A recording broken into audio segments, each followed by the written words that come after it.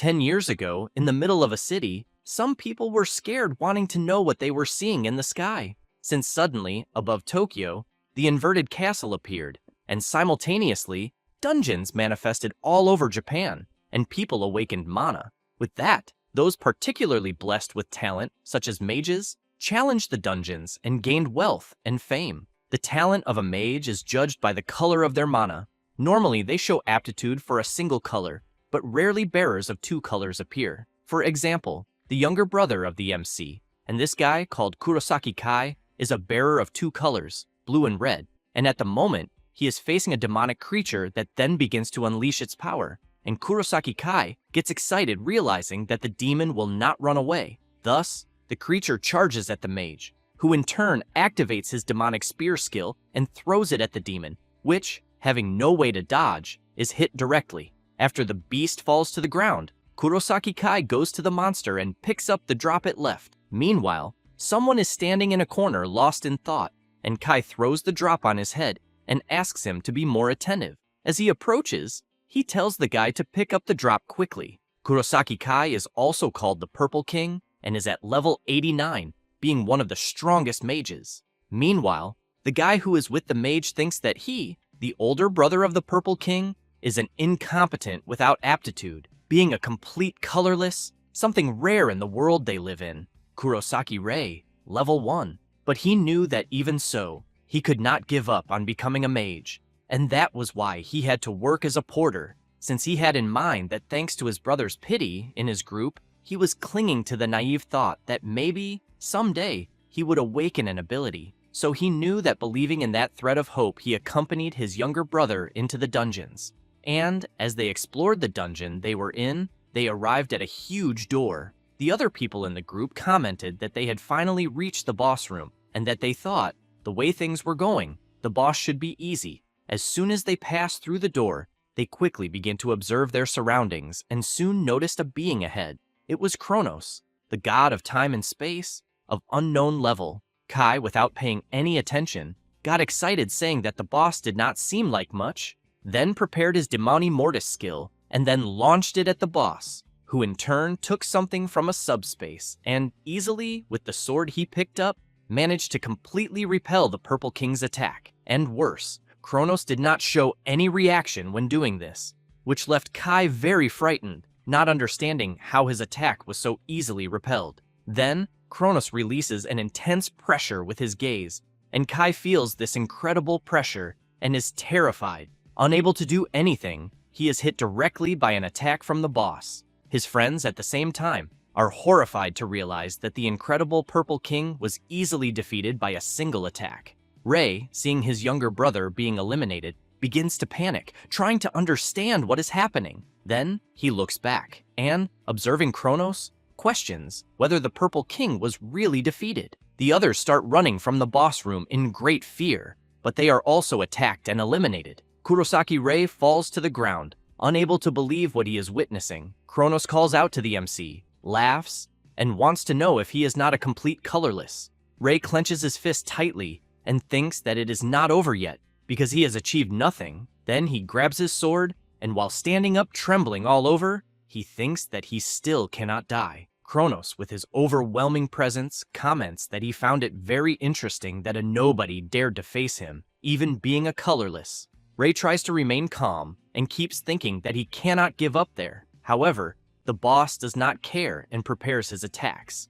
Then he comments that he will perform a test, but without giving the MC time, he strikes him with a powerful attack. Rei cannot believe that he has already been severely struck and cannot do anything, but the boss, in the blink of an eye, ends up eliminating him as well. However, he comments that he thinks he went a little too far. Then he uses his rewind skill, which makes the MC return intact before being eliminated. Rei does not understand and questions whether he was healed or something like that. The boss prepares his firepower and quickly launches his Flames of Despair skill. Rei faces a huge wave of flames coming his way, and while trying to do something, Kronos comments that this time he will give him some time to think. Then, he starts laughing and wanting to know what the boy will do. The MC looks back and sees a sword, and thinks that he knows mediocre attacks will not work. but that he believes the sword that the boss himself created could have an effect. Thus, he runs to it, grabs it, and prepares for the impact of the Flames of Despair skill. With this, Rei realizes that the blade of the sword can dissipate the flames, so he charges at Kronos. However, while advancing, his body begins to be burned by the intense heat of the flames. Rei tries to resist the pain. The boss just watches from afar until he is surprised by something. It is the MC driving the sword deep into the boss's chest. Rei, with much of his body burning, thinks he struck Kronos directly with his attack, but he, in turn, laughs and activates his rewind skill again. Rei is frightened to realize that he has returned to before striking his attack on the boss. While his wound is healed, Kronos comments to the MC that it was fine entertainment. Rei drops the sword on the ground, falls to his knees, and as he begins to panic, he thinks that everything he did was absolutely useless. Then he questions whether this is how he will be eliminated, until out of nowhere, he is very surprised by a system screen right in front of him, warning that the presence of a god of time and space has been confirmed, and the seal of the black skill is released. Kronos notices something strange, but the system continues warning the MC that the extra skill, Steel skill, has been acquired, and that the rewind skill of the boss, Kronos, has been stolen. Rei cannot believe the warnings and skills of his system, while the boss begins to suspect something, but without thinking twice, the MC uses the stolen rewind skill. With this, he manages to break the space and time he is in, and the boss becomes furious and shouts, calling the MC an insolent brat and wanting to know how a mere human dares to steal his skill. Then the system warns that regression will be executed. Thus, time begins to regress, and Kurosaki Rei is thrown back to some time of his choice. As soon as he awakens in a bed, he thinks that he desperately used the rewind skill, but questions what really happened. Then he sees his own reflection in the mirror and finds something strange, and as he approaches, he observes himself and, very surprised, questions whether it is his younger version. Then he wonders if it could have been a dream, until he looks outside through the window and, seeing the inverted castle in the sky, questions whether it is still white, since he knows that the previous night the inverted castle was dark, because he has in mind that the castle was completely white until 7 years ago, but was gradually stained by darkness, and that when it was completely dyed by darkness, the door of the inverted castle opened, and through the door was the god of time and space. Thus, Rei begins to understand. Then he remembers that in the fight with Kronos, he stole the rewind skill from him. Then, he takes his phone and as soon as he sees the date, concludes that it is as he had thought,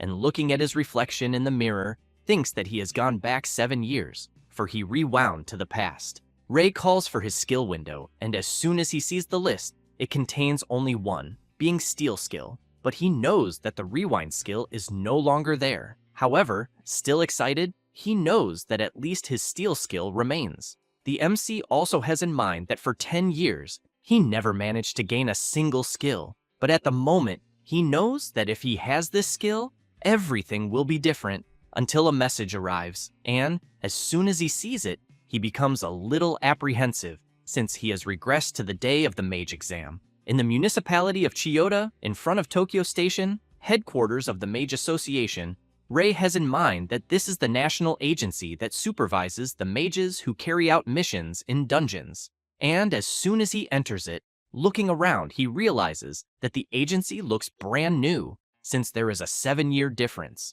And so he thinks it makes perfect sense, until someone approaches calling him colorless and wanting to know what he is doing there. They are Oik and Goto. Rei thinks that he knows these guys are his brother's lackeys. Goto hugs the MC and asks if he is going to take the exam again, while Oik makes it clear that no matter how many times the MC takes that test, a colorless will always be a nobody. Rei thinks they are right, since he knows this is not the first time he has taken the mage exam, and as he was unable to give up on becoming a mage, he kept taking the exam again and again, even knowing it might be useless. Thus, he forcefully removes Goto's hand and asks them to stop bothering him. And as soon as he walks away, Oik wants to know how a mere colorless is ignoring them like that, while Goto wants to know what has gotten into the MC. Elsewhere, the exam inspector and rank B mage, Hina Reina, is analyzing some papers, and as soon as she sees a certain person,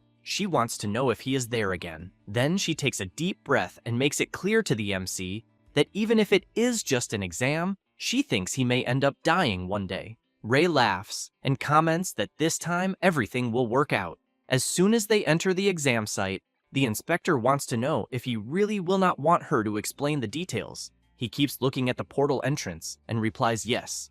As soon as he passes through it, he thinks that he needs to collect 3 magic stones from goblins to pass, and that normally, for someone who has awakened an ability, it would be a piece of cake. Then, he thinks this will end once and for all. It does not take long for a sinister creature to begin to approach. Ray reflects that, with an incident that also happened in the future, he knows that the appearance of a monster that should not be in a level 1 dungeon, since he is facing a Red Hood goblin of level 37. Hinata cannot believe it, and screams wanting to know why a level 37 monster would be there. Thus, she equips her sword, and, while charging at the creature, yells for the MC to run. Frightened, Ray thinks not, because the level difference is far too great, since he has in mind that in the world before rewinding, Inspector Hinata could not win against the Red Hood. Thus, she begins to have difficulty defending the creature's attacks, and, as soon as she realizes she cannot continue defending, she becomes frightened. Soon, the Red Hood goblin manages to break her defense and throws her far away. Ray keeps thinking that before, she fought to buy time for him to escape, and that, because of this, she was so injured she had to retire as a mage. Thus, Ray thinks it was his fault, that because of his own incompetence, Inspector Hinata's career was ruined. However, he becomes serious, and, while the Red Hood comes his way, prepares himself, and thinks that this time will be different. Then, he throws his dagger, and thinks that he knows that the Red Hood goblin has a skill that increases physical capacity, and as soon as the creature blocks his attack, he thinks it is because it is so strong that ordinary attacks have no effect. Thus, he jumps and delivers a punch right in the middle of the Red Hood's face. Then, he hopes it worked, but the creature becomes even more furious and prepares its attack. However, the Red Hood feels something strange and becomes confused, trying to understand what happened. At that moment, a system notification appears, informing the MC that he has stolen the body enhancement skill from the Red Hood, and that now his physical capacity has increased. Then he observes the Red Hood, and right after strikes it, and as soon as he eliminates it, he comments that now that he has stolen its skill, he thinks it is nothing more than a worthless piece of meat. The inspector, seeing this, is perplexed, and questions how the MC managed to defeat a Red Hood with a single blow. Ray takes a deep breath and thinks that as expected, his ability to steal other abilities is truly an incredible power. Hinata goes to him, calls him, and asks how he managed to do that. He feels very embarrassed and thinks that for now, it is better not to mention anything about his black abilities. So he replies that it was just a coincidence, which makes the inspector furious, asking him to stop lying. However, she changes the subject and comments that since irregulars have emerged, she thinks it is better for the exam to be canceled because she needs to report this to the agency. Until the MC turns as he notices something on the ground, and, while picking up a drop left by the Red Hood, he knows that it is not yet the time for irregulars to appear, but he comments to Hinata that he still needs 2 more mana stones. She immediately turns and, furious, yells that now is not the time to think about something like that. However, something begins to approach slowly, and as soon as Ray turns to see what it is, he sees some goblins and thinks it was just at the time he needed it most. The creatures do not care and charge forward, but before they can launch any attack, they are completely eliminated in a single blow. Hinata is once again surprised. Ray picks up the dropped mana stones and asks the inspector if he can keep them. She does not know what to answer. Later, at the entrance of the main headquarters of the Mage Association, Inspector Hinata hands the mage license to the MC, and, as soon as he takes it in his hand, he keeps observing. Then he begins to think that it took a long time for this moment to arrive, since he knows he was not capable of giving up on his dream of becoming a mage. He also knows that he was just a porter for 10 long years, but now he thinks he has finally become a mage, until he hears Hinata asking him to see the details about exchanging the mana stones.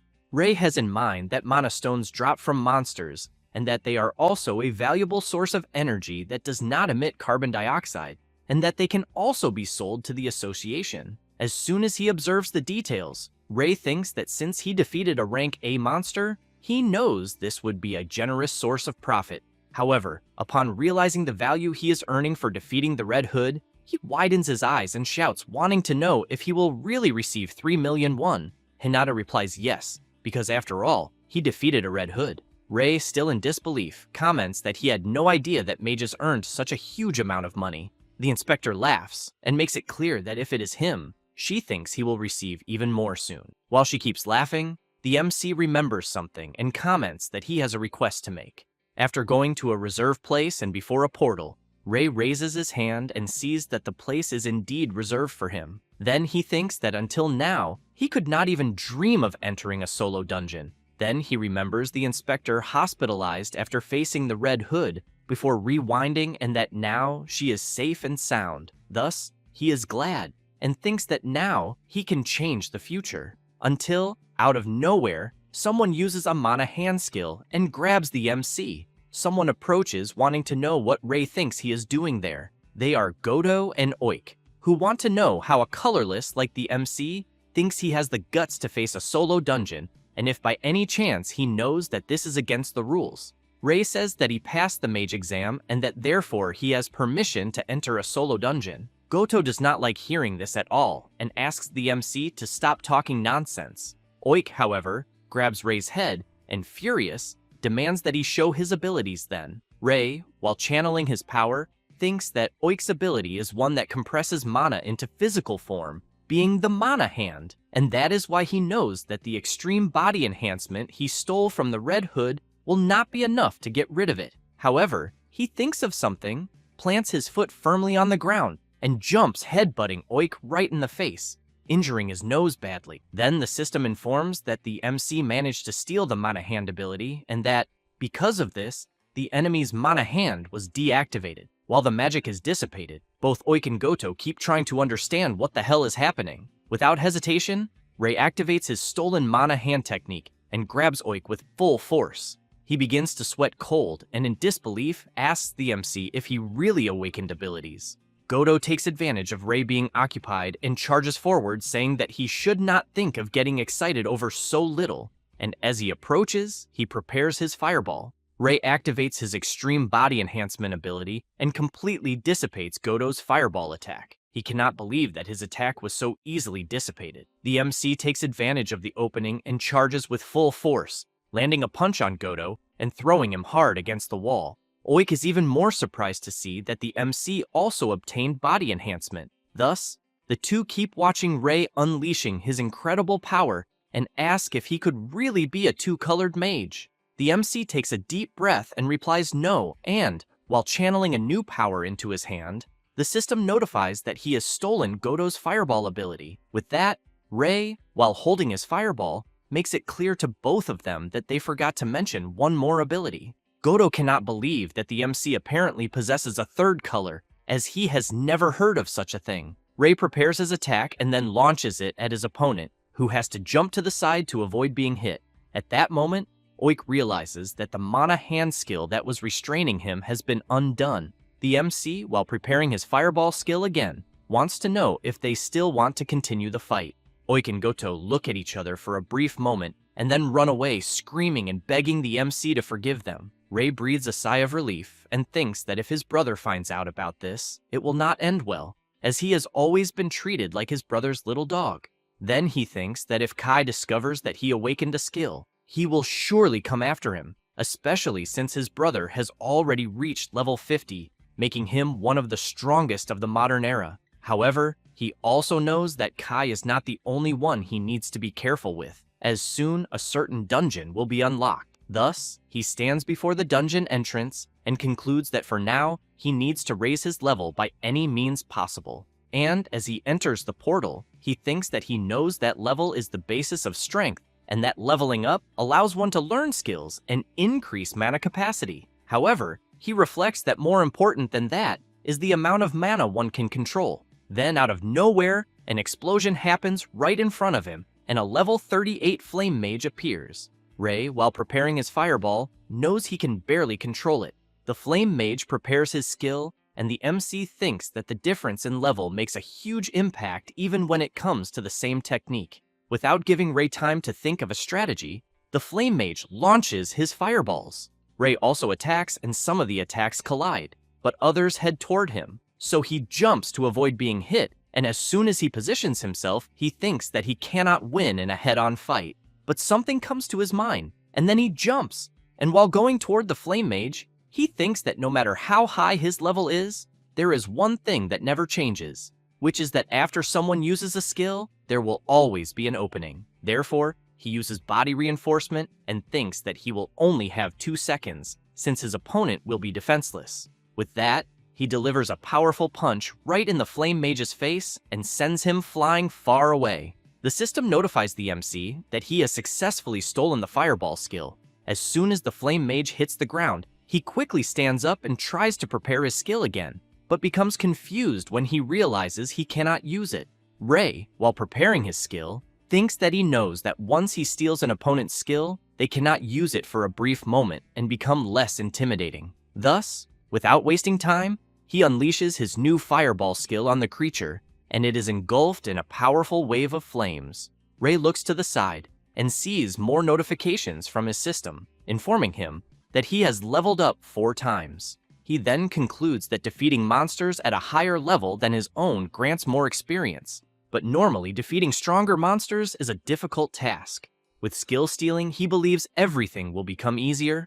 Then the system notifies him that the MC has advanced to level 12. Ray clenches his fist tightly and, looking at a passage, thinks that for now he will focus on reaching level 30. Thus, he begins battling monsters, going from one to another and always leveling up until he pauses for a moment and thinks that he has managed to level up at an incredible speed. However, he is still at level 27. Then he thinks that this was already expected, as leveling up gradually becomes more difficult, and if he wants to reach level 30, he knows he must defeat higher level monsters. After some time walking through the dungeon, Ray reaches the deepest part and stands before the boss room entrance. With that, he thinks that the boss in front of him is the perfect opponent for this. As soon as he opens the door and enters, he sees the boss waiting for him. It is the level 45 skeleton demon along with its level 30 imps. Ray gets ready for battle and thinks that all the monsters are higher level and that if he steals their techniques, he might have a chance to win.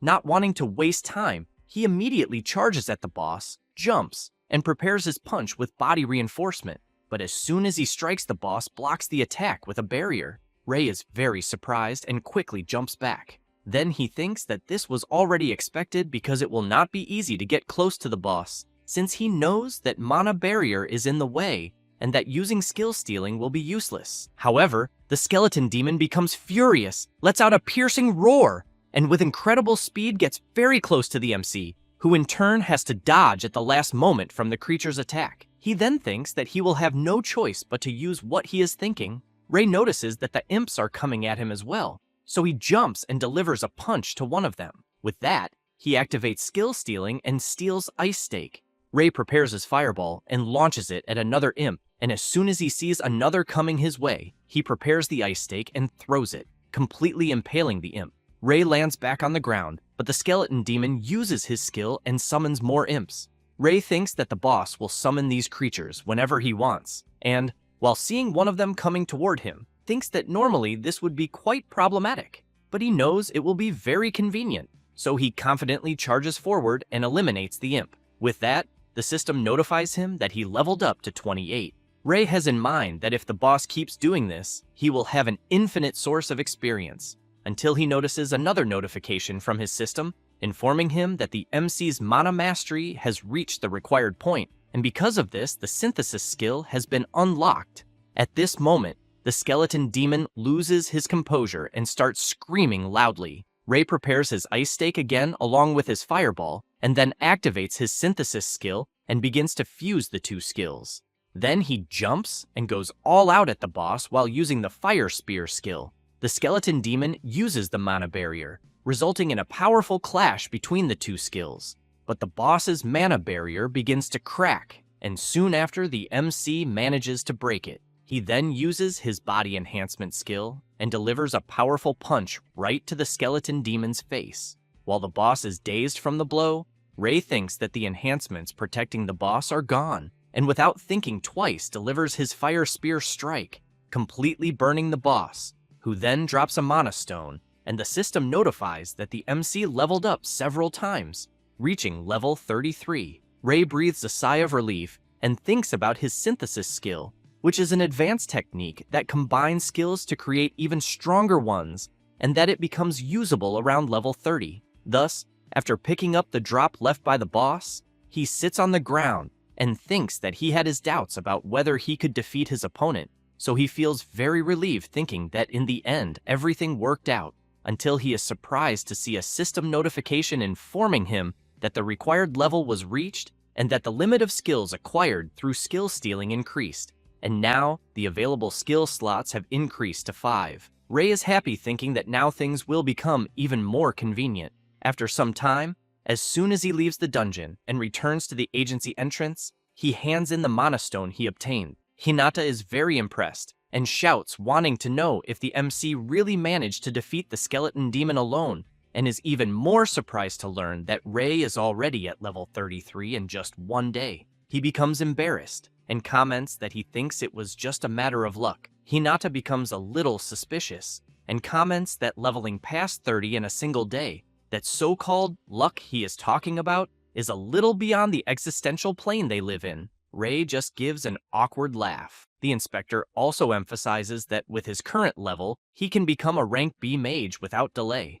until Kurosaki Kai arrives and is surprised to see his brother there. Then, arrogantly, he wants to know if his brother is really a rank B, because he does not think a mere little dog could achieve such a feat. Ray does not like hearing this from his brother at all. Then Kai tells the inspector that Ray is not capable of using a single skill since he is a complete colorless. Therefore, he wants to know if she is really saying that his brother is now a rank B. Hinata replies no, but says that Ray was able to defeat a Red Hood and the skeleton demon alone. Kai does not like hearing this very much, and soon gives his brother a nasty look. With a sinister gaze, he wants to know if it is really true. Then he prepares his powerful punch, and an explosion happens at the agency entrance, leaving the people around very frightened. Kai's punch was blocked by his brother's mana barrier, who in turn laughs and tells him he needs to be more careful. Hinata shouts to get Kai's attention and tells him to stop causing trouble. He, in turn, tells Ray that it seems real that he has awakened his skills. The MC replies that yes, and Kai makes it clear that just because he has a skill does not mean his brother can get all excited. Then Kai begins channeling his power and emphasizes that he will see for himself if his brother is really capable. Hinata becomes worried and shouts, wanting to know if Mr. Kurosaki is really planning a fight there. Kai says that if his incompetent brother had reached rank B on his own merit, that would not be a problem. Therefore, he asks Ray if his skills to reach rank B were lies. The MC clenches his fist tightly and thinks that even if he refuses his brother's requests, it will only delay the problem. So he fills himself with confidence and says that he already understands. Kai does not like his brother's attitude and calls him a damn insolent.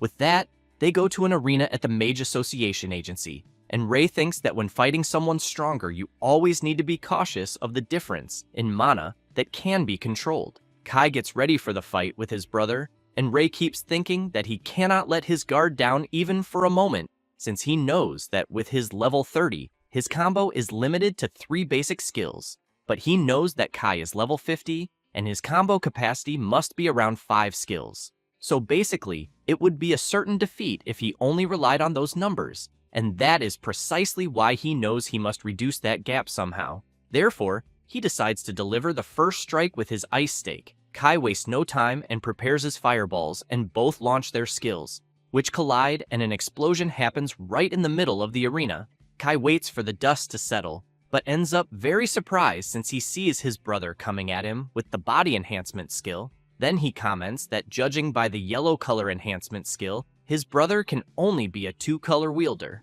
Ray figures that after his brother's 4th skill, he must have enough mana left for only 1 more, so he prepares his skill synthesis, creates the fire spear, and charges at Kai, who in turn observes his brother's skill and comments about a skill that combines the blue and red colors, and that in the end, Ray might be a three-color mage. However, he gives a sinister smile and launches his fireball skill at his brother, slamming him hard into the ground. Ray is frightened and questions how his synthesized fire spear of 2 skills lost to a basic skill. Kai, seeing his brother able to use 3-color skills, comments that now he understands why his brother was so excited, but makes it clear that he is on a very different level compared to him. Then he prepares his fireball again and shouts, telling Ray to start dancing. Therefore, he launches several fireballs at him, who in turn has to run to the side to avoid being hit by the fireballs. But while running, he prepares his fire spear again and throws it.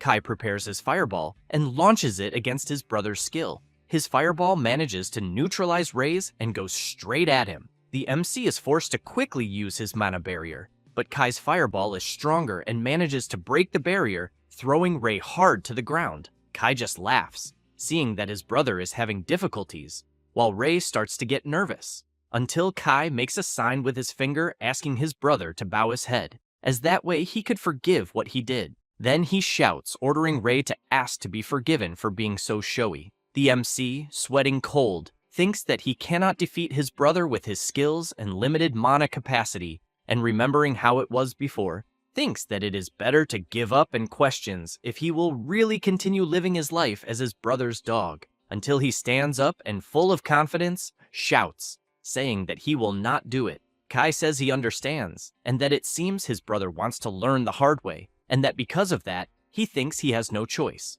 Therefore, he uses Overclock on his fireball skill, which makes the user consume a large amount of mana to temporarily double his mana control capacity. With that, he creates several fireballs simultaneously and makes it clear to his brother that this is the power of a king, being a combo of 10 attacks. Ray is very scared, thinking that this is the strength that allows Kai to be so strong, and that he also knows he can use an absurd amount of mana compared to other kings temporarily. However, he shouts, warning Kai that he was actually waiting for him to use this skill, then charges at his brother, thinking that 10 consecutive skills can only be performed in the world by Kai through Overclock.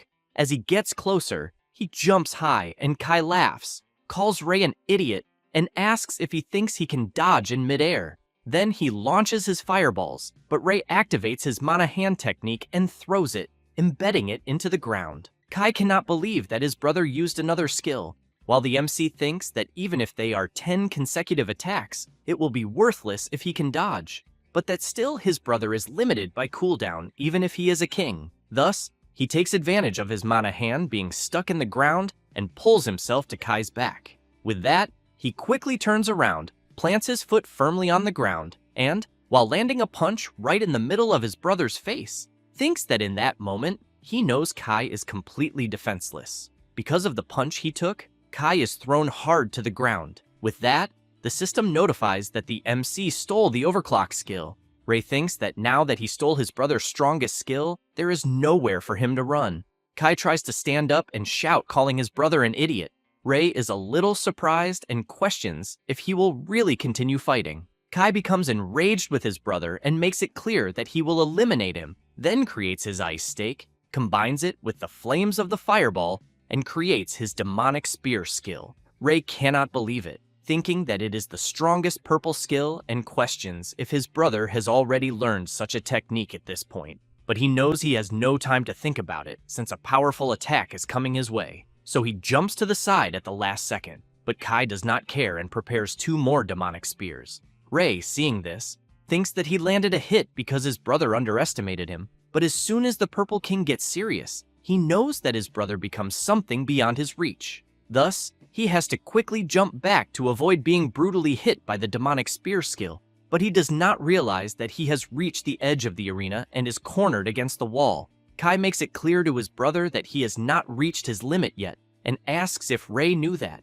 The MC, seeing himself without an escape, uses his fire spear skill, just as Kai throws his demonic spear. And as the attacks collide, a huge explosion happens, but due to the strong impact of the skill explosion, Ray is thrown hard against the wall that was behind him. The MC tries to stay on his feet, but Kai says that this is why he is called the Purple King, proof that he is the strongest. Ray breathes heavily and thinks that his brother is right, since he knows that the demonic spear is one of the strongest.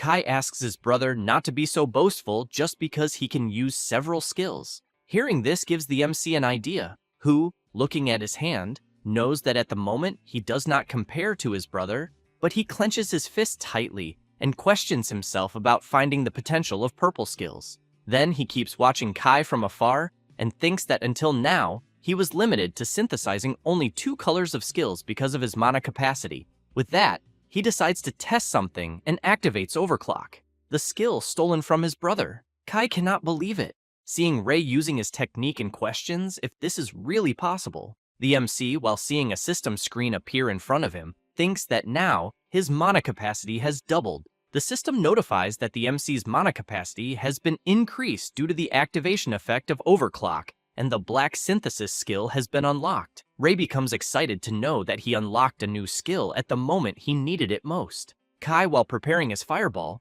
keeps watching his brother and wonders what he is planning. Ray keeps watching the power flow into his hand, as he has in mind that this is the 3-color synthesis that no one has ever achieved before. Thus, he begins to merge the red skill with the blue, and finally the yellow skill, forming a new dark power, the Abyssal Flame. Kai cannot believe he is seeing a black mana power. Ray thinks that the basic mana colors are blue, red, and yellow, and that he always heard from people that he was not suited for any of these 3 colors, but he knows that was not the case since he already consumed this mana. Then he knows he is a black mage. Kai becomes worried, and while launching, his skill asks his brother to stay away, but Ray does not care and goes against the skill until he realizes the right moment to make a move and completely dissipates his brother's attack with his skill. And, while charging at Kai, he keeps shouting that it is impossible. Ray keeps advancing, and Kai becomes even more worried and creates his skill again. But before he could throw it,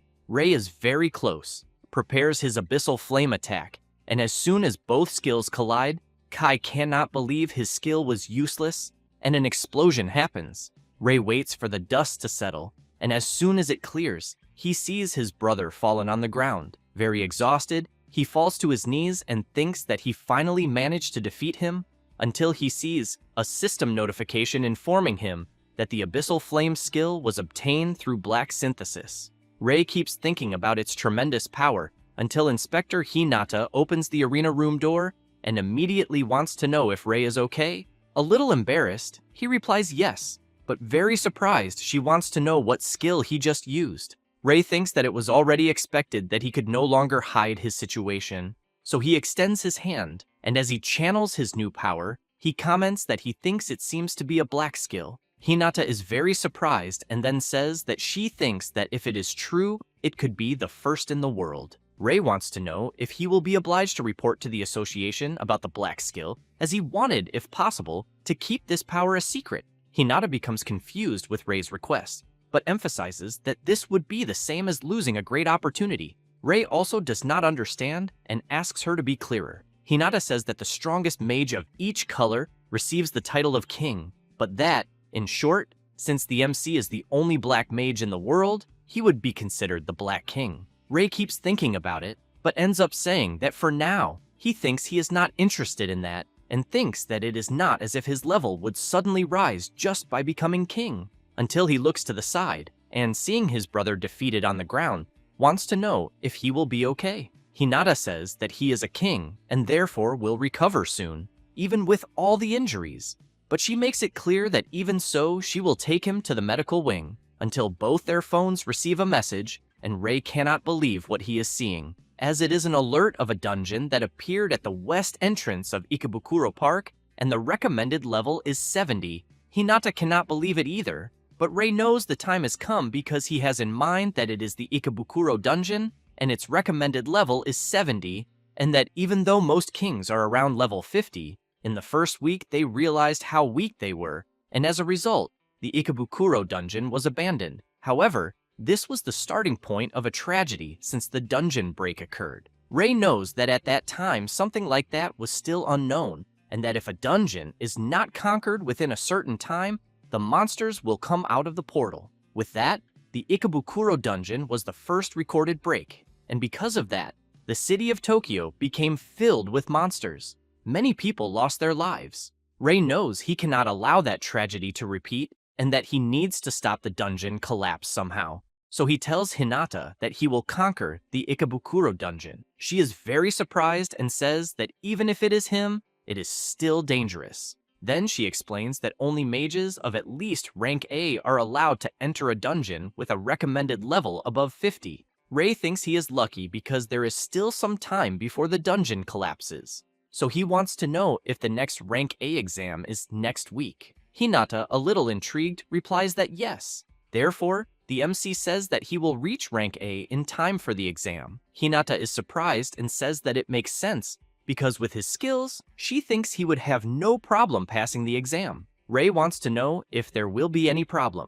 Hinata explains that to take a promotion exam for rank A, it is necessary to clear a rank B dungeon in a group first, and that in other words, the MC will need to find a group in 1 week and clear a rank B dungeon. After that, some time passes, and the MC is devastated with no hope at all, since he completely forgot what Inspector Hinata had said about him having to form a group. And as soon as he clicks on the messages on his phone, he sees several people wanting to know why they would join him, a complete colorless. Then he thinks that apparently news about being colorless has already spread. He also knows that he has 1 week to explore an unexplored rank B dungeon, and that he thinks it will most likely be difficult to clear it alone. Therefore, he takes a deep breath and questions what he will do, until he hears someone calling another person. It is a woman with 2 more friends telling another person that she can bet she will make her work hard. The MC watches the 3 speaking rudely to the other and questions what is happening.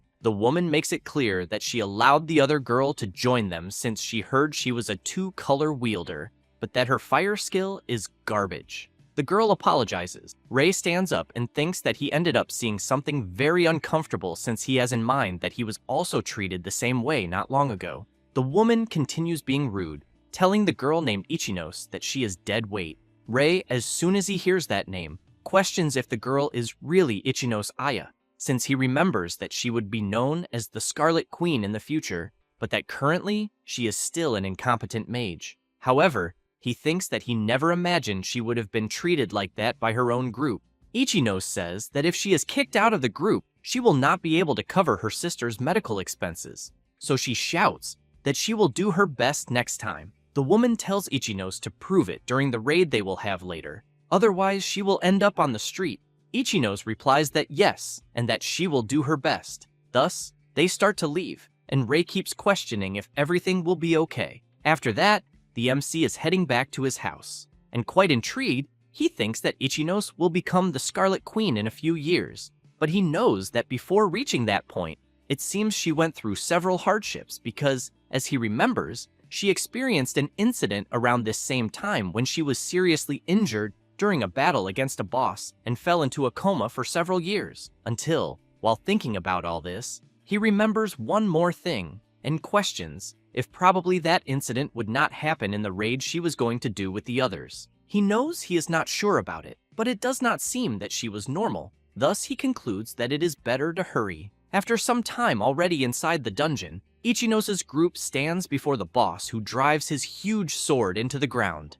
This is the level 45 Dullahan. The woman smiles and says she had an idea, then pushes Ichinos forward and tells her to face the boss alone. Ichinos is terrified and says there is no way to defeat a Dullahan alone. The woman replies that if that is the case, then Ichinos better pack her bags. She says no and that she will try. The woman says she hopes she gives her best and asks if Ichinos will do all this for her little sister. She becomes thoughtful, but soon turns to the boss and replies that she understands. Ichinos trembles all over, but still prepares her fireball and throws it at the Dullahan. However, the attack has no effect on the creature who just stands still. Ichinos becomes very worried seeing that her skill had no effect at all.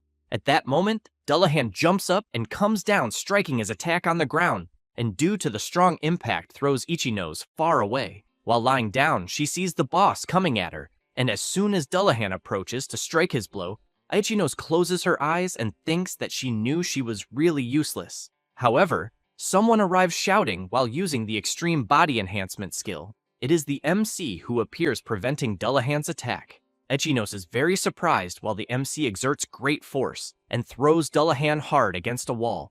Rei turns and asks if she is okay. Ichinos's group watches the MC from afar, and their leader wants to know who he is, because she knows that Dullahan is a heavy-type monster, and even so, the MC threw him away with one blow. Then she becomes frightened and really wants to know who he is. At that moment, Dullahan stands up and lets out a piercing roar. Ray thinks that this was already expected, that his blow was not enough to defeat the creature. Then he observes Dullahan and notices that his armor has a reinforcement ability, and that normal attacks will not be able to penetrate it. So he charges forward, and as soon as he dodges Dullahan's attack, he thinks that he will steal his ability and nullify it. Then he uses his skill absorption technique, but as soon as he focuses on Dullahan, he realizes that it did not work and ends up receiving a blow that throws him back.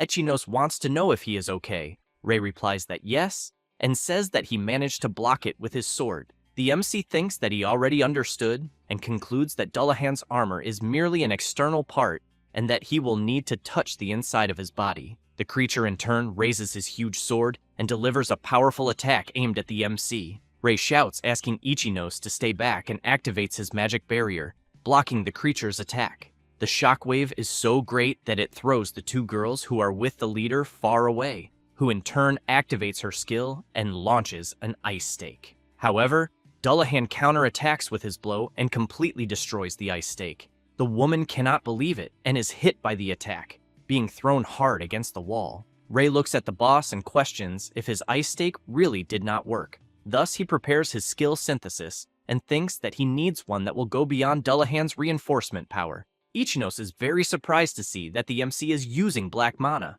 Ray prepares his attack, as does Dullahan, but the boss attacks first, and the blow goes straight at the MC, who waits for the attack to get a little closer and immediately uses his Abyssal Flame skill, completely dissipating Dullahan's attack. And due to the powerful strength, the attack continues toward the creature, who as soon as it is hit head-on, has his armor beginning to crack, and a huge explosion happens around him. Dullahan, with not much left to do, ends up being defeated and soon drops an item as it disappears.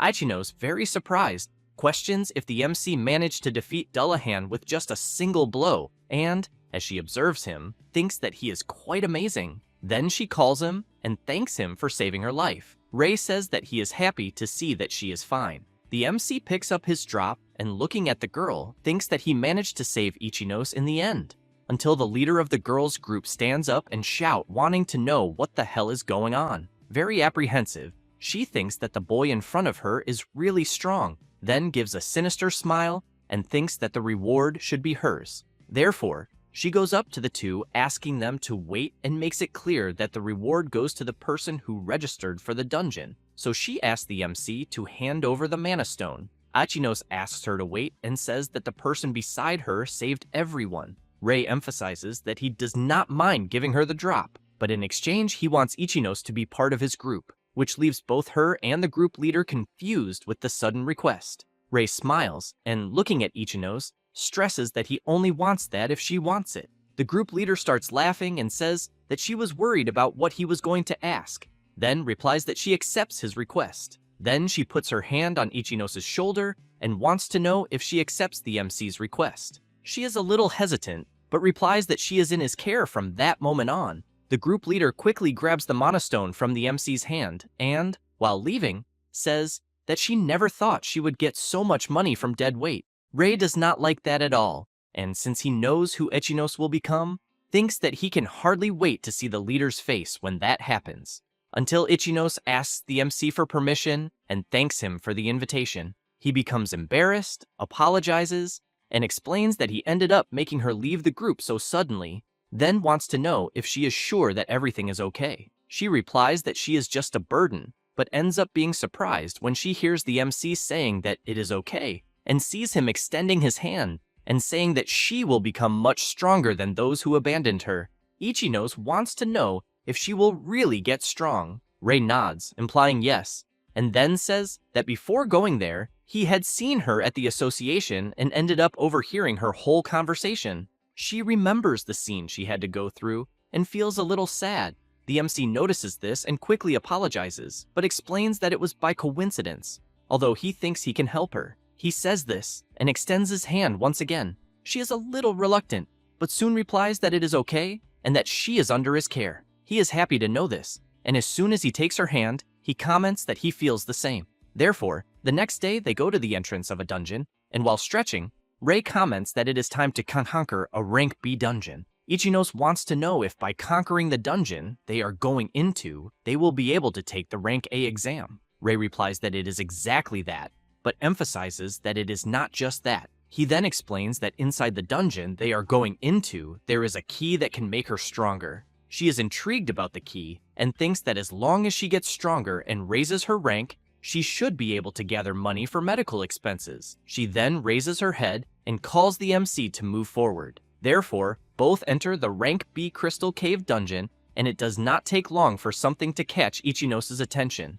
who quickly points ahead and asks the MC to look, since they are facing several black wolves. Rei steps forward and asks her to leave it to him. Then Rei uses body enhancement and charges at the creatures in front of him. He lands his first blow on one of the black wolves, and with his incredible speed, keeps eliminating several very quickly. Ichinos is impressed watching the way the MC fights, and thinks that the Isoyama group she was part of was strong. But seeing the way Rei fights, she thinks he is on another level, and by observing him more closely, concludes that they are not even close to Rei. After dealing with the black wolves, they keep walking through the dungeon, and Rei turns and tells her about their objective there, and that he will give her full support.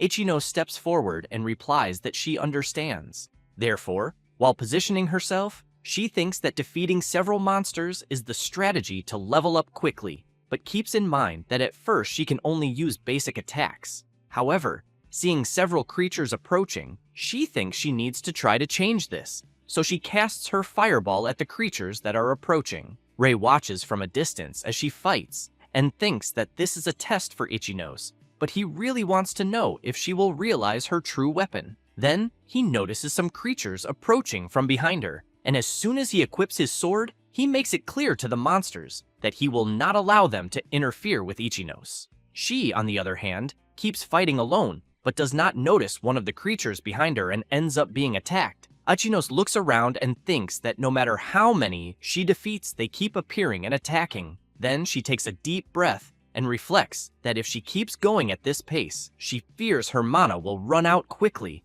Then something comes to her mind, and she immediately turns and sees Rei fighting some monsters. As she watches him in action, she thinks that she knows he is trying to make things easier, so she concludes that she needs to stop lamenting because she has to meet his expectations. Therefore, she prepares her fireball again and keeps eliminating several monsters whenever she can. In this way, she starts leveling up several times, until while casting her skill, she begins to notice that her mana is not running out. Rei notices this too and thinks that it was already expected since he had in mind that Ichinos was made for long battles, and that her greatest weapon is her amount of mana. At that moment, Ichinos notices a system notification and is very surprised at what it is since the system is notifying that the furnace has been unlocked. After that, it does not take long for them to reach the boss room of the Crystal Cave, and they come across the great level 52 slime. Rei steps forward and charges at the creature, and while striking his attacks, he shouts, asking Ichinos to use the skill she just unlocked. Without hesitation, she uses the furnace and her body is enveloped by an intense flame. She is very surprised to notice this, and questions if it really is her power. Then she clenches her fist tightly, and Rei, watching her, thinks that the furnace is a skill that increases the firepower of her abilities in exchange for a high mana cost. Because of that, he has in mind that it is something that suits Ichinos perfectly, who in turn casts her fireball ability intensified by the furnace. And the MC is very impressed with her power, and thinks that she is even more incredible since he knows that with her tremendous amount of mana combined with the furnace, with that power, he thinks that Ichinos will definitely become the Scarlet Queen. After defeating the Great Slime, Rei comments to Ichinos that she did a great job. She takes a deep breath and says that she was very surprised to begin with, then laughs and makes it clear that this is all thanks to him. She says this while the MC keeps looking at the damage she caused to the cave wall with her power. After leaving the dungeon, Ichinos comments that they finally completed the condition to participate in the Rank A exam. Rei replies yes, but thinks that finally it is time for his promotion, and that he knows he will achieve it no matter the cost. On the day of the promotion exam for rank A, Hinata is explaining that first, they will evaluate the combat potential of each one and pair them with someone for a simulated battle. Rei thinks that he is finally at the promotion exam and knows that he needs to pass and become a rank A mage. While walking through the agency, Rei comments to Ichinos that it is almost time for the exam. She comments that both will do their best. The MC emphasizes that first, it will be a test to evaluate the potential of each one until someone arrives saying that they never imagined that an incompetent like Ichinos would take the exam. She is startled to see who it is. It is Daemon Isoyama and her group. Ichinos immediately wants to know what she wants, but the MC steps forward and makes it clear that his friend would never lose to someone who sends another person alone to the front line. Isoyama does not like that and comments that the MC can say whatever he wants, then turns and emphasizes that unlike having someone like Ichinos, her group has the best members. Therefore, she introduces Aono Yuri and makes it clear that she is someone that neither the MC nor Ichinos will ever be able to defeat. Rei is surprised and questions if it really is Aono Yuri since he has in mind that he remembers hearing that name in his past life, and that there was an occasion where she completed a very difficult dungeon without even realizing it, and that after that, her name became known. While continuing to think that at the moment he believes her ability should still be around rank A, she quickly approaches, calls the MC, and comments that he seems to be an interesting person. Rei is a little surprised to hear this, and Ichinos notices and immediately wants to know if the MC is finding something strange. Aoonyo, as soon as she hears the name of the MC, is intrigued and wants to know if he is Kurosaki Kai's brother because she heard that the Purple King was defeated by someone. Then, she points her finger at the MC and asks if it was him who defeated the Purple King. While Rei thinks that she knows things, Ichinos cannot believe what she just heard and asks her friend if it is true. But Aono turns saying that she does not care about that and emphasizes that it is not as if the MC would be able to defeat her. Therefore, she leaves saying that there is a rumor circulating about the Purple King and that she thinks maybe he is not even a match in the end. Rei smiles and thinks that Aono is a very intriguing person. After that, already at the training field of the Mage Association Agency, a guy comments that they will evaluate the combat potential of each one using the artificial golem at his side. He then explains that the golem in question is coated with a special stone much stronger than common stones, and that therefore everyone should give their best without fear. That said, he calls Kurosaki Rei to be the first. As soon as the MC approaches, the golem immediately enters battle mode. Rei prepares his fireball, and some people around start laughing, wanting to know if the boy is really going to use fire magic against a golem. While charging at the golem, Rei has in mind that he knows very well that any ordinary fire magic would not be able to defeat such a thing, and as soon as he dodges the golem's attack, he prepares his skill synthesis and unleashes the fire lance that hits the golem right in the head and opens a tremendous hole in it, which soon after falls hard to the ground, and the examiner shouts saying that the golem's destruction has been confirmed. The people who were laughing cannot believe what they just saw, and question if what they saw was a two-colored attack. Aono says that the MC fused fire with blue mana to increase the power of fire magic.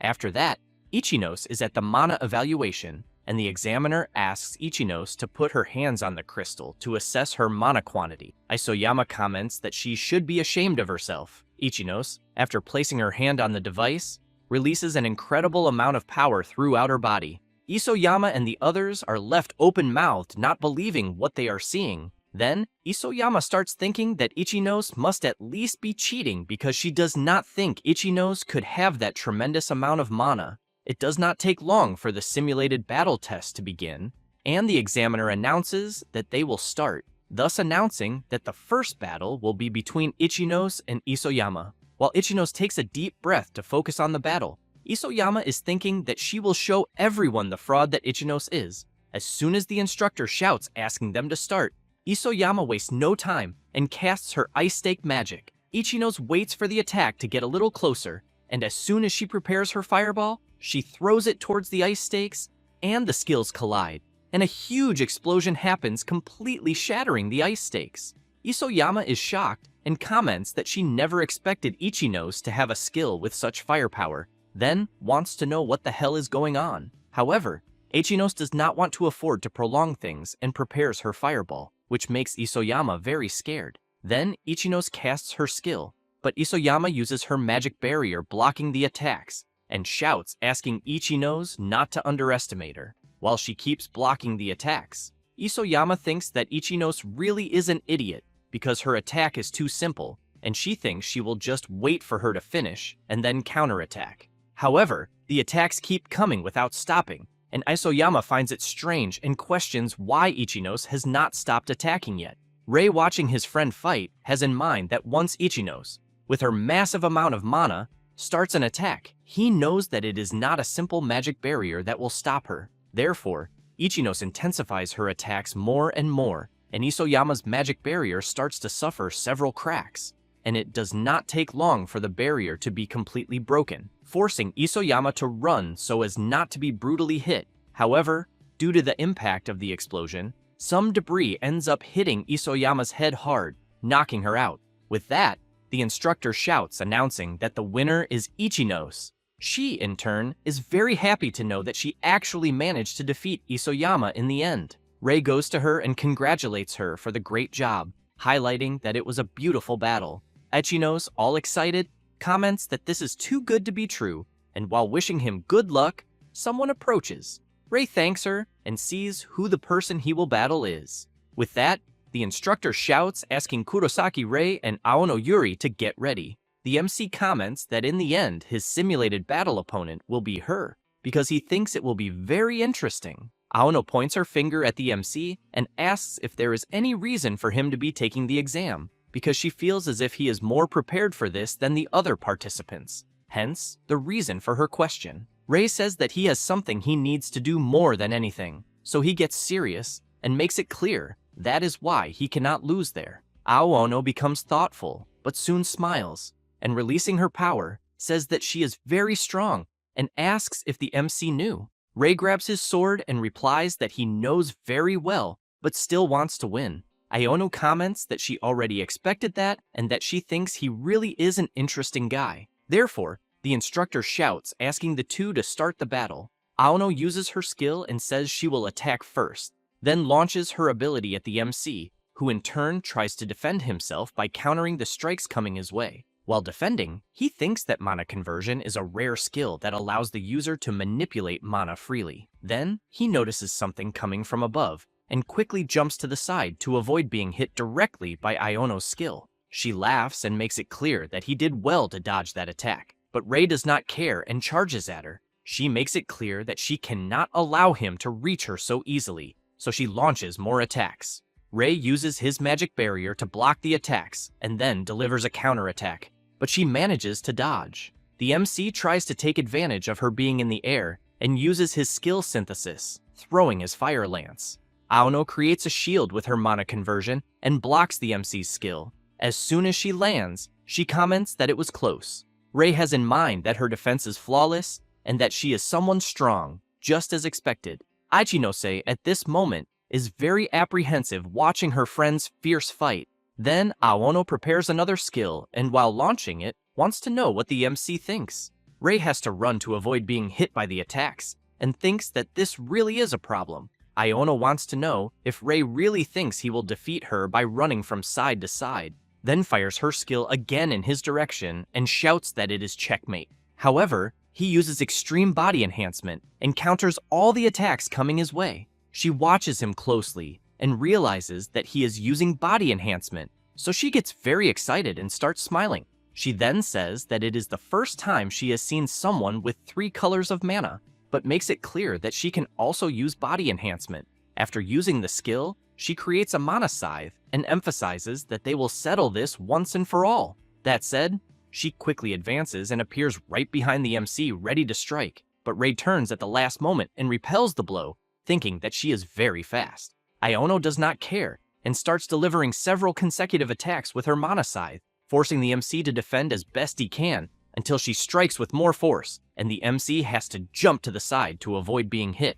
Rei realizes that her power is really absurd, but moves very quickly close to her, grabs her arm, and she makes it clear that it was a terrible choice for him to do that. However, Aono feels something strange and becomes confused. The The system notifies that her extreme body enhancement has been absorbed, so she jumps to the side realizing that her power is fading, but Rei takes advantage of the opening and advances, then lands a direct hit on her. Aono starts coughing from the strong impact of the strike, and before falling comments that in the end, the MC was hiding his power. That said, she falls to the ground, and the instructor shouts announcing that the winner of the simulated battle is Kurosaki Rei. After that, in a medical wing, Aono begins to wake up, and Rei is happy to see that she finally woke up.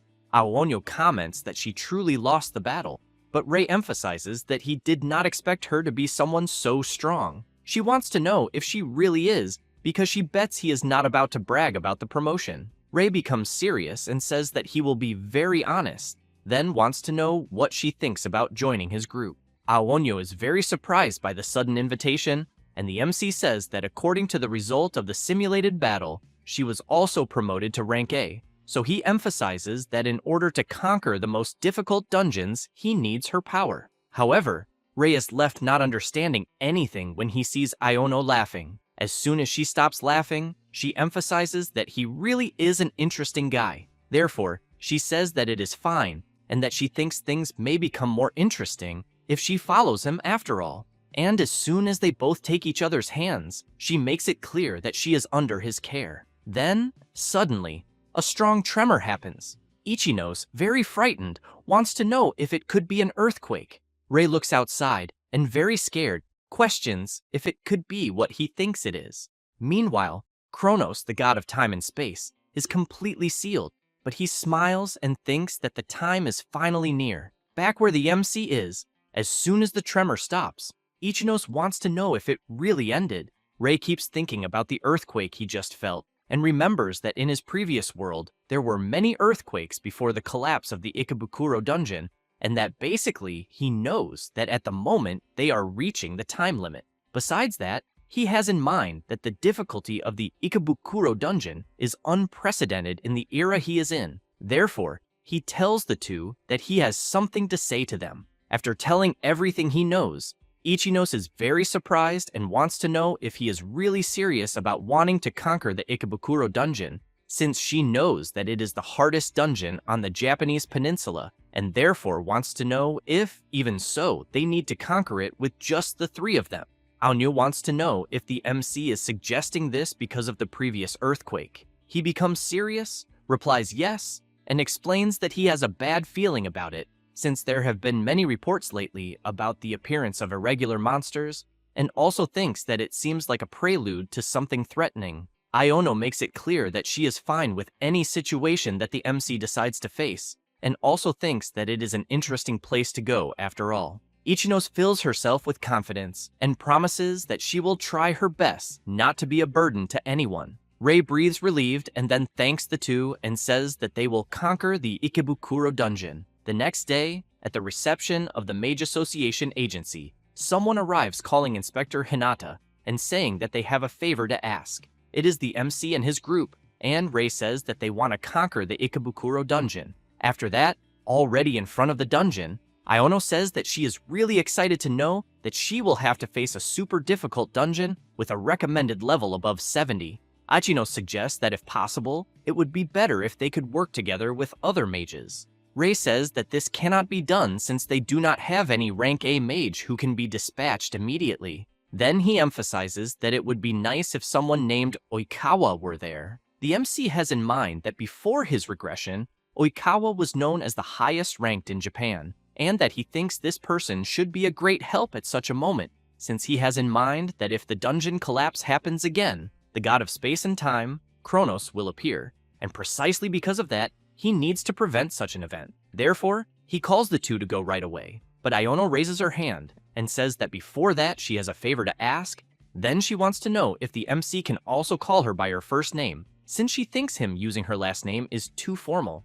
Ichinos thinks the same and asks the MC to think about it. Then Ichinos smiles and wants to know if in the end they are not all friends. Rei likes to hear that and comments that she is right. Therefore, he calls Aya and Yuri to conquer the Ikebukuro dungeon. As soon as they enter, Rei notices something ahead and sees a level 71 skull demon, which does not take long to notice their presence there. The MC, while preparing himself, thinks that it is a boss monster in other dungeons, but that there, the skull demon appears as if it were other normal monsters. Then he calls Aya and Yuri.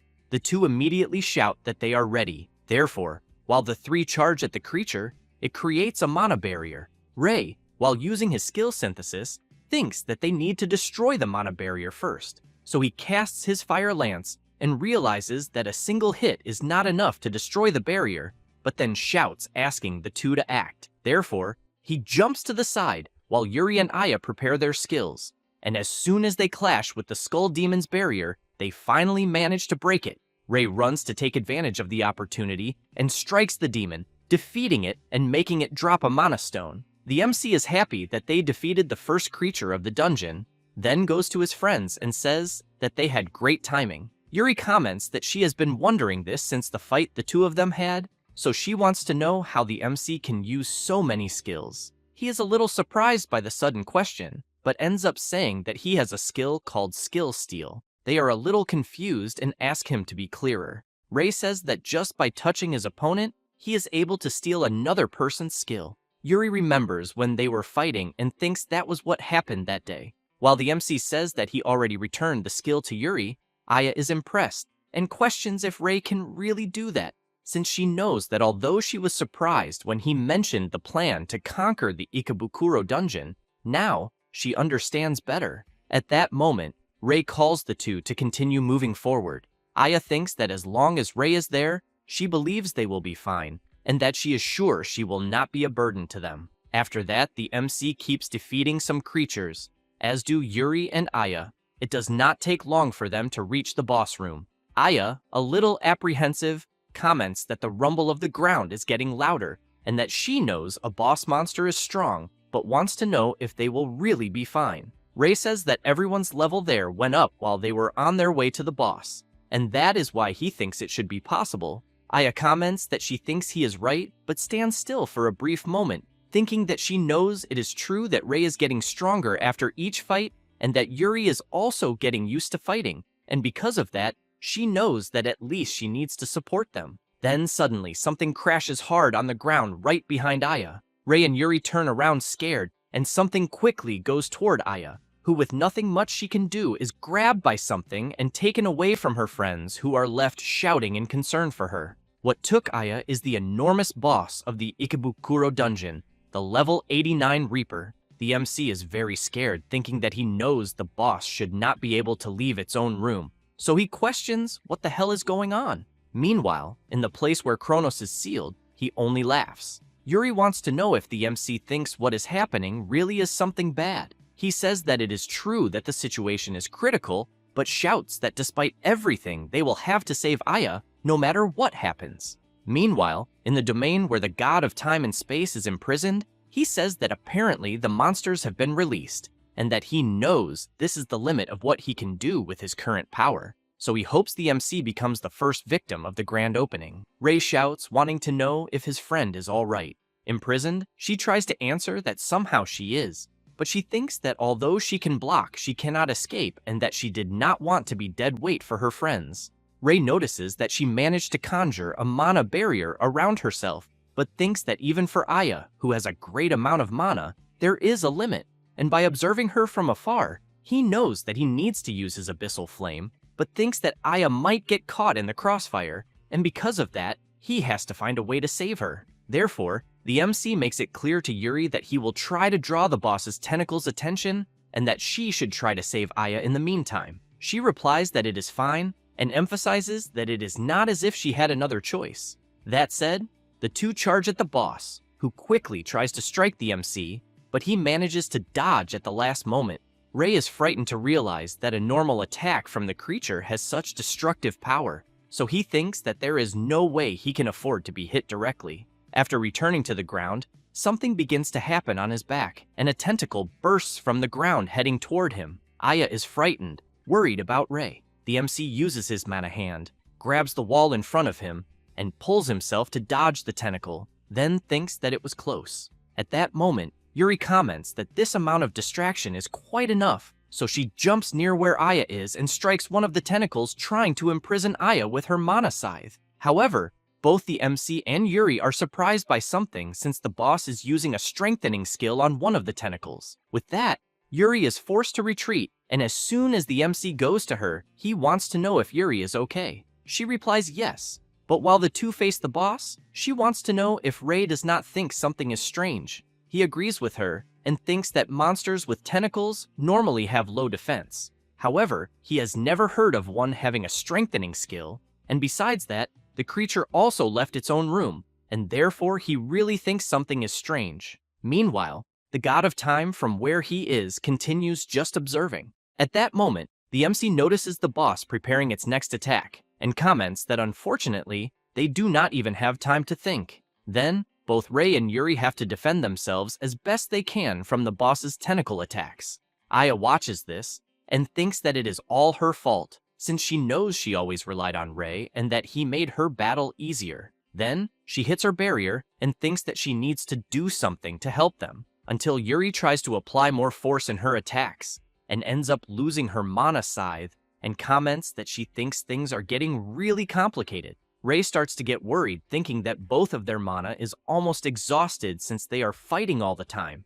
And, looking at Aya, he thinks that if everyone's mana were in perfect condition, things would be different, until he gets an idea. Then he shouts, asking Aya to use her mana fusion on them. She is a little confused, and Yuri wants to know if that skill is not useless because it consumes a large amount of mana, while they keep defending themselves from the boss's attacks. Rei has in mind that he knows it is true that mana fusion was considered useless in his previous life, but that thanks to a certain mage, the value was reversed, and the one who proved it was Aya herself. It was she who did it in his previous life. She, in turn, thinks about mana fusion, and that she never used this skill because she thought it was useless. But she knows that if Rei is asking her to use it, then she will fully believe in his words. Therefore, she wastes no more time and uses her mana fusion skill, which quickly starts going toward the MC and Yuri. She is surprised and questions if her mana really is being restored. Rei becomes excited, thinking that he knows mana fusion has an effect that shares the user's mana, being a skill that only a mage with a large amount of mana can master, but he also knows something else. Aya is impressed to know that she can share her mana with her friends, but seeing them only defending against the attacks, she knows it is still not enough, so she concludes that it must be because she is still using her barrier. Therefore, after realizing this, she quickly dispels her barrier, which draws the attention of her friends. Rei is very frightened, wanting to know why Aya dispelled the mana barrier. Then she is immediately grabbed by the boss's tentacles, but while still trying to resist, she uses her furnace skill, which quickly amplifies the powers of her mana fusion skill on her friends. Rei shouts, worried about his friend, but Aya, almost without strength, says that she will leave the rest to them, and as soon as she is completely wrapped by the boss's tentacles, Rei becomes serious, calls Yuri, and without saying another word, both charge with everything at the creature. Yuri has in mind that Aya showed such dedication, and that is why she will have to do the same, while the MC thanks his friend for granting them more strength. Therefore, the two go straight to where Aya is being held by the tentacles, and with both of their powers replenished, they easily cut through the boss's tentacles as if they were nothing. With that, Rei shouts that now they can simply forge the path they want. Rei keeps clearing the way toward Aya and, while doing so, thinks that thanks to her, who recovered everyone's mana, they can now pierce the enemy's defense with the skill enhancement. Then he calls Yuri and says they will save Aya with the next boost. However, she is already almost out of strength and still completely trapped. Rei continues moving toward her, but struggles to advance because of the boss's tentacles, and is forced to retreat briefly. He thinks that at the current pace, he fears they won't reach her. Then Yuri releases her power, calls out to the MC, and makes it clear that she will open a path for him. With that said, she begins shaping her ability and creates a staircase toward Aya. Without hesitation, Rei starts running and thanks Yuri for the beautiful move she made, but still, the boss refuses to allow the MC's advance and keeps using his tentacles. This time though, Rei activates his body coating and dashes forward at high speed, cutting through the tentacles as if they were nothing. Once he reaches his friend, he picks her up in his arms and jumps away. Rei looks back to see if the boss will make any move while he's in the air, but upon seeing that he didn't, he lands with Aya and asks if she's okay. Aya laughs and says she already expected that from the MC. Rei is happy to see she's fine. Yuri goes to Aya and thanks her for saving everyone by restoring their mana. Yuri also remarks that she is very brave. Aya smiles and thanks Yuri, but then turns to the boss and says she doesn't think they're done yet. Rei agrees and emphasizes that the boss's body still remains. At that moment, something strange starts happening with the severed tentacles, and suddenly they all regenerate, launching rapidly toward the MC's group, forcing them to jump back to avoid being hit. Rei comments that it will be a big problem if the monster keeps regenerating like that. Then one of the tentacles bursts from the ground and tries to hit Yuri, but she dodges, counterattacks the tentacle, and then yells, wanting to know what the MC has in mind, since at this pace she thinks the situation could get much worse. She is surprised to hear the MC calling her and telling her to leave things to him. Therefore, Yuri says that although it's frustrating, she will leave it to him as long as he has a plan, because she doesn't think they'll have much time to deal with the boss. Rei stabs his sword into the ground and agrees with her. Then he rushes forward at full speed, saying he will definitely finish this soon. Yuri looks at his sword and wonders if he will really attack using only his body without any weapon. At that moment, a tentacle attacks, but Rei dodges and thinks that he knows the boss can still regenerate even after being hit once by his abyssal flame. Therefore, he activates his overclock and considers that if he doubles his firepower, things might turn out differently. Then he begins preparing his power and creates his abyssal flame. The boss doesn't stay still and lets out a huge roar. Rei waits for the right moment, and as soon as he sees an opening, launches his abyssal flame skill at the creature, which becomes terrified upon seeing a powerful attack approaching, but unable to do much, is brutally struck and has a hole blasted through its body. With that, the boss is defeated and crashes hard to the ground. Rei breathes in relief, seeing that his attack succeeded. Elsewhere, the god of time and space is very surprised to see his creature defeated. He thinks he never imagined the Reaper would be beaten. He then becomes angry and, still observing them, decides that he will make sure none of them leave alive. While Aya is excited to see that the MC managed to eliminate the creature, she doesn't notice something strange happening behind her, and a strange power begins emerging from the defeated creature, rapidly advancing toward the MC's group.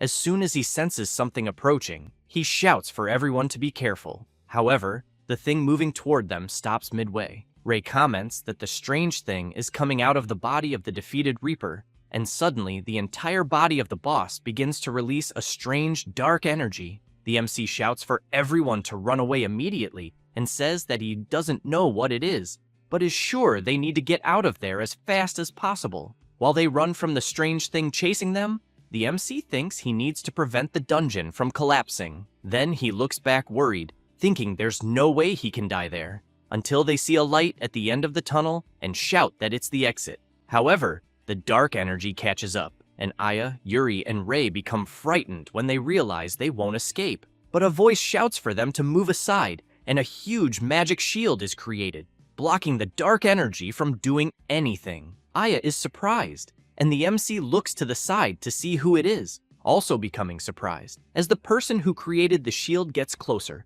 Rei immediately wants to know who he is. The man cancels his skill, laughs, and says they were almost attacked. Aya thanks him, but asks who he is. The blonde guy says his name is Oikawa Hikaru, and Aya is quite surprised to learn who he is. Oikawa keeps laughing and asks if she knows him. Aya tells the MC that he mentioned Oikawa was the guy before they entered the dungeon. Rei confirms and emphasizes that Oikawa was the person he wanted help from. He thinks that Oikawa is currently stronger than any of them since he is a rank S mage.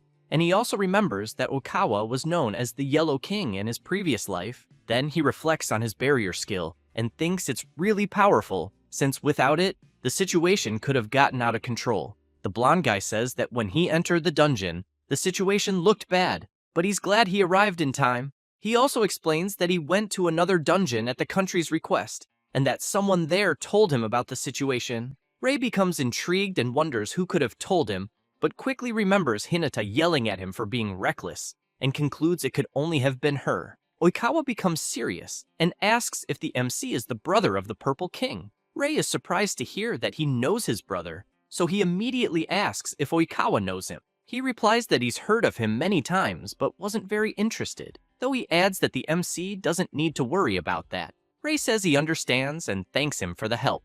Oikawa laughs and says it's fine, and that he didn't do much. Then he emphasizes that the MC did well in defeating the dungeon boss. At that moment, the drop left by the boss begins to shine intensely, and a dark stone falls to the ground. Oikawa walks to it, picks it up, and says that if the mana stones are this large, the boss must have been strong. With that said, he tosses the stone to the MC and congratulates him. Rei is surprised and immediately asks if it's okay for him to keep the drop. Oikawa says that regardless of what happened, it was the MC who conquered the dungeon. Before leaving, he says he looks forward to the MC's future achievements and is sure he'll get even more excited soon. After Oikawa leaves, the MC's group is very surprised by this entire turn of events, and afterward, they all head to the association building. As soon as they enter, Aya says Oikawa is quite peculiar. Rei agrees and emphasizes that he thinks Oikawa might just be an easygoing person or someone with too much free time. Hinata sees the MC and shouts his name, very worried, wanting to know if he's okay. She says she was worried since he took too long after requesting permission that morning. Then she makes it clear that, besides that, the dungeon he went to is recommended for level 70 and above, making it more dangerous than the others. However, she changes the subject and asks how his conquest progress went, and if he has already cleared the area near the entrance. Rei places the boss's drop on the counter and says they ended up completely conquering the dungeon. Both Hinata and the other inspectors are shocked when they see the drop. Then she shouts loudly, wanting to know how that's possible. After that, some people are watching the news that someone has conquered the Ikebukuro dungeon and are surprised, wanting to know who did it since it's a level 70 dungeon. Elsewhere, a bald man yells for someone to schedule a meeting with the dungeon conqueror and also with the association. Later, Aya is thinking that she can finally cover her sister's medical expenses after conquering the dungeon, and while giving an interview at a press conference, she knows she's very grateful to the MC who invited her. Isoyama sees Aya's interview on a big screen, and one of her colleagues calls her, asking if that's Aya. Isoyama is completely stunned, thinking this must be a lie. Kurosaki Kai sees the news that his brother is the dungeon conqueror and immediately becomes furious, thinking his brother is a bastard. Meanwhile, someone is receiving a message from another person asking if it's really true that a colorless one conquered the Ikebukuro dungeon. Then that same person comments that the MC has become a huge scandal and that apparently he's grown stronger. The conversation continues for a while, and finally, the mysterious person sends another message saying that the weakest person conquered the hardest dungeon, which is quite interesting. Oikawa, standing atop a building, messages someone else saying it's exactly as he expected. Meanwhile, the MC is walking through the city and looking up at the dungeon he conquered, thinks it's a good thing he managed to prevent the Ikebukuro dungeon from collapsing. But remembering the help he received, he clenches his fist tightly and concludes he only succeeded because everyone helped him. Then, he turns around and, very serious, thinks that he needs to get stronger no matter what. With that, 3 days pass, and at the association, Hinata sees the MC and immediately informs him that the association is full of people talking about him lately. Rei feels embarrassed and says that's quite shameful, but he changes the subject, calls Hinata, and wants to know if she had something to tell him. She says his group received a request to conquer a certain dungeon. They're surprised, and the MC wants to know why since they've just advanced to rank A. Hinata replies that yes, and showing a document, she explains that it's probably because of their Ikebukuro dungeon conquest. Rei knows that dungeon explorations are usually requested by mages themselves, and that the association only allows such requests to be made to a limited number of mages. Aya gets excited and says she's sure they're counting on the MC's strength. Rei smiles awkwardly and says no, since he wasn't the only one requested, but he turns, intrigued, and wants to know who the requester is. Hinata apologizes and says the superiors ordered everything to remain secret. Yuri says that since it's an interesting mission, she wants to know why they can't accept it. The MC emphasizes that it's a request made through the association, so he doesn't think it seems suspicious. Hinata calls the MC and also tells him that, in addition to what she mentioned regarding the request, it seems that a rank S mage will accompany them. Thus, the next day, everyone is gathered, and the MC says the place where they'll meet the mage accompanying them is there. Aya wants to know what kind of person it could be. Then they turn as they hear someone calling them. It's Oikawa, who arrives saying they'll be working together on the dungeon conquest. Everyone is very surprised to find out that Oikawa will be joining them. After everyone enters the dungeon, Rei says he never thought Oikawa would be with them. He laughs and says he knew from the start and just wanted to surprise them, but adds that he's still excited about it since the whole world is paying attention to the conquest they'll achieve together. Aya emphasizes that she thinks Oikawa is a very carefree person. Rei says that regardless, he knows Oikawa is a rank S mage, but he calls him and says he heard there's a complicated mechanism inside the dungeon they're in. Oikawa confirms and explains that, based on the patrol team, they said there was a wall of fire blocking the way. Aya is intrigued to hear that, and the MC wants to know how they'll handle the situation. Oikawa starts showing off and says it will be with his barrier skill, since that means while he's there, a wall of fire will be nothing. Watching him brag nonstop, Rei thinks that so far, Oikawa seems to be a pretty friendly guy, but wonders why he finds everything so easy. Then the blonde guy emphasizes that everyone there will understand once they see him in action, and asks them to think of him as carrying them on a big ship. However, something catches the MC's attention as he sees several huge insects coming at them. So he shouts to everyone that a monster wave is approaching and they'll have to fight. The MC becomes serious and thinks it's the perfect time to see how strong a rank S mage really is, but ends up stunned when he sees Oikawa trembling in a corner. The blonde guy, shaking all over, says he's terrible against insect-type monsters. Aya shouts for him not to say that so proudly since he had claimed he would carry everyone there like a big ship. Rei makes it clear that they have no choice but to handle it themselves. With that said, as the insects get closer, the MC shouts for everyone to get ready for battle. Aya wastes no time and activates her fireball, and as soon as she throws it at the creatures, Yuri takes the opportunity to move forward, saying that these insects are nothing compared to the monsters they fought before. With that, she activates her mana conversion and begins defeating several insects. Rei watches the remaining ones closely, prepares his skill synthesis, and creates the fire spear, then throws it and hits multiple insects at once. Oikawa, still in the corner, is impressed by the MC's power. Aya gets excited and says they did it. Rei replies yes, and comments that everyone did a great job. A bit embarrassed, Oikawa walks up to them and says that apparently he ended up being saved, but while trying to explain that he really hates insects, something watches them from afar, and Rei feels like he's being observed. He quickly shouts for Oikawa to be careful because several monsters are charging at him. The blonde guy becomes serious, activates his skill around the wolves, and in the blink of an eye, all the creatures are severely struck. The blonde guy smiles and says that this is his square box skill. Then he shrinks it around his ability, forming a magic cube, and when it falls to the ground, everyone is surprised by Oikawa's skill, who then picks up the small cube and says he hates surprise attacks. Rei quickly approaches the blonde guy and asks for an explanation about the skill. Oikawa says his skill is called Square Box and that it's one of his barrier abilities. Then he emphasizes that it can't be used against a very large enemy, but in return can neutralize the creatures that appeared there. He smiles and says it's quite convenient. Rei recalls having heard of it before, but thinks the skill he just saw is truly amazing. Then the blonde guy calls everyone and says they need to keep moving, and while walking away humming, the MC thinks that so this is the strength of a rank S mage. After walking a bit through the dungeon, they reach where the fire barrier is, and the blonde guy emphasizes that this is the place reported by the superiors. Aya says it's really hot there, and the MC wants to know if they really have to go through it.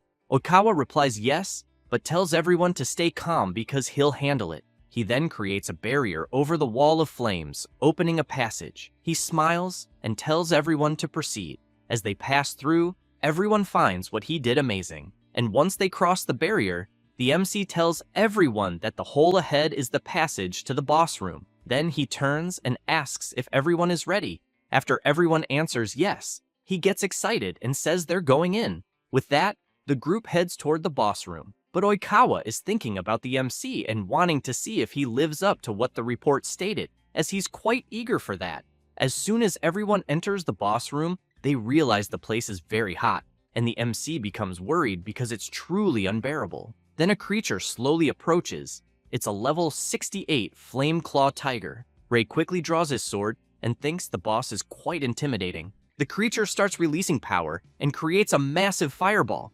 The MC shouts for them to set up a magic barrier, but Oikawa says it's unnecessary. The boss wastes no time and fires its attack, but the blonde guy defends it with his skill, and the MC is very surprised to see Oikawa's ability. He smiles and says he'll keep up with their pace using his barrier and leave the creature to them. Ray turns and says he understands and that they'll take care of the boss, but he thinks they shouldn't underestimate the creature since even the barrier could be destroyed if hit too many times. He then wonders if he should attack with his abyssal flame, but upon observing the boss more closely, he realizes that won't be possible since flame claw tigers are fast, and besides that, it's a high-rank monster, and the mana cost of using a dark ability is very high. Therefore, as he advances, he thinks he needs to finish the boss with another magic, and that for this reason, he'll act first, but tells his friends to try to find an opening and attack. Ray activates his extreme body enhancement, jumps,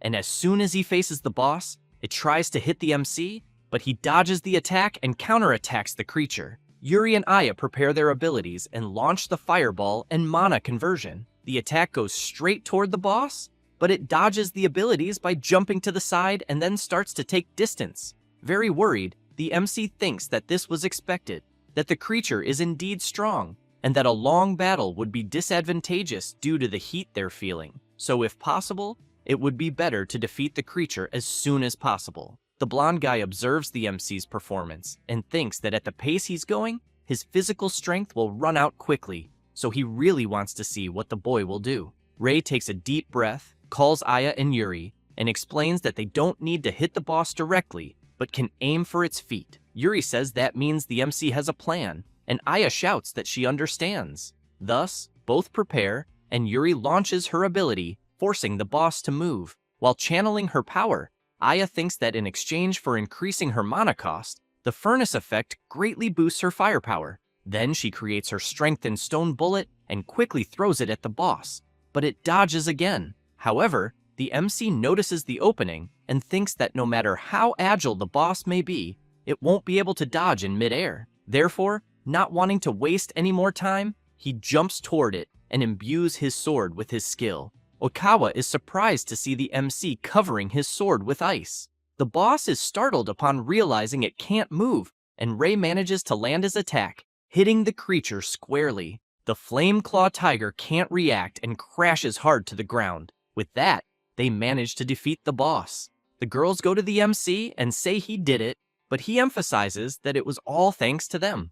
Oikawa smiles and thinks it was a wonderful team effort, and that the MC truly is a talented mage, just as the report said. However, he thinks that perhaps the MC hasn't yet shown his true power. Ray calls everyone and says they'll return to the association and record the report, but Okawa activates his magic and asks everyone to wait a moment. The MC says it's the same ability as before, and the blonde guy confirms and says he wants to test the MC. He becomes confused and asks the blonde guy to be clearer. Okawa explains that his box can be used both to capture monsters and as a training method. Then he asks Ray to allow him to be honest, and says he wants to see his true power, and that's why he wants him to defeat the monsters sealed inside his skill. Oikawa makes it clear that if things get dangerous, he'll seal the monsters back, but obviously, it's the MC's decision whether to accept or not.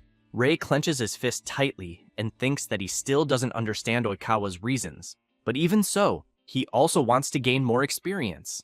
Therefore, he says he'll accept the challenge. The blonde guy positions his ability in front of the MC and then says he'll begin. When he opens the box, dark energy starts coming out and quickly begins to take form. Ray is intrigued when he sees a black shadow. Okawa knows that the monster inside changes appearance depending on the fear its opponent feels, so he wonders what kind of monster will appear. After the creature takes form and releases its power, the MC becomes very frightened as he sees that the monster before him is the god of space and time, Kronos. Oikawa is impressed and says it's the first time he's seen such a monster, but he thinks the MC really has something hidden within him. As for him, he's paralyzed with fear upon realizing that he'll have to face an opponent he never imagined encountering there. Aya is intrigued and comments that the black shadow has taken on a humanoid form. Yuri emphasizes that it also does not seem to be a normal monster. Oikawa becomes thoughtful, since he has in mind that the training monster takes the form of its opponent's greatest fear. But he questions what kind of monster he is seeing, and, observing the frightened expression on the MC's face, also wonders whether the MC has fought this monster before. Rei, in turn, thinks that the creature he is seeing is not Kronos for real, but that even so, the aura he is sensing is quite intimidating, as he still remembers the overwhelming feeling just before his regression. Yet regardless of that, he thinks he cannot stand still and do nothing. Thus, he charges at the creature without hesitation. The copy of Kronos blocks the MC's attack without much trouble. Rei, as he crosses swords with the creature, thinks that for now, he does not feel intimidated and then applies more force to his sword, forcing the copy of Kronos to retreat. The creature raises its face, and the MC becomes frightened, since the copy of Kronos is about to activate its ability, which quickly attacks the MC, forcing him to dodge so as not to be hit head-on. Aya, watching the fight, wants to know what the attack she just saw was. Yuri comments that it might be an invisible shockwave. Rei keeps in mind that he saw this ability before his regression, and that apparently he can also dodge it. Next, he imbues his sword with his power and makes it clear that now it is his turn. That said, he charges at the copy of Kronos. Rei starts shouting that he will eliminate it once and for all, but the creature merely gives a faint smile, which frightens Rei, as he sees that the copy of Kronos has completely blocked his attack and also dissipated the ability. The creature does not miss the chance and strikes Rei with a counterattack, sending him flying far away. Aya becomes worried about her friend and shouts, asking if he is okay. Rei tries to break and wonders whether his attack was really nullified and what it could have been. Aya asks Oikawa if he does not think the situation is getting dangerous. He agrees and comments that he thinks it is becoming too much for something like this. Thus, he raises his hand and says that he will retrieve the shadow back into the box, but ends up being surprised by something. Yuri goes up to the blonde boy and asks what happened, since he is supposed to retrieve the shadow right away. Oikawa replies that he is trying, but points out that for some reason, the shadow fighting the MC is resisting, which frightens everyone when they hear it. The blonde boy starts to worry, thinking that this has never happened before, and, observing closely, the creature the MC is fighting really wants to know what kind of monster it is. At that moment, Aya and Yuri run forward, saying that, either way, this is no time to run a test. That said, they call out to the MC and say that they will help him in the fight. Rei shouts, asking them to wait a minute, but Aya activates her high furnace ability, and Yuri her mana conversion. Thus, as Yuri advances with her monstrous scythe toward Kronos' shadow, Aya amplifies her partner's ability. Yuri tries to land an attack, but has her power completely nullified, leaving her unsure of what is happening. Kronos' shadow, without thinking twice, counterattacks Yuri, hurling her straight into Aya, and due to the force, the two are violently thrown against the rock wall. Rei shouts in concern for them. Oikawa calls out to the MC, apologizes for how things ended up, and while channeling his power, emphasizes that he will try to stop what he did, no matter the cost. That said, he activates the restraining ability of the resistance inhibitor on Kronos' shadow. The blonde boy comments that he managed to contain it, but the creature opens a wide smile and completely shatters the resistance inhibitor. Both Rei and Oikawa are shocked to see the ability broken so easily. As Kronos' shadow approaches them, the blonde boy comments that at this rate, he thinks they will all be annihilated. Rei also starts to worry and reflects that Kronos' shadow can only be using some kind of ability, but he wonders whether it is recreating Kronos' appearance and abilities from his memory, until he has an idea after questioning himself. Thus, he calls Oikawa and asks the blonde boy to leave Kronos' shadow to him, as he will deal with it on his own, since he has an idea. Next, as he puts away his sword, Rei thinks that in his past life he only ever ran from Kronos, but he knows that if he hesitates there, he will not be able to move forward. Then, he charges at Kronos' shadow and thinks that the black shadow changed its appearance because of a certain ability. The creature tries to strike the MC with a sword slash, but he manages to dodge at the last second and then shouts that he will simply steal Kronos' shadow's ability. That said, he activates the draining ability, and an intense black energy erupts around the two of them. Soon after, Kronos' shadow begins to have its sword dissipated, as well as part of its body. The shadow, realizing it has been defeated, starts screaming as its body is dismantled. It does not take long for the shadow to disappear completely. Oikawa is quite surprised by what he has just seen, so he wonders what that ability was, and, observing the MC closely, also wants to know who he really is. After that, 3 days pass, and Oikawa and Yuri are kneeling before a person seated on a throne. Yuri says they are there to report the incident and then calls the man seated there the Blue King. Moments earlier, Yuri had been standing in a corridor when someone approached, and she commented that the person was late. It was Oikawa, and, a little embarrassed, he apologizes to Yuri for making her wait. As they walk away, Yuri emphasizes that she was almost eliminated last time because of him. He comments that he never thought it would end that way. Nervous, Yuri points out that the blonde boy should be grateful that the MC forgave him. Oikawa comments that he knows that very well, and then adds that the MC is still an incredible guy, as he is much better than she had reported. But as they approach the door, the blonde boy wants to know whether that guy will ignore the MC or not. When they reach the door, it opens, and as soon as they enter, the person seated thanks the two of them for waiting. This is the Blue King, Hojo Itsuki, who comments that the two did a good job and that they can make themselves comfortable. Yuri apologizes for meeting him right after returning from exploring a dungeon abroad. The Blue King tells her not to worry about it, and says that he was just exploring some in 10 different countries.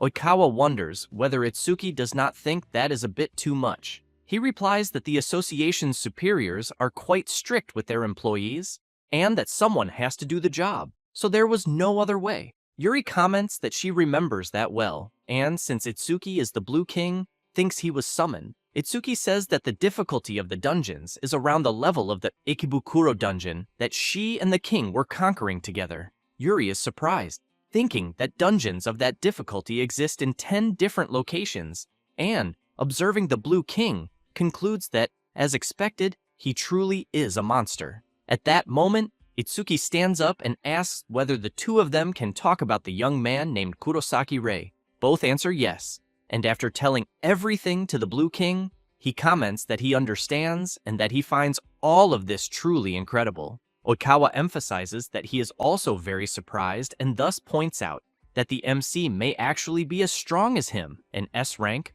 or perhaps even stronger. Itsuki comments that, apparently, the MC's combat abilities are excellent, in addition to him having an ability that allows him to steal an enemy's ability. Yuri thinks that the truth is that there is more to it than that, but that she would feel bad if she said more than that.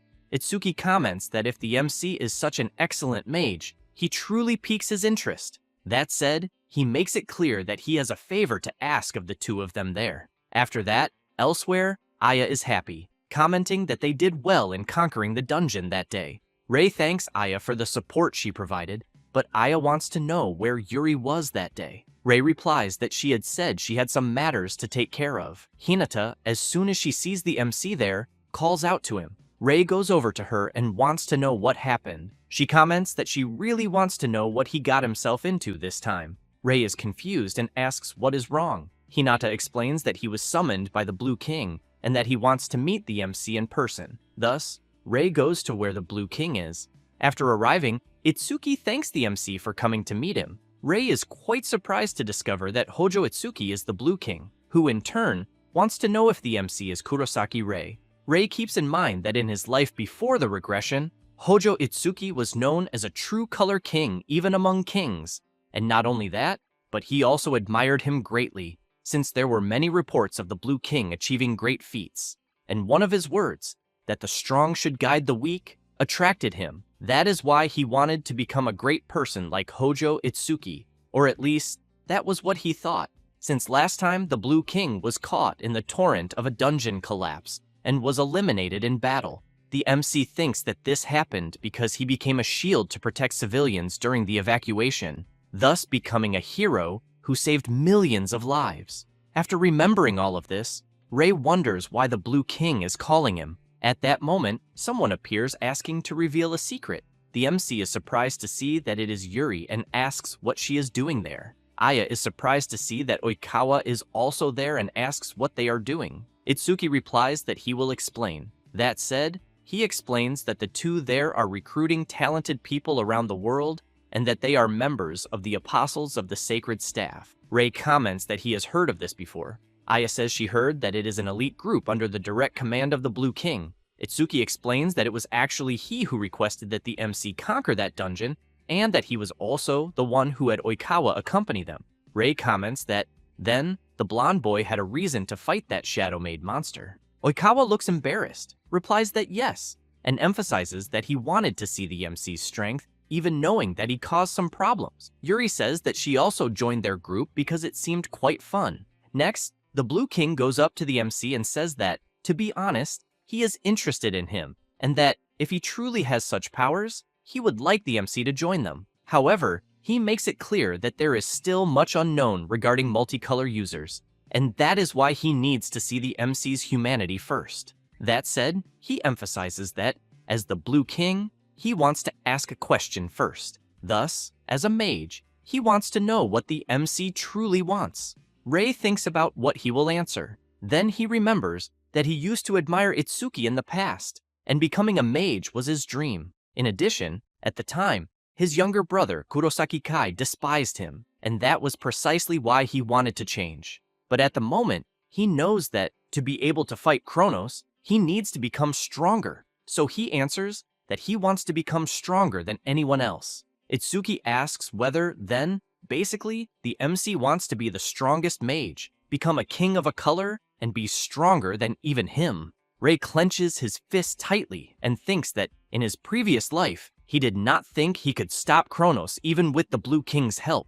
Then, he strikes his fist hard against his own chest, thinking that this is why nothing will change if he only admires someone, and thus he answers Itsuki that he does indeed want to be stronger than him. The Blue King takes a deep breath and, smiling, comments that it was a good answer. That said, he asks whether the MC would like to join the Apostles of the Sacred Staff. Both Rei and Aya are quite surprised by the invitation. Itsuki states that he is sure the MC will be able to go further with competent people, and, therefore, does not think it would be a bad thing for him. After that, Rei and Aya are walking down the corridor. Oikawa asks the two to follow him, and as they pass through a door, the MC is quite surprised, as he finds himself facing several people from the elite of mages under the Blue King's command, the Apostles of the Sacred Staff. One of the members laughs, slams both feet onto the table, and says he was eager to see the new member, but that, from the looks of it, he is just a kid. The blonde girl laughs, and says that the MC is the same age as him. Another member laughs as well, and says that, apparently, Kurahashi is quite excited. The guy next to them asks everyone to please stop provoking people. The first guy looks a bit embarrassed and replies that he understands. Oikawa asks the others to sit down, as he will explain the Blue King's request. After giving a summary, Oikawa emphasizes that they will need to conquer 2 dungeons, and that both are high level, with recommendations above level 65, and therefore, they will split into 2 teams to conquer both. That said, he explains that he will go to Makuhari together with Yashiro, Shiroi, and Azuma. Then he says that Rei and his group will go to Tama, as well as Kurahashi, who will be going with them. The redhead cannot believe it, and asks Oikawa to wait a moment, then wants to know why he is going along with the MC's group. Yuri asks whether he did not like it. Kurahashi shouts that, of course not. Oikawa asks whether the redhead has seen the report, and then emphasizes that Rei is skilled enough and that he possesses 3 colors of mana. Kurahashi makes it clear that having a wide variety of mana does not mean the MC is strong, pointing out that Kurosaki Kai was also like that. Rei is surprised to learn that the redhead knew his brother. Kurahashi comments that apparently the MC has not heard, so he explains that Kurosaki Kai used to be a member of the Apostles of the Sacred Staff, and that people used to call him the Purple King, but that, in reality, he was not comparable to them there. Rei is intrigued and thinks that, as far as he remembers, Yuri had also said that his brother was disappointing, so he concludes that this is how everyone there sees Kai. Kurahashi continues, saying that having many colors of mana is illusory, because he believes that alone is not enough to prove whether someone is strong or not. That said, he turns serious and emphasizes that, although there was a great commotion when the MC conquered the Ikebukuro dungeon, he thinks that might have been because Oikawa helped clear it, and, looking directly at Rei, asks whether he understands that the weak should simply stay quiet in the corners. Aya does not like hearing her friend being called weak and shouts that Rei is not weak and that Kurahashi can only make that judgment after seeing his strength with his own eyes. Rei smiles after hearing his friend defend him. Kurahashi, on the other hand, does not like it at all, sits down in his chair, and says that it is fine and that he will do that. Yuri thinks that the redhead is always weak against girls, as always. Oikawa asks for everyone's attention and informs them that the groups are exactly as he had said before, since they will give their best to conquer the 2 dungeons he mentioned. That said, he calls Kurahashi and comments that he should witness Rei's true power for himself. The redhead laughs and says that the blonde boy does not need to emphasize that, since he will see it for himself. After the meeting ends, Rei thinks that he knows he has to show his strength to the redhead, but as things stand now, he thinks it will not be enough, since he knows that, to be able to face Kronos, he needs more strong companions. Thus, he reflects that, even knowing Kurahashi's words were harsh and degrading, he greatly hopes they get along well. The next day, inside the Tama dungeon, many terrifying creatures are everywhere. Rei realizes that the creatures did not waste any time and are already coming at them. And as he was about to say that this was good and that they would need to work as a team, the redhead interrupts him and says that working together is very boring. That said, he activates his blazing explosion ability and charges straight at the creatures. And with just a single punch using his ability, an explosion occurs, easily eliminating the creatures. Aya sees that the redhead's mana is red, specialized in offensive combat, and that the feat's range and firepower were incredible. Kurahashi looks at the MC and laughs. Then, still with a provocative laugh, he comments that he bets Rei cannot do everything he did. However, he jumps and says that anyway, he will hunt all the creatures by himself, and that the color-filled MC should just stay there sucking his thumb. Rei laughs, but apologizes to the 2 of them. Then he turns with a frightening expression and says that he does not want to lose to the redhead. Aya was about to ask her friend to wait, but he dashes off at full speed, and as she watches him run, she comments that apparently even he is going all out. Yuri asks Aya to let the boys do what boys like to do. The MC keeps defeating several creatures he encounters along the way, and while trying to catch up to the redhead, he laughs and says that the MC's movements are getting a little better. Meanwhile, Aya and Yuri are watching the 2 fight frenetically against the dungeon's creatures. Aya comments that somehow this seems like a mess. Yuri agrees, but wants to know if Aya does not think the MC is amazing, since he is managing to keep up with Kurahashi. Then Yuri says that the redhead is an idiot and that, because of that, he is not good at fighting other humans or working in a team, but emphasizes that the redhead's ability is special, since his mana is used for consecutive attacks and spreads over a wide area, which is precisely why Kurahashi is very good against a large number of enemies, since at that very moment, he still holds the title of the man who eliminated the most monsters. Even so, she thinks that even against a man like that, Rei is managing to keep up. That said, she smiles and comments that she really knew he would be amazing. After some time in the dungeon, everyone heads to the front of the boss room. Aya is left open-mouthed, wondering if they are really about to face the boss already, since only 10 minutes have passed since they entered the dungeon. The MC thinks that he seemed able to draw out more power while competing with Kurahashi, and that he has never felt like this before. Then he reflects that, compared to what he was before, this is a great improvement. At that moment, the boss room door opens, and soon everyone enters. Rei asks for everyone's attention and informs them that they will all focus on the battle against the boss. The redhead laughs and asks the MC to just not get in his way. Then Rei is surprised by something above, as he sees a terrifying creature with tentacles and a sinister eye at the center. Thus, the MC quickly prepares for the confrontation, until he is surprised to feel a shockwave coming from behind him, and, suddenly, several monsters he had defeated outside are thrown into the boss room. The creatures start moving toward the boss and are soon absorbed. After the boss absorbs several creatures at once, the Tama dungeon boss becomes a chimera beast of unknown level. The creature's eye opens and quickly focuses on the MC's group, and it soon starts heading straight toward them. Aya is frightened, wanting to know if the boss really absorbed the monsters. Ray reflects that apparently the chimera is growing stronger by absorbing the other monsters, but observing the creature more closely, he concludes that he has never seen a monster like this, not even in his time before the regression. Thus, he tells the redhead that they need to be careful now. He does not care at all, channels his power, and says that it is not like he would be intimidated by a little monster like that. That said, he charges forward, saying that whoever attacks first will win. Then he unleashes his powerful blow, and a huge explosion occurs at the spot. Aya is surprised and asks if the redhead managed to defeat the chimera by himself. However, Kurahashi is quite surprised, as he sees that the boss blocked his powerful blow with just one arm, and to make matters worse, the other arm is counterattacking. On the verge of being hit, he thinks that he will not be able to dodge.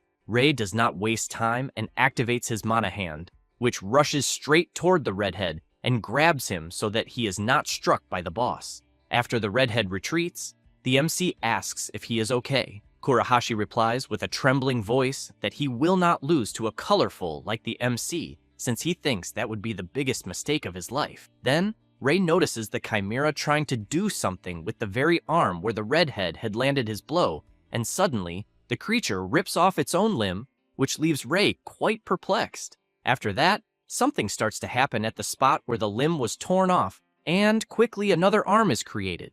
Kurahashi does not like at all seeing that the chimera can regenerate, which, in turn, begins to channel a focused attack. Ray becomes frightened, thinking that something big is about to happen, and while the chimera continues charging the attack, the MC shouts for everyone to dodge. Thus, the boss fires its powerful barrage of energy. Everyone jumps to the sides to avoid being hit, but due to the powerful attack, a huge explosion occurs.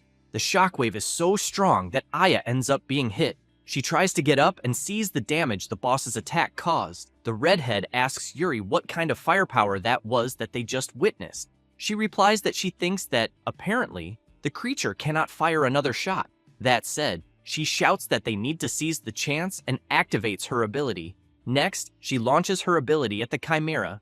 The boss closes its arms and wings and withstands the attack. Yuri realizes that the chimera is resilient and that it is quite incredible that Kurahashi managed to burn something like that.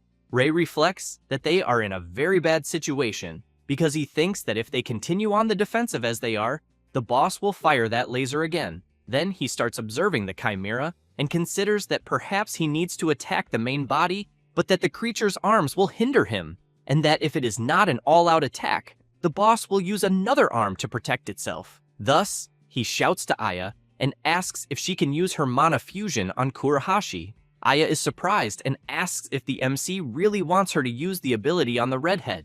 Ray shouts yes. Aya replies that it is fine and soon begins channeling her power. Then she activates mana fusion on the redhead, who is quite surprised by the power he feels flowing through his body. Next, Kurahashi releases his enhanced power and shouts, wanting to know what the hell kind of mana this is that he is feeling. Ray shouts, warning that they will not have more time, and asks the redhead to attack the boss's main body. Without thinking twice, he launches the attack, saying that he knows. The chimera throws out its arms to try to block the attack, but Kurahashi intensifies his power even more and unleashes his blazing explosion ability, causing massive destruction. Aya is impressed by the redhead's immense firepower, who in turn, as soon as the dust from the explosion settles, is completely shocked, since he sees that the chimera not only withstood his powerful blow, but is also already channeling the laser to fire. Yuri shouts for the redhead to be careful. He becomes nervous and comments that not even his empowered attack was able to defeat the boss. But the MC passes by him saying no, and that the redhead opened the way very well. That said, Ray prepares his Black Flame's attack. Kurahashi is surprised, and observing the MC's power, wonders if it could be black mana. Ray moves to deliver his blow, just as the chimera fires the laser. Thus, the MC uses his Abyss Flame ability and hits the chimera squarely. As the creature collapses to the ground, the redhead wonders about what he just saw and what that ability was. And, watching the MC from behind, he has in mind that he could not even destroy the monster with his ability, and that, moreover, he felt the MC's determination to break through in that situation. Then he laughs, and very excited, wonders if the man he is seeing is real. After that, already on the next day, Kurosaki Kai, walking through the city center, sees on top of a building a news broadcast saying that his brother conquered the Tama dungeon and that he continues conquering another high-difficulty dungeon. The people around are surprised, since the MC conquered yet another high-difficulty dungeon. Kai listens to people saying that his brother is really incredible, until he also hears one of them commenting that his situation is only getting worse. Thus, Kai just leaves quietly on his own, but he does not like this at all. Meanwhile, at the organization of the Apostles of the Sacred Staff, Itsuki comments that everyone did a good job conquering the dungeons, but emphasizes that apparently the Tama dungeon was much more problematic.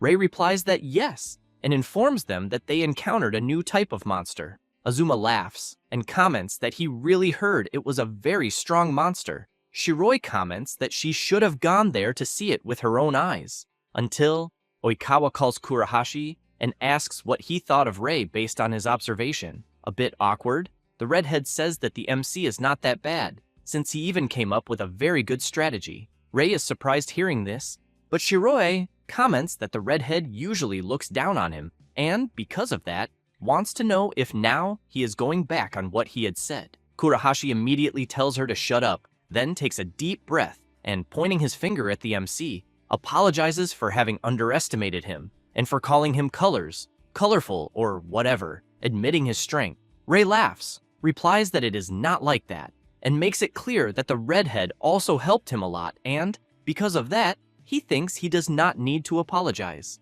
Kurahashi is stunned hearing this, and soon turns around saying that it is not like he is happy to be praised by him, since he only did it for his own sake, and that the MC should not get the wrong idea. The older members of the Apostles of the Sacred Staff laugh and think that the redhead is cold and calculating. The Blue King comments that he is happy that both are friends now, and also thinks that no one will complain about the MC anymore. Having said that, he hands something to Rei, who is surprised and asks what it is. Itsuki says that it is the symbol of the Apostles of the Sacred Staff, and then, as the Blue King welcomes Kurosaki Rei, he then emphasizes that the MC can continue working with his group as usual, as he is sure Yuri will agree, but that, aside from that, he really wants them to fight together. Rei clenches his fist tightly, and when taking the Blue King's hand, replies yes, and that it will be a great pleasure. Aya, surprised by how things turned out, thinks that she knew her friend was incredible, since he was even recognized by one of the strongest mages. At that moment, Kurahashi laughs, and says that he will train the MC well, since he is their companion now. But Yuri emphasizes that it seems it is the redhead who needs to be taught. Kurahashi tells her to mind her own business and stop being annoying. Itsuki thinks that it seems Rei has already formed bonds with the others, and that, apparently, it was worth putting the two on the same team. Oikawa looks at Itsuki and thinks that if they had recognized Rei from the beginning, he is sure Kurahashi would have been against it, and because of that, he thinks the Blue King was clever, as always, who in turn comments that it is good to feel that everything is going according to plan, but that, even so, he would like to make a suggestion. Rei becomes curious and asks what it would be. Itsuki extends his hand forward and asks if the MC would like to acquire the title of Black King, which leaves him very surprised by the request. Meanwhile, Kurosaki Kai is nervous, since inside the dungeon, his partners are having difficulties with the monsters, until Goto shouts asking Kai to use his overclock, and he quickly tries to use it, but nothing happens, and he becomes nervous. Oik calls Goto stupid and says that Kai can no longer use that ability since the day he faced the MC. Kai cannot stand still and tries to attack with another ability. After some time in the dungeon, his partners are very exhausted, commenting that, somehow, they managed. Kai wants to know what they are doing, because they are supposed to keep moving forward. Goto, worried, comments that they have already been inside that dungeon for 5 consecutive days, and, because of that, wants to know if Kai does not think it would be better to stop. Kai tells Goto to shut up and walks away, saying that they need to keep going. Goto is astonished by his friend's attitude, and asks Oik if it is really okay to keep following Kai the way he is. Oik asks what kind of nonsense Goto is talking about, and then starts running, saying that they need to support Kai in this most difficult moment. Meanwhile, Kai is walking through the dungeon, thinking that he needs to conquer it quickly, until he remembers a few days earlier of a girl approaching him and wanting to know if he had a moment. At the time, he replied that he was not accepting interviews, but the girl answered that it was not that, and said that she just wanted to hear Kai's opinion about his older brother, which left him perplexed when he found out. And, on that same day, Kai heard more people wanting to know about his older brother, and after remembering that, he becomes even angrier, thinking that, based on the rumors, he believes his brother was recognized even by the Blue King, since when he was there, they were always talking nonsense about teamwork and other bullshit. In addition, he knew that everyone was looking down on him, but he knows that he will show them who is the strongest in this shit. Meanwhile, in his dimension, Kronos, the god of time and space, is observing the anger of the MC's brother and gives a slight smile. Then, he thinks that he has found an interesting pawn. After that, on the next day, Kai is thinking about when the dungeons appeared and how the entire world changed. It became an era in which strong mages achieved social status. And this also became a turning point for him, since 1 in a million people is the probability of someone having aptitude for 2-colored mana, and he knows that he is one of them. Besides seeming to have a special ability,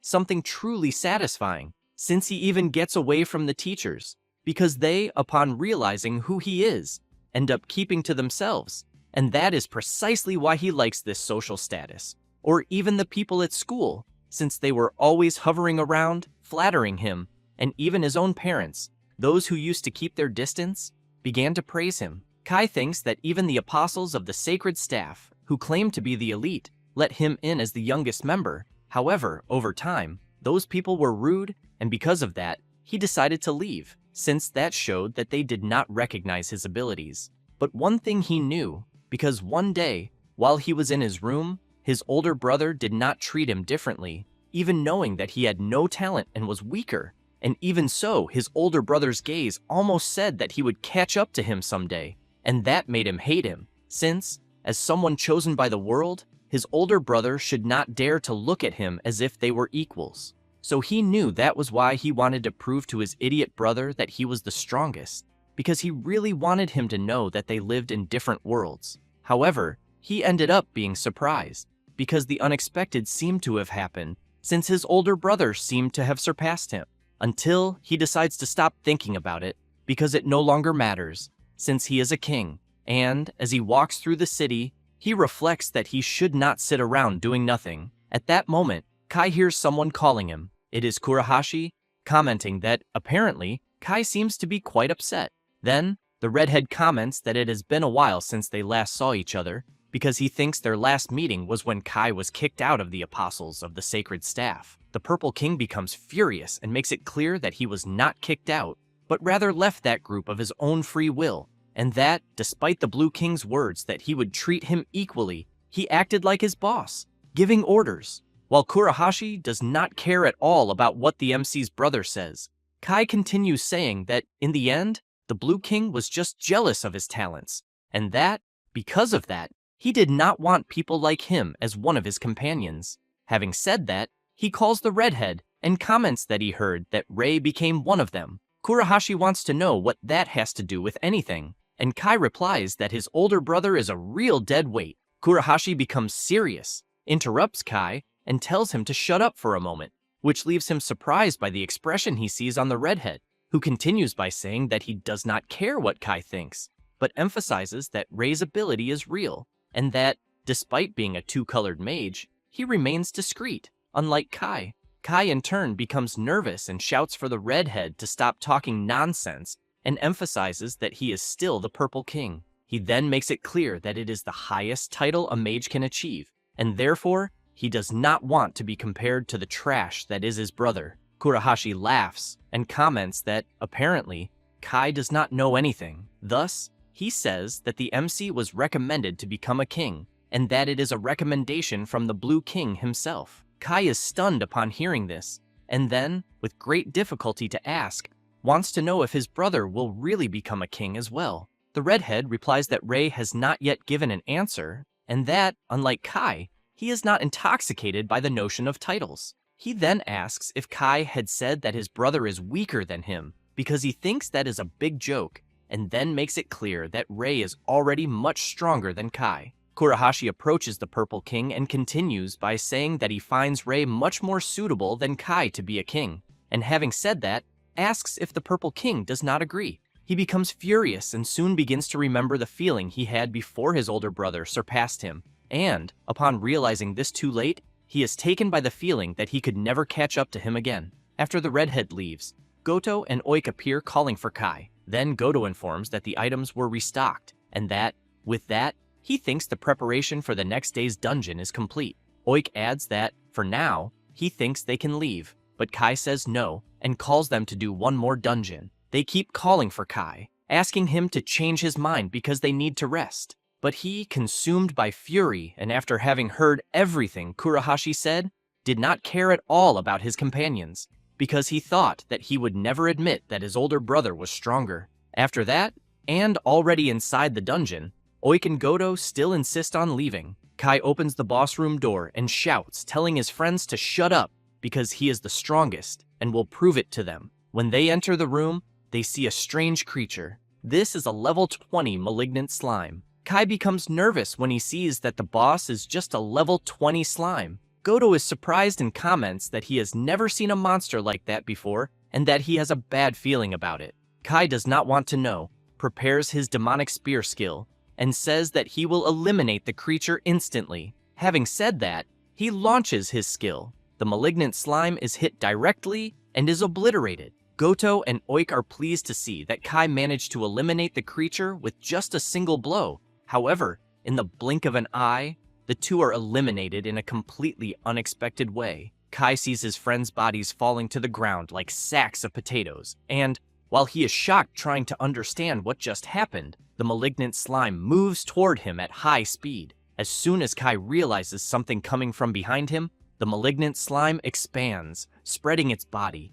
and with that, the Purple King is completely enveloped by the creature. Kai tries to resist by creating his purple flame, but has his ability dissipated by the malignant slime. Then, the creature begins to enter Kai through his mouth, eyes, and ears, and, after completely enveloping the Purple King, in his reality, the god of space and time simply laughs and thinks that he has finally obtained a new pawn. Back to where Kai is, he stands up and comments that he is feeling very good, and meanwhile, inside the dungeon, where Kronos is being kept sealed, one of the chains that imprisons him breaks. He laughs, and thinks that finally, part of the seal has been broken. Later, at the outdoor training facility of the Apostles of the Sacred Staff, Rei and Kurahashi are training, fighting against some creatures. After defeating everything, the creatures return inside the crystals. Oikawa comments that they can take a short break and then says that their movements were great. Aya goes up to her friend and says that he did a good job, also saying that she learned a lot by watching Kurahashi. He gets embarrassed but says that it was nothing special until he tells the MC that he remembered meeting his brother earlier in the city. Having said that, the redhead comments that the idiot Kai still thinks he is stronger than the MC and says that he told him everything. Yuri tries to tease the redhead, saying that he got upset because Rei, whom he personally approved, was being looked down on by Kai. Kurahashi gets nervous and shouts saying that it is not that. The MC, on the other hand, becomes intrigued, thinking that he has not seen his younger brother since the duel they had, so he wonders when they started drifting apart. Then, he remembers the past, and also wonders if he will end up like he did in his past life, and if everything will be fine if he just leaves things as they are, since he knows that, even so, they still need to resolve this as brothers. At that moment, Shiroi appears shouting, asking everyone to listen, because she has bad news. Oikawa becomes worried and asks what the problem is and what made her run all the way there. Shiroi informs them that the Shinjuku dungeon has collapsed and that a bunch of monsters are already coming out of it. Rei is quite shocked to hear this. Thus, after some time in the city center, true chaos sets in, as several monsters are attacking people and spreading terror throughout the area. The Apostles of the Sacred Staff immediately head there, and Shiroi, upon seeing how the situation is impressed, saying that this is unbelievable.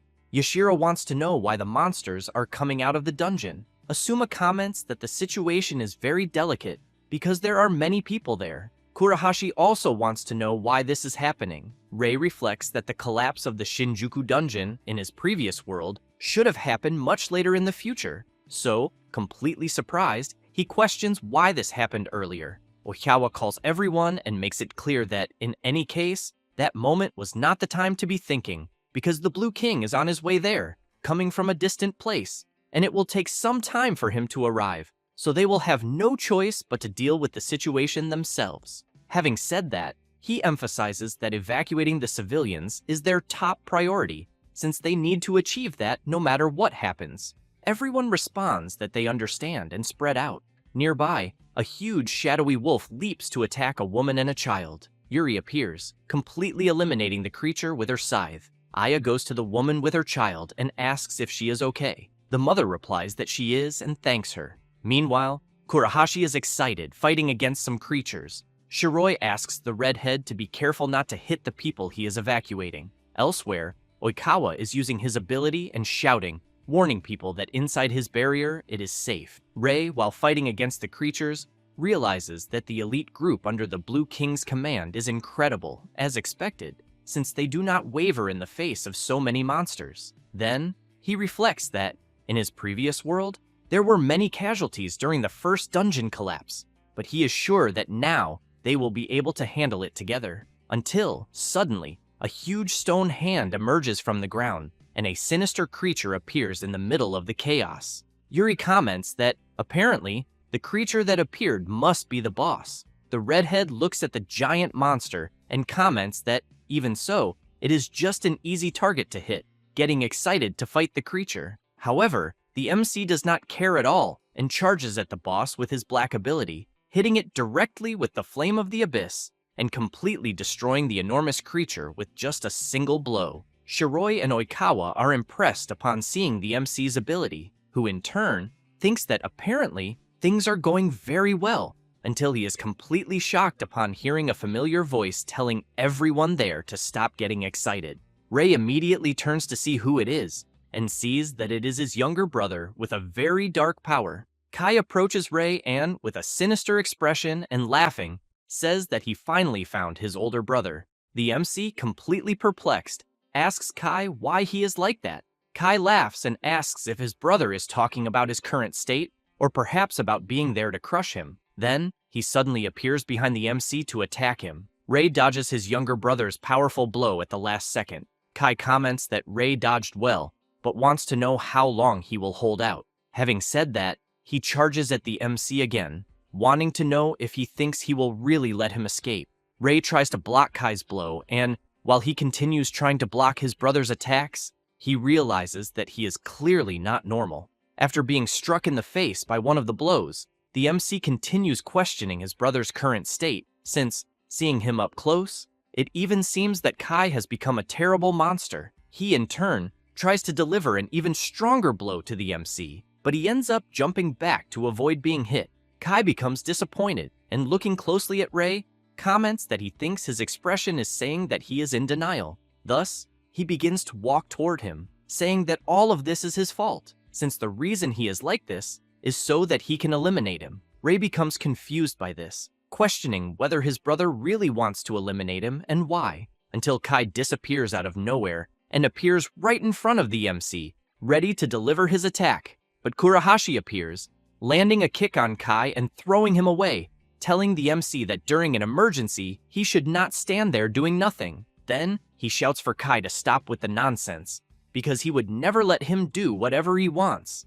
And, having said that, he shouts even louder that the MC is his brother. Rei is surprised to see that the redhead defended him. However, Kai makes it clear that he does not care about this brotherhood talk, since he is there to make his brother realize, once and for all, who is the strongest between them. Thus, he prepares his power and launches it against the two, but there are so many attacks that they begin to spread near the people who are being evacuated. Kurahashi and Rei notice the enormous blast radius of the attacks that pass by them and become nervous, until Oikawa steps in front of the people and creates his barrier to protect them. Then, he keeps in mind that he really wants to help the MC's group with his barrier, but he knows that he cannot simply undo it there because of the number of people who would be caught in the crossfire. Ray shouts, asking his brother to stop the attacks, but he does not care and tells the MC to shut up. Ray continues shouting that he knows Kai is a bit violent, but that he is not the type who would go this far.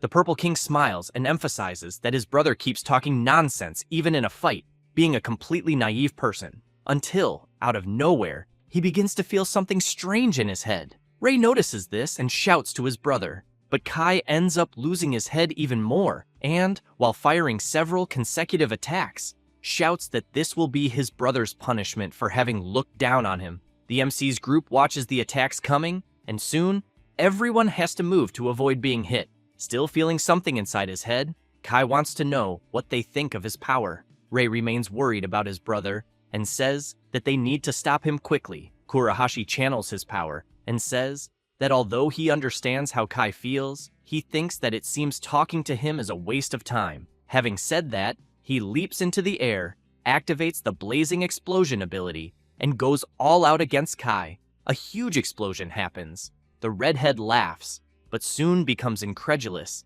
since Kai easily blocked his attack with one hand and, with the other, is preparing a powerful ability. Kai gives a sinister smile and then attacks the redhead, who in turn becomes worried, thinking that there will not be time to do anything. Thus, he is hit directly in the middle of the stomach. Ray cannot believe what he is seeing, since his brother delivered a terrible blow to the redhead. Kai drops Kurahashi's body to the ground and, while preparing his demonic flame, calls the redhead trash and tells him to get lost. Ray shouts, very worried about Kurahashi, but Kai does not care at all and unleashes the attack. Suddenly, Oikawa's barrier appears out of nowhere and blocks Kai's attack, which he does not like at all. The blonde approaches Kai and says that he has reached that point. Then, he becomes very serious and makes it clear that, in that case, he will be the one to face him. Having said that, he activates the square box ability around Kurosaki Kai. Yuri asks Oikawa to wait and emphasizes that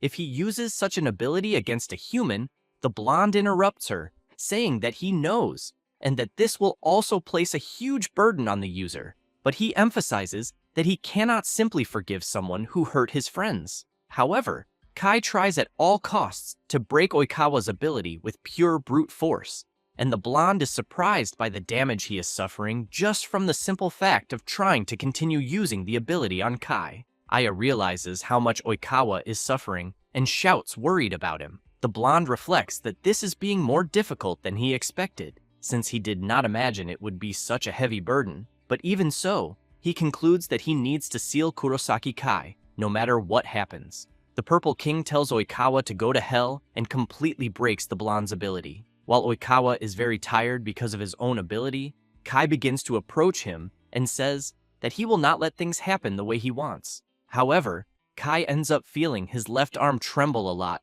and comments that it seems his body is not in perfect condition. This leaves Yuri very worried upon hearing it, because she knows that Oikawa did not hold back, and, even so, Kai said that he is not in perfect condition. Kai turns his back and says that he is leaving, but before that he calls out to Ray and, with a terrifying look, swears that he will definitely eliminate him next time. Having said that, he flies away and, as he leaves, shouts telling his brother to just wait for that moment. After that, already on the following day, a news broadcast is showing, from the top of a building, the scene near the Shinjuku dungeon, since, as on the previous day, monsters appeared in an abnormal manner. A woman is interviewed and, very frightened, says that there were many monsters. Although they were saved by the mages, everything was a complete mess. People, upon seeing the news, comment that they knew this day would really come, but they never expected monsters to appear in such a way, until someone, in the middle of the crowd, shouts that all of this is nonsense and that they need to evacuate immediately to places with fewer dungeons. Oikawa, from afar, merely observes the commotion and then thinks that society is beginning to panic because of the monsters. But what he has in mind is that the true current problem is the fallen Purple King, wondering what they will need to do, since, apparently, things seem to be getting worse. A few moments earlier, someone was informing the Blue King that they would leave the matter to him. Itsuki replies that yes, and states that he will definitely resolve the matter. Meanwhile, in the emergency room, Ray is waiting outside. Aya calls out to her friend, but he does not respond, as he is thinking that everything that happened was his fault, since it is because of him that Kurahashi ended up in such a state, in addition to not having managed to persuade his brother, much less stop him.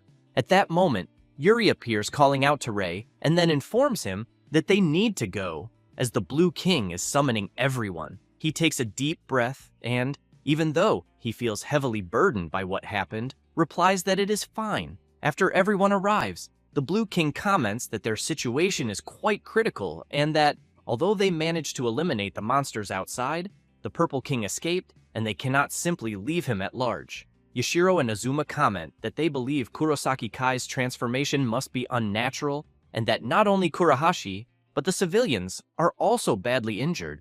Shiroi then wants to know what they are going to do. Itsuki says that he spoke with the primary color kings, which leaves Aya quite surprised to hear. Yuri says that they are the ones who have the power to give orders in this situation, yet she feels intrigued, thinking that, in any case, such an incident involved a king who went mad, being a situation in which even the best mages felt threatened. Itsuki rises from the throne, walks toward the MC, and says that Kai is his brother, and that what he is about to say may even sound cold, but he makes it clear that they will subjugate Kurosaki Kai. Rei is quite surprised by such a decision. Shiroi explains that this is a term they use for monsters. Oikawa responds that no, and emphasizes that what the Blue King said is correct, continuing by saying that the indiscriminate act Kai committed was the same as that of the monsters, since both the Red King and the Yellow King reached the same conclusion. Having said that, he stresses that before any other victim succumbs, they need to put an end to this once and for all. Next, he informs them that they know where Kurosaki is hiding and that this time he will also take part. Rei becomes desperate and shouts, asking the Blue King to wait a moment, then asks if there is another way, as he thinks they could imprison his brother instead of subjugating him. Itsuki becomes serious, replies that there is not, and makes it clear that even Oikawa's square box ability was powerless against Kai, and that they cannot simply let this happen again, and because of that, the subjugation will be carried out the next day, as it has already been decided. Rei is completely perplexed by the Blue King's decision. He then thinks that it is true that Kai has some negative points, and, as he watches them talking, he also knows that his brother likes to look down on people. But when he remembers their childhood, he recalls that Kai also has his positive points. Rei finds himself wondering if there truly is no other option. At that moment, Oikawa hears a message arriving on his cell phone and, after checking it, becomes excited and says that he received news from the hospital that Kurahashi has regained consciousness. Rei feels very relieved upon learning this. The blonde boy also says that the redhead left a message for the MC, and then says that Kurahashi asked Rei not to worry about him, because he wants the MC to hurry and make his brother come to his senses. Rei freezes upon hearing this, and, as such, clenches his fist tightly. Thinking of Kurahashi, he knows that he cannot simply give up, since he is Kai's older brother. He then calls out to the Blue King and asks if he would give him a chance, as he knows that Kai is currently in danger, but that he could see that his brother was suffering when he called him the day before. Having said that, he emphasizes that he is certain there is a possibility, and therefore eloquently asks the Blue King to at least let him try. Itsuki merely comments that the subjugation of Kurosaki Kai will begin the next day in the late afternoon, as this is the final decision of the primary color kings. Rei does not like hearing this very much, since he faithfully hoped that he would have an opportunity. However, the Blue King points out that the other primary kings said nothing about doing nothing before that, which leaves the MC quite surprised, who soon thanks the Blue King for the opportunity. At that moment, Yuri and Aya look at each other, making a nodding gesture, and Yuri comments that she has something to say about the subjugation. Aya wants to know if this order they received was not given to the apostles of the sacred staff, then emphasizes that, before joining the organization, they were in the same group. Yuri completes by saying that if Rei wants to do such a thing, they will join him. The MC immediately turns around, surprised by the decision of the two. Itsuki laughs and says that it is fine, and that the two are free to go help the MC. However, he makes it clear that the deadline for the subjugation of Kurosaki Kai is the next day in the late afternoon, and that there will be no further extensions. Rei replies that he understands and thanks the Blue King once again for the trust. Then he turns around confidently and, looking at the skies, thinks that he will rescue his brother no matter the cost. Meanwhile, on a remote island surrounded by strong waves, Kurosaki Kai is sitting under a huge tree. On the following day, the MC's group docks with a speedboat near an isolated island in the south of Tokyo. Then Rei comments that he is sure his brother is somewhere there on that island, until he is surprised to see that Oikawa is also there. He smiles and greets everyone. Aya wants to know why the blonde boy is on the island as well. Rei comments that he already understands and says that Oikawa is there to check on things. Okawa smiles, replies that yes, and says that these are orders from the Blue King. He then explains that his role is to watch over the island, in addition to participating in the subjugation as a member of the Apostles of the Sacred Staff. Having said that, while using his power, he points out that he will not be able to take part in what Rei is doing at the moment. The MC's group is enveloped by a kind of barrier and asks the reason why the blonde boy is doing this. He says that although he is not in the best condition after the battle of the previous day, he points out that he thinks the magical barrier he used should be great to protect them for a minute.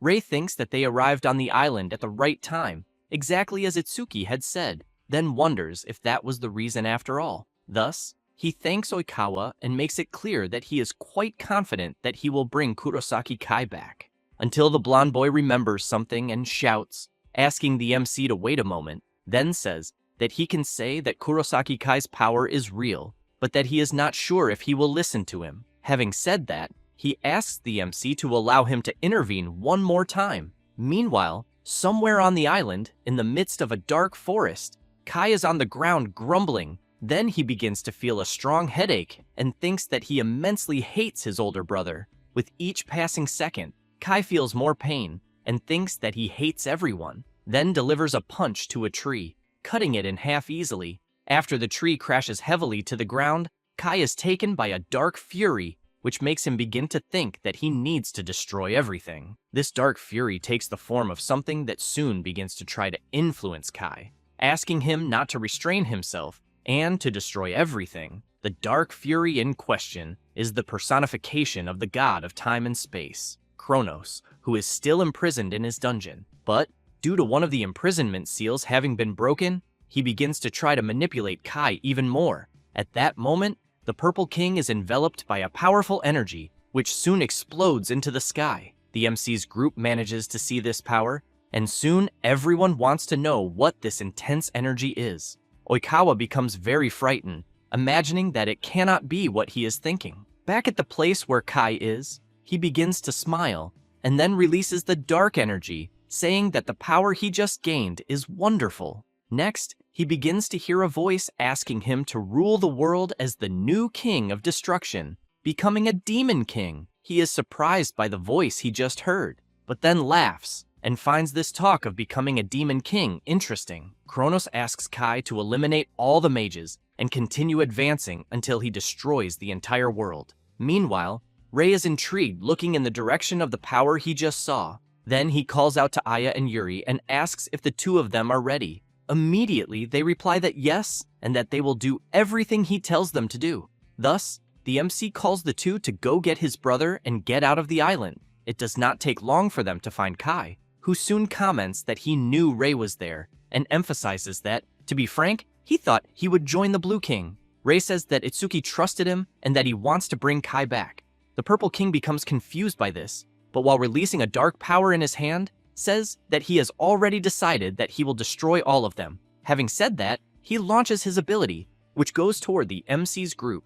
Rei is impressed by the magnitude of the power, and, looking around, reflects that compared to the previous day, his brother has become stronger. Kai uses his power to fly, and says that he declares war on humanity, and that he will begin by eliminating his older brother. Rei begins to break out in a cold sweat upon seeing Kai's power, but smiles, and, as he prepares himself, points out that he has always been selfish. Kai is surprised and asks what his brother is trying to imply. Thus, Rei shouts that he will face him and emphasizes that it is his duty as the older brother to stop him. Kai asks if his older brother's role is to stop him, because if that is the case, he wants him to stop acting all-powerful. but he emphasizes that hearing him say such a thing only makes him even more irritated. Yuri comments to Aya that she does not think it will work, since the MC's brother does not even want to listen to him. Kai conjures his fireball, and while throwing it and creating a path of brutal flames,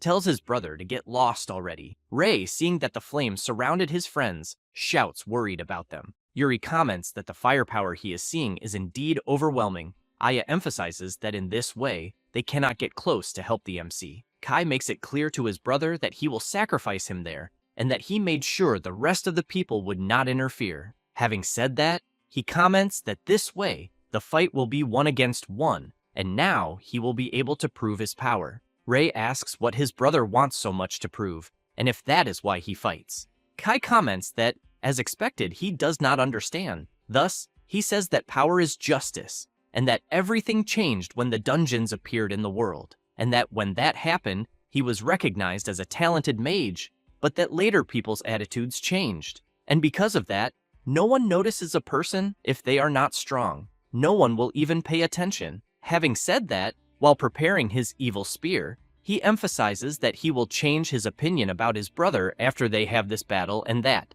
because of that, he will make it very clear. Rei prepares his abyssal flames, and thinks that the power he is feeling from his brother is much stronger compared to the day before, and that, because of that, he cannot use just any ability against it. Thus, Kai throws his demon spear, and the MC launches his abyss flames, and both abilities collide. Kai realizes that the ability his brother just used is the same one he used in their duel before. Then he prepares another ability and shouts that he will finish him. Rei does not stand still, activates his body coding, and jumps toward his brother. However, he becomes very startled when he sees Kai with a hand full of claws anticipating his movement. Just as he is about to be hit, a barrier is created between the two, preventing Kai's attack, who becomes surprised, thinking that the barrier that just appeared can only be Oikawa's. Rei takes advantage of the chance while his brother is distracted and delivers a powerful punch combined with body enhancement to his brother's stomach. He is thrown hard onto the ground, and Aya, seeing this, asks if Rei managed to win. The MC returns to the ground thinking that he cannot steal his brother's ability, so he wonders if it might have something to do with his transformation. Then Kai stands up, and the MC is very surprised to see that he endured his attack. Then, noticing a strange dark energy in his brother's chest, he starts wondering what that could be. Kai wants to know many things since even Oikawa appeared with the barrier ability and his brother's friends followed him there. And that, including Kurahashi, all of them chose to follow his brother. He then starts getting nervous, wanting to know why his brother is trying so hard to stop him. Then he lowers his head and thinks that this is indeed very irritating. Then he shouts furiously and releases tremendous power. Rei, seeing this, wonders if the power he is seeing coming from his brother could be reacting to his emotions. Kai prepares several dark orbs, and the MC thinks they are several abilities, but he knows that the current Kai will not be able to use his overclock. Then, he becomes very startled, since Kai has just prepared several other abilities with the Triss Decade. Rei wonders how his brother is using so many abilities without even activating overclock. Kai launches the powers he created and shouts, telling his brother to go straight to the depths of hell. Rei watches the attacks coming toward him, and a huge explosion happens. Kai, very tired from having used too much of his power, breathes heavily and thinks that he finally won. Then he starts laughing and asks how Rei dared to act like his older brother, because he is nothing if they compare their power. As the dust settles, Rei comments that despite his brother's victory, he wants to know why he still looks so sad. Kai is surprised, trying to understand what is happening, and, seeing the power in his brother's hands, asks if it is not the same power Kurahashi uses. Rei channels the power he took from the redhead into his fist, and makes it clear to Kai that he will not allow him to end everything like this, and that he will bring him back no matter the cost. Kai comments that he knows Kurahashi's ability, Blazing Explosion, has a wide area of effect, so he thinks his brother used it to stop his demon spear. Rei closes his eyes thinking about the redhead, and soon begins to remember the conversation he had with him earlier in the hospital, where he asked if he would really entrust his ability to him. Kurahashi replies that yes, since in the end he cannot fight in the current situation he is in, so he asks Rei to use his draining ability. Thus, he extends his fist forward and tells the MC to do it for him. After remembering the conversation he had with the redhead, Ray calls his brother to finish this already. Having said that, he applies the blazing explosion ability. Kai has to fly away to avoid being caught by the explosion, but soon sees his brother using mana conversion, which he then immediately launches. Kai, while trying to dodge the attacks, thinks that this time his brother is using Yuri's abilities. Ray concentrates and creates a huge fireball. Kai blocks the last attack launched by his brother and shouts that this is becoming very irritating, until once again he becomes surprised, since he sees his brother preparing the explosive furnace. And, as soon as he is hit by the fireball, while trying to resist, he thinks that this is impossible since the power is too much for a simple fireball, and a huge explosion happens in the air. Ray breathes heavily since he used many abilities one after another. As soon as the dust settles, Kai smiles and then begins to laugh like a madman. Ray becomes confused by his brother's attitude, who comments that now he knows why he cannot use his overclock. Then he says that he now understands that his brother can steal other people's abilities. Having said that, he emphasizes that he is not impressed that Ray can use so many different abilities, because others simply give their abilities to him. He then comments that if those abilities become part of his brother's power, he thinks that means he agrees to sacrifice others. Ray shouts saying that Kai is wrong and that he completely misunderstood, but Kai interrupts him and says he did not and that he will say one thing. Then he says that 2 of his companions were eliminated and that what happened to those 2 was because he stole their overclock ability. Since then, his group became weakened. Thus Kai shouts that this is the result of his brother stealing other people's abilities, because of him, his friends were eliminated. Then he thinks that this is the same as saying he feels fine sacrificing others as long as he becomes stronger, and because of that, he thinks they are both the same. Ray was about to shout, explaining himself, but stops, clenches his fist tightly, and reflects that he cannot think of anything since he never thought all of this would happen because he stole his brother's ability. But he knows he needs to change the way he uses that power in the future. Otherwise, he thinks humanity will be defeated by Kronos and end up condemned. But he wonders if he can really accept that power. Kai prepares to attack and shouts that it is already too late for his brother to regret it, but emphasizes that he will give him a hand. Having said that, he rushes straight at Ray. He then launches several attacks in his direction and then charges forward to get close. Kai begins delivering several consecutive attacks and asks what his brother thinks of his power, until while preparing the next attack, he shouts that in the end, they both think exactly the same as each other. Having said that, he delivers his powerful punch. But something happens, and Kai becomes very surprised by what just happened since his punch hit Ray directly. He then asks why he did not dodge or do something to avoid being hit. Ray calls out to his brother and, touching his arm, apologizes. And while returning the overclock ability to his brother, he comments that he knows it is true that he stole that power from someone else, but that even so, a power should be used to protect others. Then, as he releases power throughout his body, he makes it clear that he also needs power, but emphasizes that what his brother is doing is completely wrong. Kai is thrown back by the power his brother is releasing. Ray thinks about Aya, Yuri, Oikawa, and Kurahashi, and, while channeling a new type of ability, comments that all of them entrusted their abilities to him. And, as he extends his hand forward and places it into the power, he emphasizes that this is what happens when he unites their powers. Having said that, he pulls a black sword from within the energy he was concentrating. Kai becomes very startled, asking what is happening since he is seeing a strong and dark power coming from his brother. Ray swings the sword and calls his brother to finish the fight once and for all. Having said that, he points the black sword forward and tells Kai to fall into it.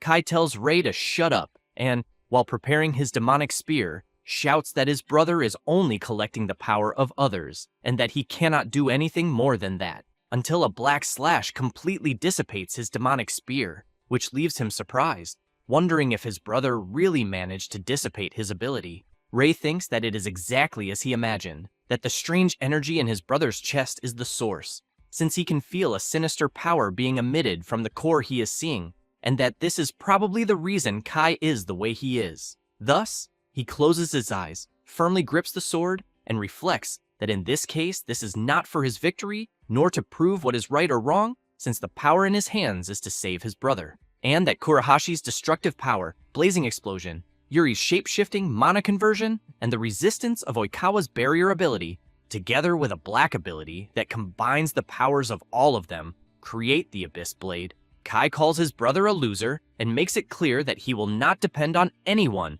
and that he will do this with his own power. Then, while channeling his power, he emphasizes that he will make his brother regret returning his power. Having said that, he activates his overclock ability and a powerful dark energy is released throughout the entire place. Rei becomes startled, wanting to know what this is that he is seeing and if it is the result of the overclock in his brother's form. But then, he gives a slight smile, and Kai immediately asks why the loser of his brother is smiling. He replies that he always knew his brother was incredible, and that without a doubt he is powerless against him with his own power, but that even so, his weakness should not be a reason for his brother to abandon his current state. Thus, as he rushes forward at high speed, he emphasizes that from that moment on, it does not matter how strong Kai is, because he will wake him up no matter how many times it is necessary. Kai tells his brother to try to do that if he can, and, while preparing his ability, he comments that he will still be the winner in the end. Then, he launches his power at his brother. Rei clashes head-on with the ability, and Kai shouts that he will not lose to him, and that he will never allow that to happen again, and that the reason for that is that this is the reason for his existence. Rei concentrates and thinks about Aya's power. Then he activates the explosive furnace. With that, the power of the Abyss Sword is amplified. In this way, the MC manages to cut through the ability launched by his brother. Then he advances toward Kai and hits him directly. He is thrown far away with great force. While he is being hurled away, he wonders why, even in the form he is in, he still cannot defeat his brother. And as he falls to the ground, he wants to know what he should have done to change that. Rei calls out to his brother, and as soon as he approaches him, says that everything is fine, and that no matter what had happened, he would be the only one left standing. Then he smiles and explains that the reason is because he is his brother. Kai begins to think about his past and soon remembers when Rei was younger and that he had always been very capable, was good at what he did, and was also kind. He knows this because both of them naturally spent a lot of time together, and that the moment he looked away,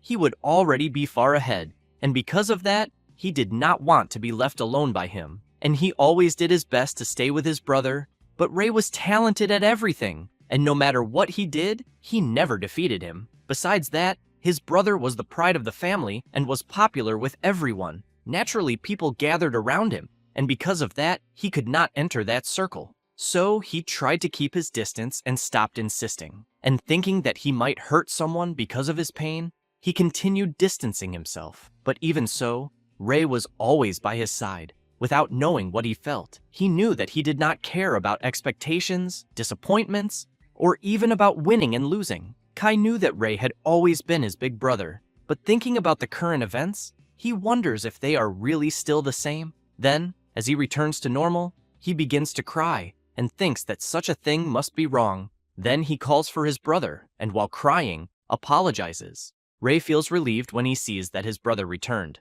Then he feels a strong pain and falls to his knees on the ground. Aya runs to him worried, asking if he is all right.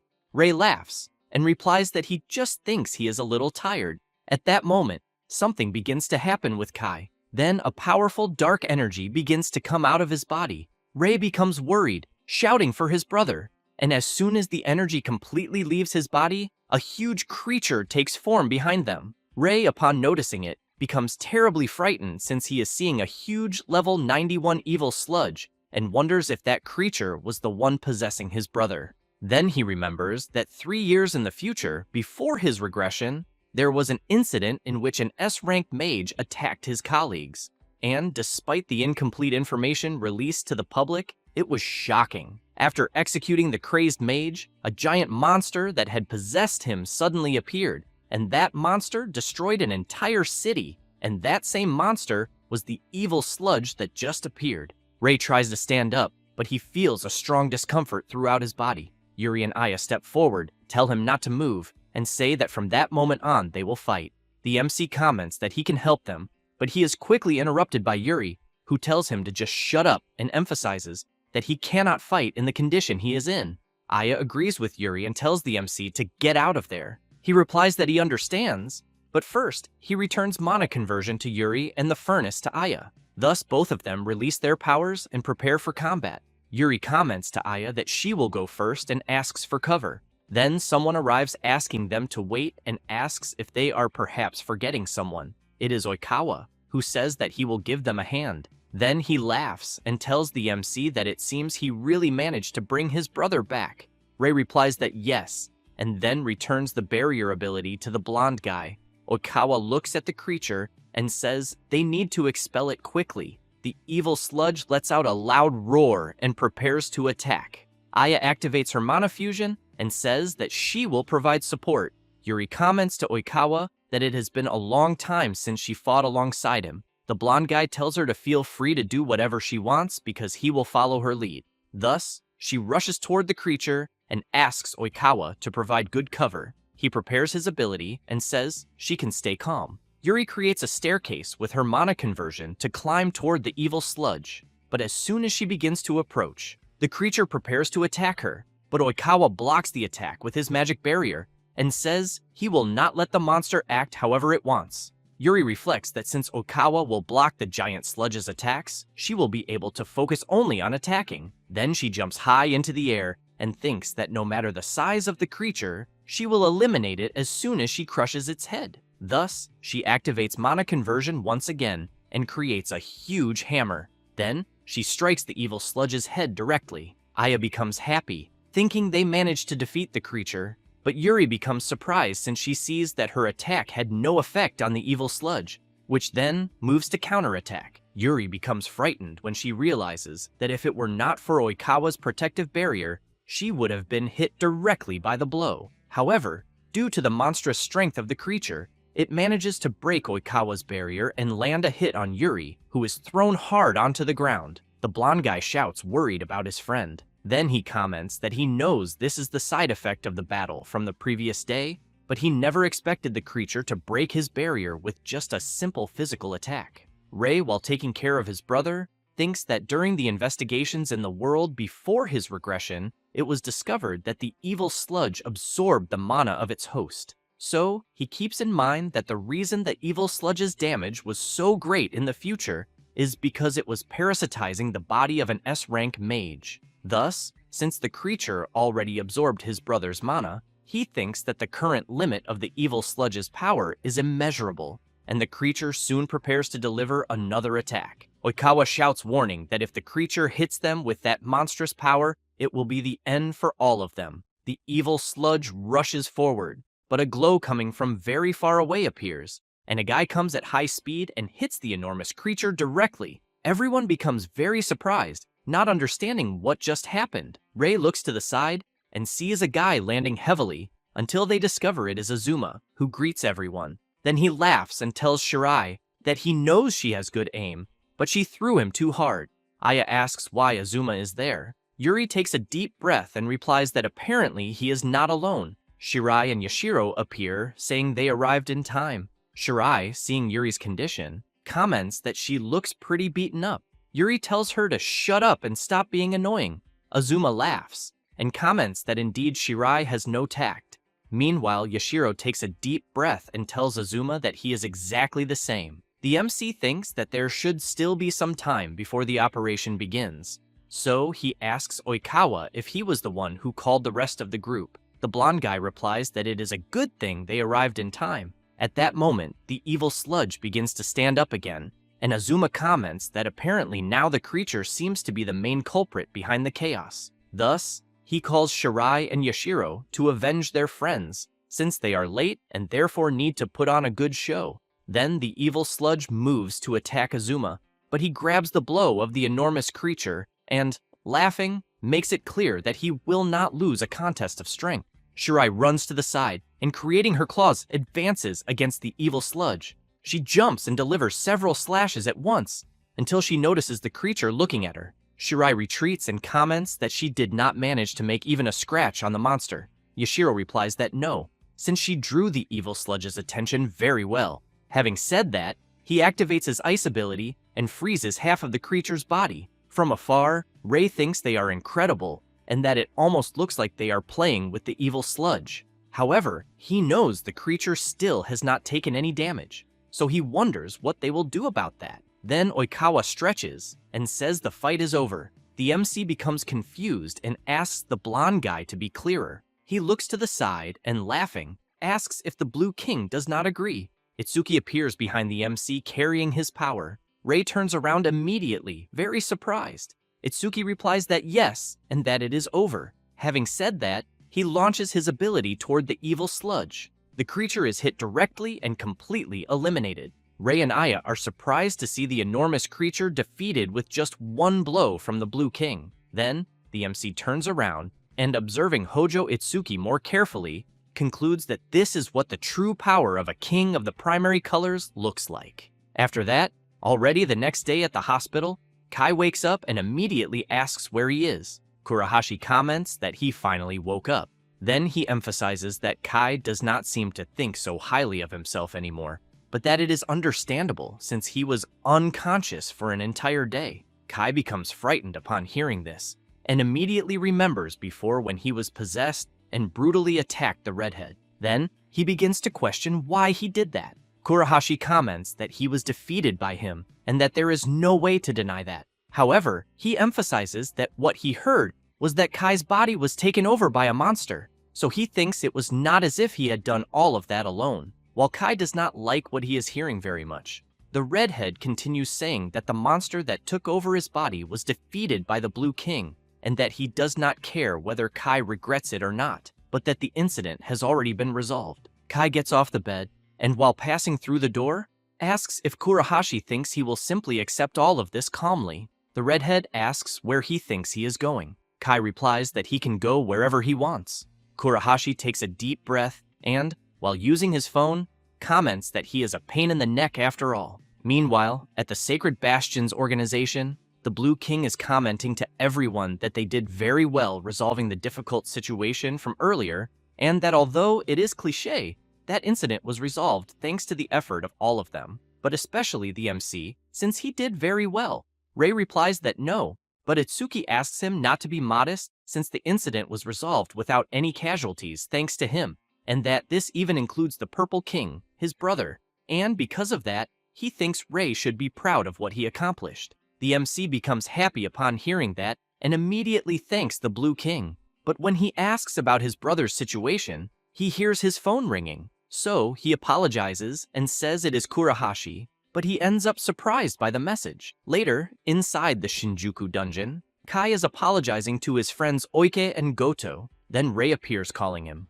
Kai asks what he wants. Ray comments that he was worried about him and that he heard that as soon as he woke up in the hospital, he was suddenly discharged. Then he becomes surprised by something, since he sees some flowers in his brother's hand. Kai asks if it is not pathetic, because this is the result of someone who only sought power and even made his brother clean up his mess. Then he begins to cry and says that he really is someone pathetic and that he already understood the reason his friends were eliminated since it was all his fault. Then he begins to remember before when he was returning from school, and along the way, Oik and Goto were being beaten by some guys. But he soon beat up the guys who were doing that, and immediately Oik and Goto wanted to become his disciples. At the time, Kai remembers that he did not want that and told them to do whatever they wanted. However, they continued to follow him until graduation, and it did not stop there. Oik and Goto even followed him into dungeons, until one day, he stopped caring about that and realized something. They were happy being by his side. Thus, after remembering that he clenches his fist tightly and, crying a lot, asks what a Purple King or even a Demon King is, since no matter how many titles he has, he could not even protect his friends. Having said that, he calls his brother and says that he has given up being a mage, which leaves the MC very shocked to hear. Kai laughs and asks how much his brother thinks he should bow his head to continue being a mage, because those who lost their lives will not be able to rest in peace if he continues living comfortably. Then he thinks he will go abroad to a place where no one knows him, and that in that way they will never see each other again. Ray shouts saying that he will absolutely not allow that to happen, But Kai asks if his brother understands that a mage or even a king will not be forgiven so easily by society, but that even so he thinks it would be fine if it were only inside a dungeon.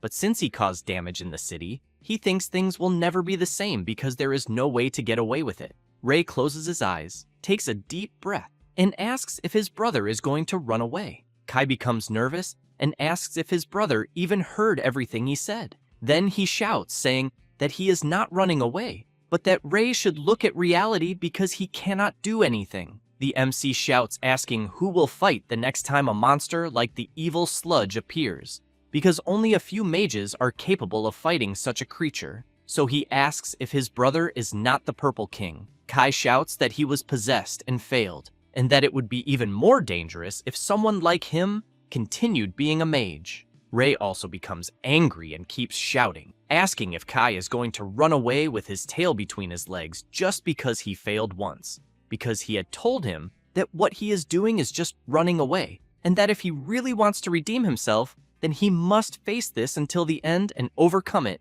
because otherwise he thinks the dead will not be able to rest in peace. Kai comments that his brother speaks as if he knows everything, so he asks what he actually knows. Ray is surprised by the question, but shouts, saying that he does not know anything. But what he does know is that they have never even truly argued, and that because of that, he thinks there would be no way to understand him without even talking to him. Having said that, he tries to calm down and emphasizes that what happened is not only his fault, because he also bears responsibility since he stole his ability. So he thinks he must also redeem himself for his sin, so that an incident like the one that happened will never occur again in the future. But he emphasizes that alone is not enough, since he does not have the strength to do it by himself, and that the next time such difficulties appear, he is sure he will not be able to overcome them. Thus, he calls out to his brother and asks if he wants to work on this together, because he needs his strength so that he can redeem himself for his sin.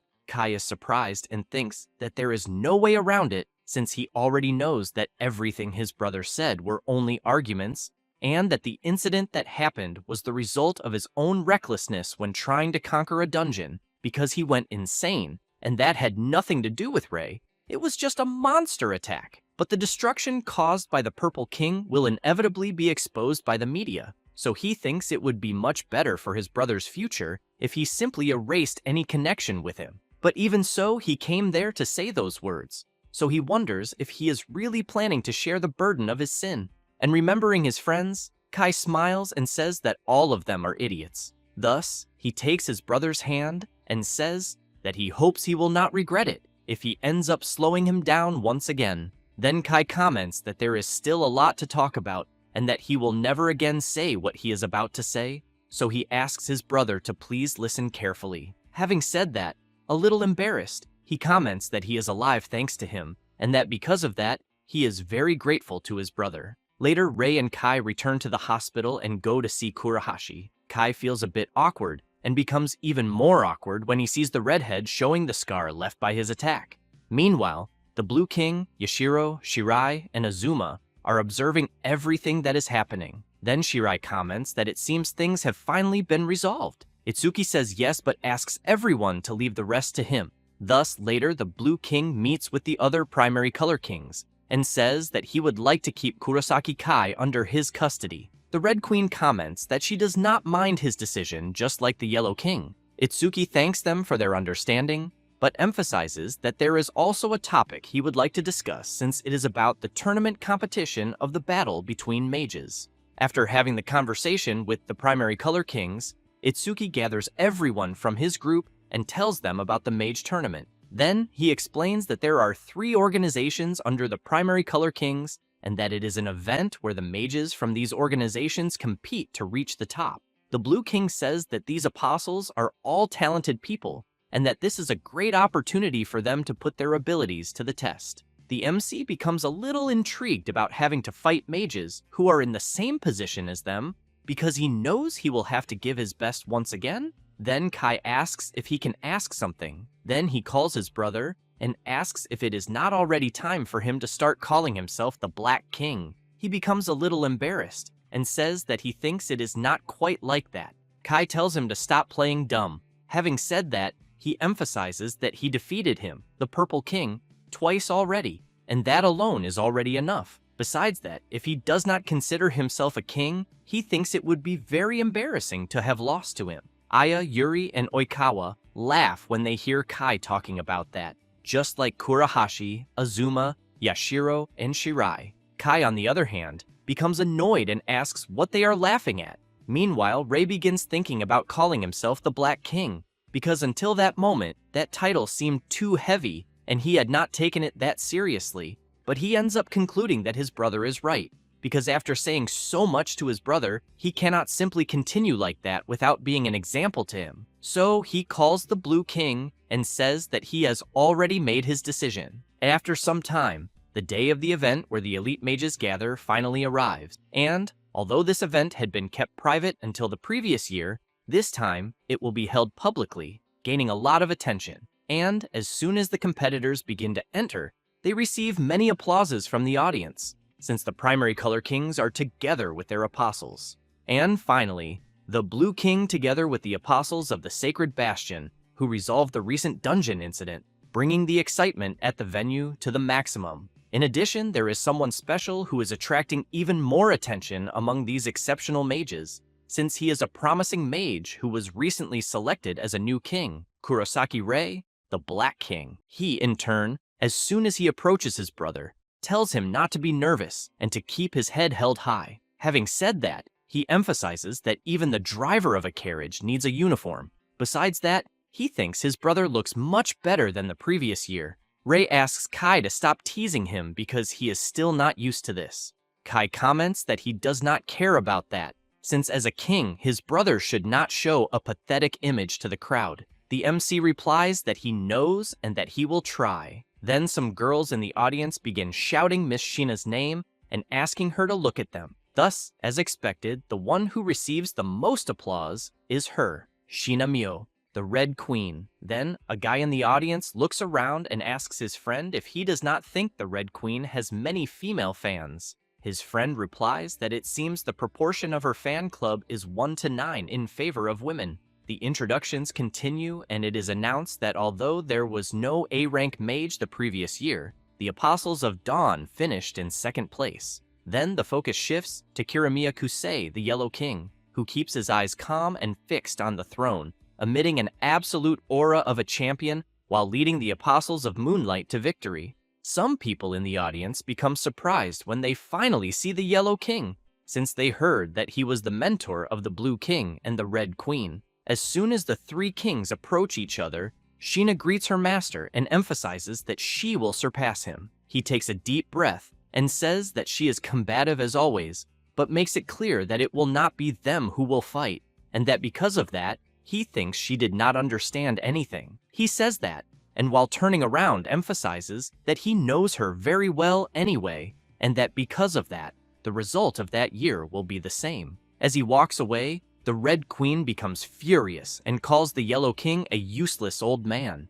The Blue King asks her to calm down a little. Shina comments that Itsuki is acting as if this had nothing to do with him, but that in fact it has a lot to do with him. Then she emphasizes that as the old man's veteran disciple, she will not lose to the Blue King since her team will not hold back. Itsuki smiles and emphasizes that they will not lose either, and that their master will be disappointed if she continues falling behind. Meanwhile, the MC is observing the Yellow King and thinking that he is the man who taught Mr. Itsuki, because he can even feel the pressure just by looking at him. At that moment, Oikawa appears behind the Yellow King, but stays quiet without saying anything. A few minutes later, it is announced that the opening ceremony will begin. Hinata announces that first, the Red Queen has a few words to say. Shina comments that before explaining the rules, she will announce something important. Thus, she informs that as everyone knows recently, many dangerous and high-difficulty dungeons have begun to appear, and that strong individuals are necessary to conquer those dungeons.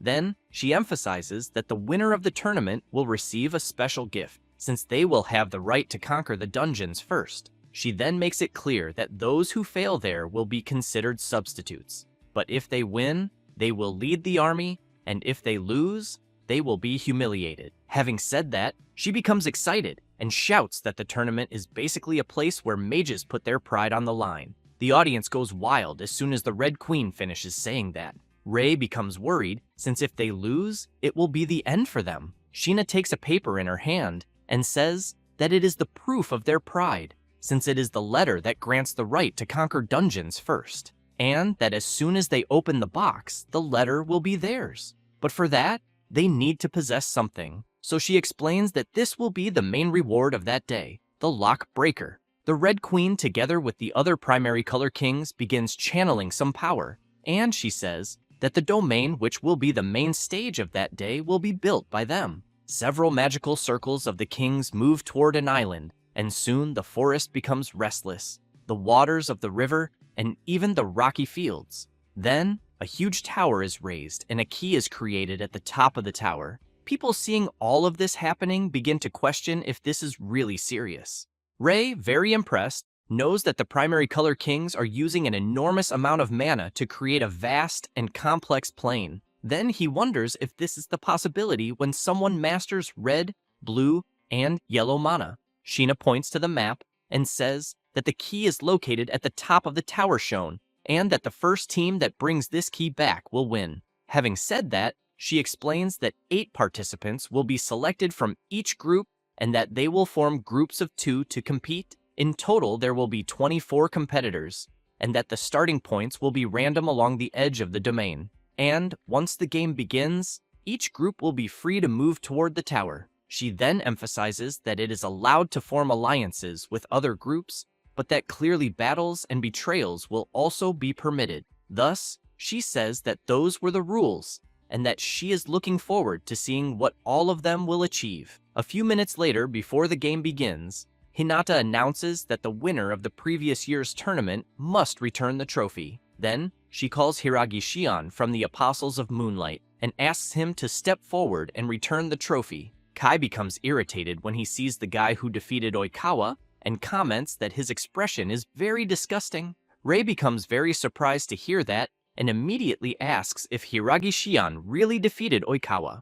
Kai explains that Oikawa used to be part of the Apostles of Moonlight, but was expelled since he lost the battle for the ace position to Hiragi Shion. The MC becomes shocked upon hearing this and thinks that he had never heard of something like this, even in his past life. As soon as Hinata approaches Hiragi Shion, he takes the microphone from her hand and asks everyone not to misunderstand him, but makes it clear that the trophy belongs only to the strongest. Thus, he emphasizes that basically the trophy is his, and that placing it there was only a loan. Then he declares that the moment he takes the trophy back, he will take the title of the Yellow King. Kai and Kurahashi become furious when they hear that and shout, asking what nonsense Hiragi Shion is talking about.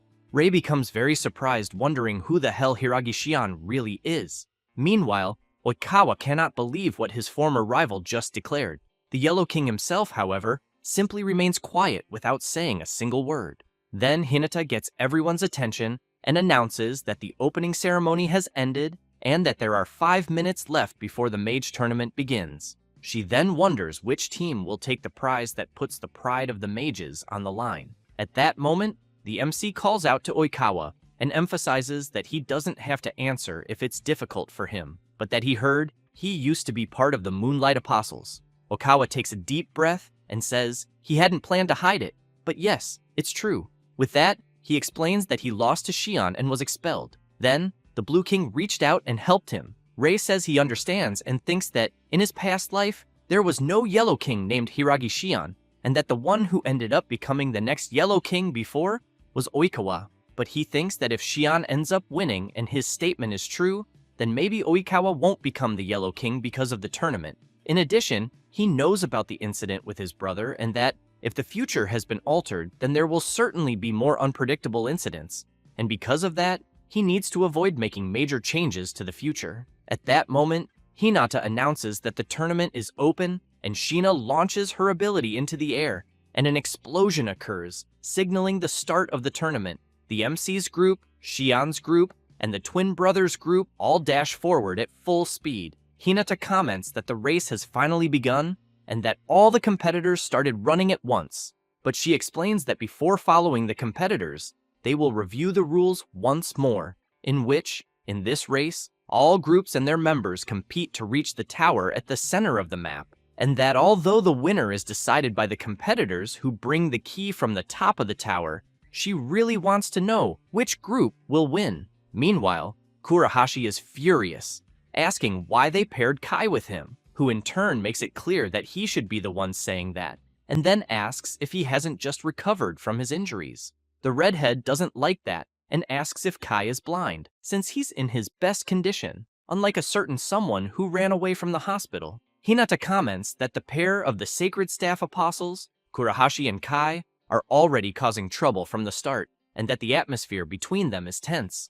Back at the tournament, the redhead keeps shouting that Kai should be grateful because he helped him not be alone. Kai tells the redhead to shut up and not get in his way from now on. Then two people step in front of them, and Hinata, observing this, comments that the ones who appeared are from the Moonlight Apostles, and that it seems they are planning to eliminate Kurahashi and Kai. Because of that, both of them stop running and say that it seems the winners from previous years have appeared. Then one of them doesn't want to waste time and activates his ability. A huge explosion occurs, but Kai and Kurahashi jump into the air to avoid being caught in it. The Red Queen laughs and says that it's always fun to have a battle right from the start. Then she emphasizes that the members of the Moonlight Apostles are rank A specialists, or higher, and that they could have simply continued on their way, ignoring the members of the Sacred Staff Apostles. With that, she stomps hard on the table and, climbing on top of it, shouts that something like that would be way too boring, since a normal race is boring and scheming or planning is not her style either,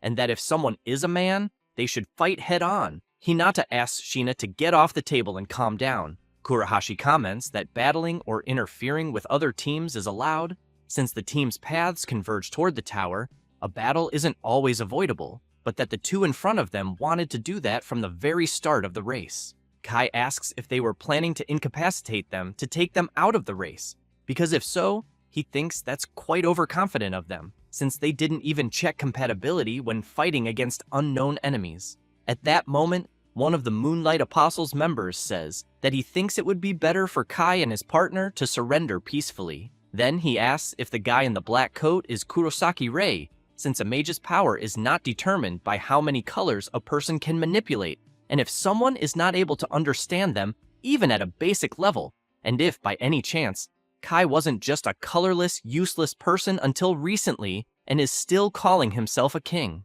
Kai and Kurahashi remain silent, saying nothing. Because of that, one of the Moonlight Apostles members prepares his attack to launch at Kai, and his partner charges at Kurahashi. Then Kai loses his temper and, while shouting for them to shut up, counterattacks, just like the redhead, who lands several punches on the guy who was coming at him. After leaving the Moonlight Apostles members on the ground, Kurahashi approaches one of them and, making a bizarre face, tells them to dare mock the MC one more time. Kai also starts doing the same and makes it clear that he won't forgive them if they do something like that again. Meanwhile, Hinata is quite impressed to see that Kurahashi and Kai defeated a pair from the Moonlight Apostles. Shina laughs and comments that those two are very interesting. At that moment, Azuma is cheering for the Sacred Staff Apostles, since he couldn't get a partner because he was the only one left. Kusei tells the Blue King that indeed, Kai and Kurahashi have incredible abilities. Shina snaps her fingers and creates two spheres of energy and says she will give 1 point to each of them. Hinata asks what she is doing. Shina says she is giving an MVP point, then asks if Hinata doesn't think it will be more interesting this way. Then she laughs and emphasizes that this is just for her personal entertainment. Meanwhile, the MC and Oikawa are running across the tournament map when the blonde gets startled upon hearing someone call him. Both of them stop when they see the ground ahead collapsing. Oikawa tells the MC that he saved him. Rei asks if he is okay, and if there is something about Shion bothering him. The blonde replies that yes, but it's more about the Yellow King. The MC asks him to tell him, but Oikawa says it's better to leave it aside since it's just a personal issue. Then, when looking up, the blonde sees something approaching. He becomes frightened as he sees several large rocks coming toward them. The blonde quickly activates his barrier ability to block, but another attack approaches, and as it heads toward the blonde, he comments that it seems the first attack was just a decoy. However, Rei draws his sword and completely dissipates the other attack that was coming toward them. Then the MC asks if Oikawa is okay. He says yes and thanks the MC for the help. At that moment, the twin brothers appear laughing and saying they didn't expect the Sacred Apostles members to defend against their attacks. One of the twins comments that if they had managed to defeat them easily, Shion would be disappointed. Rei asks if children are participating in the tournament. Oikawa says it's unfortunate and that he never expected to encounter the two so soon. Rei asks if the blonde knows them. Oikawa says they are not acquaintances. Then he explains that the children in front of them are the Hidaka brothers, and that both are prodigies and the youngest to obtain a mage license. In addition, the association made an exception for them because of the overwhelming power they have when fighting together, and that if the two brothers use their combined powers, they are rank S mages. Rei cannot believe it and shouts, asking if the children in front of him can really become rank S mages. Okawa explains that in a race where they fight in pairs, they can be the worst enemies. Hinata comments that an exciting battle is about to happen, as the subordinates of the Red Queen, the Dawn Apostles, the Hidaka brothers, are attacking the Sacred Staff Apostles. Shina comments that it will be a very interesting match, so she cheers for Sora and Riku to show everyone what they are capable of. Meanwhile, the MC is thinking that they are the twin brothers who became the youngest mages to reach rank S, and that he had heard about them before his regression. They don't appear much in public, so he doesn't know their abilities.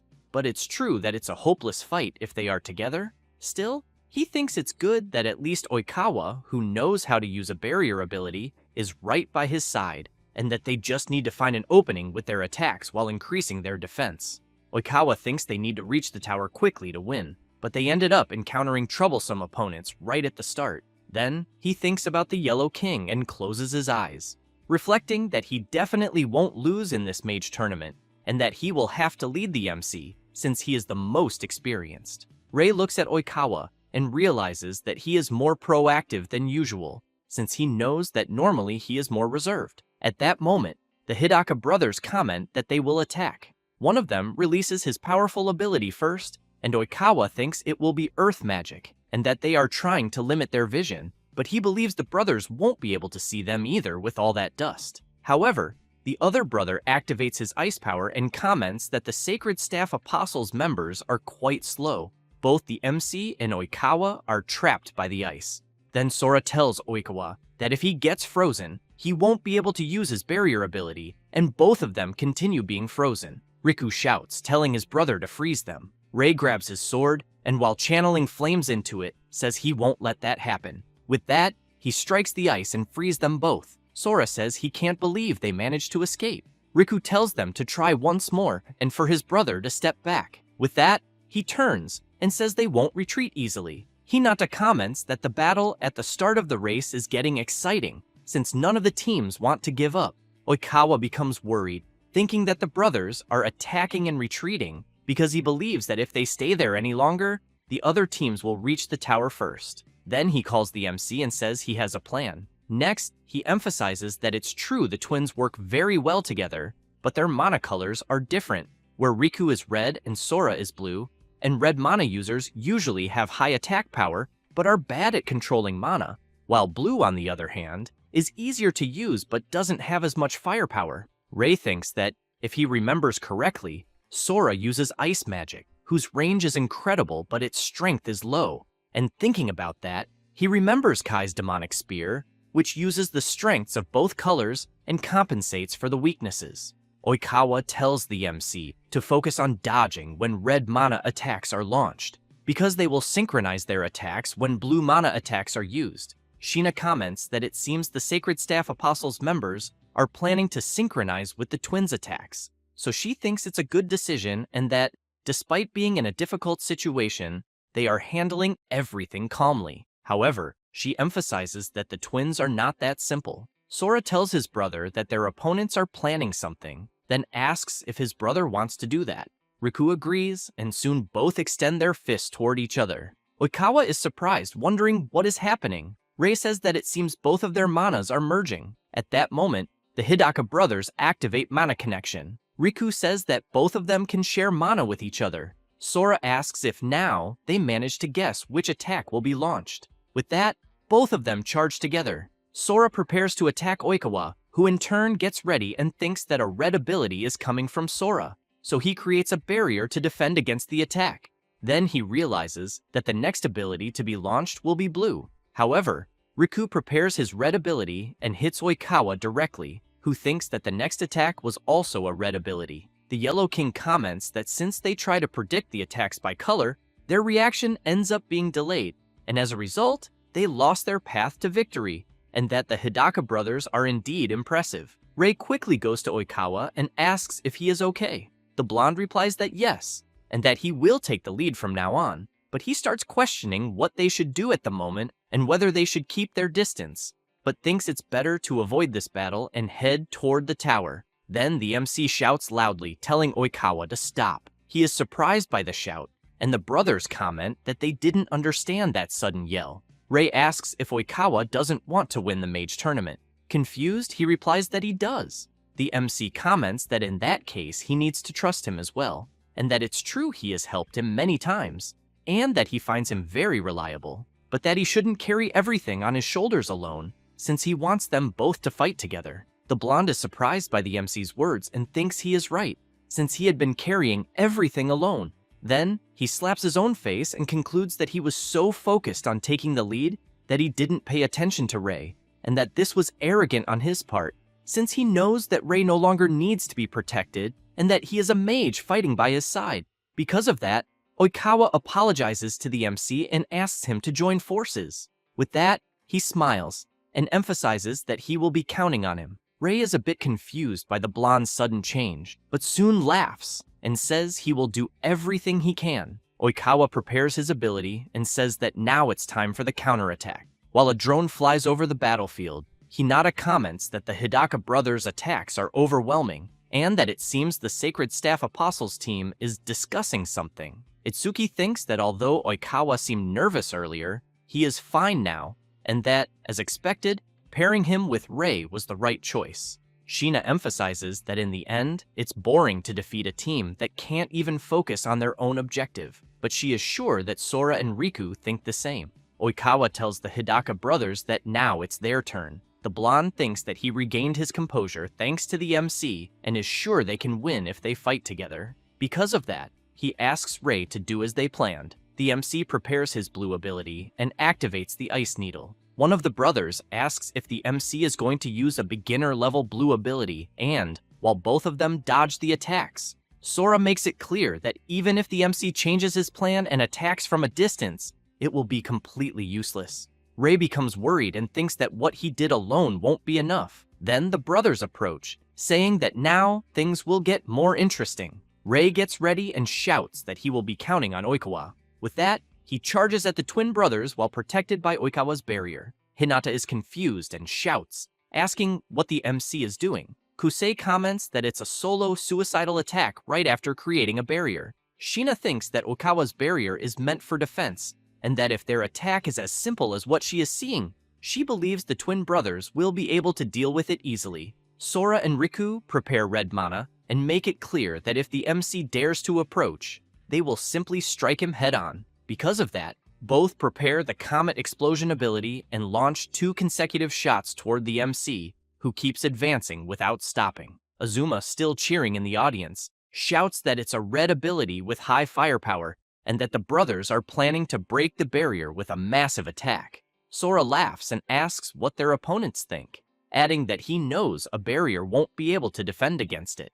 Oikawa laughs and emphasizes that he wouldn't be so sure, since it depends on the structure of the barrier. With that, he activates his quintuple barrier and protects the MC even more. Rei has in mind that red abilities are usually simple if they come directly, so in this case they can just focus the defense in the direction of the attacks. Because of that, Oikawa's quintuple barrier is completely effective against the twin brothers' ability, who soon can't believe their attack was completely blocked. However, when they look behind, they realize they are cornered, so they think that this was the purpose of the MC's initial attack. Oikawa tells Rei to go all out, and he, at high speed, attacks the twin brothers, knocking them both out.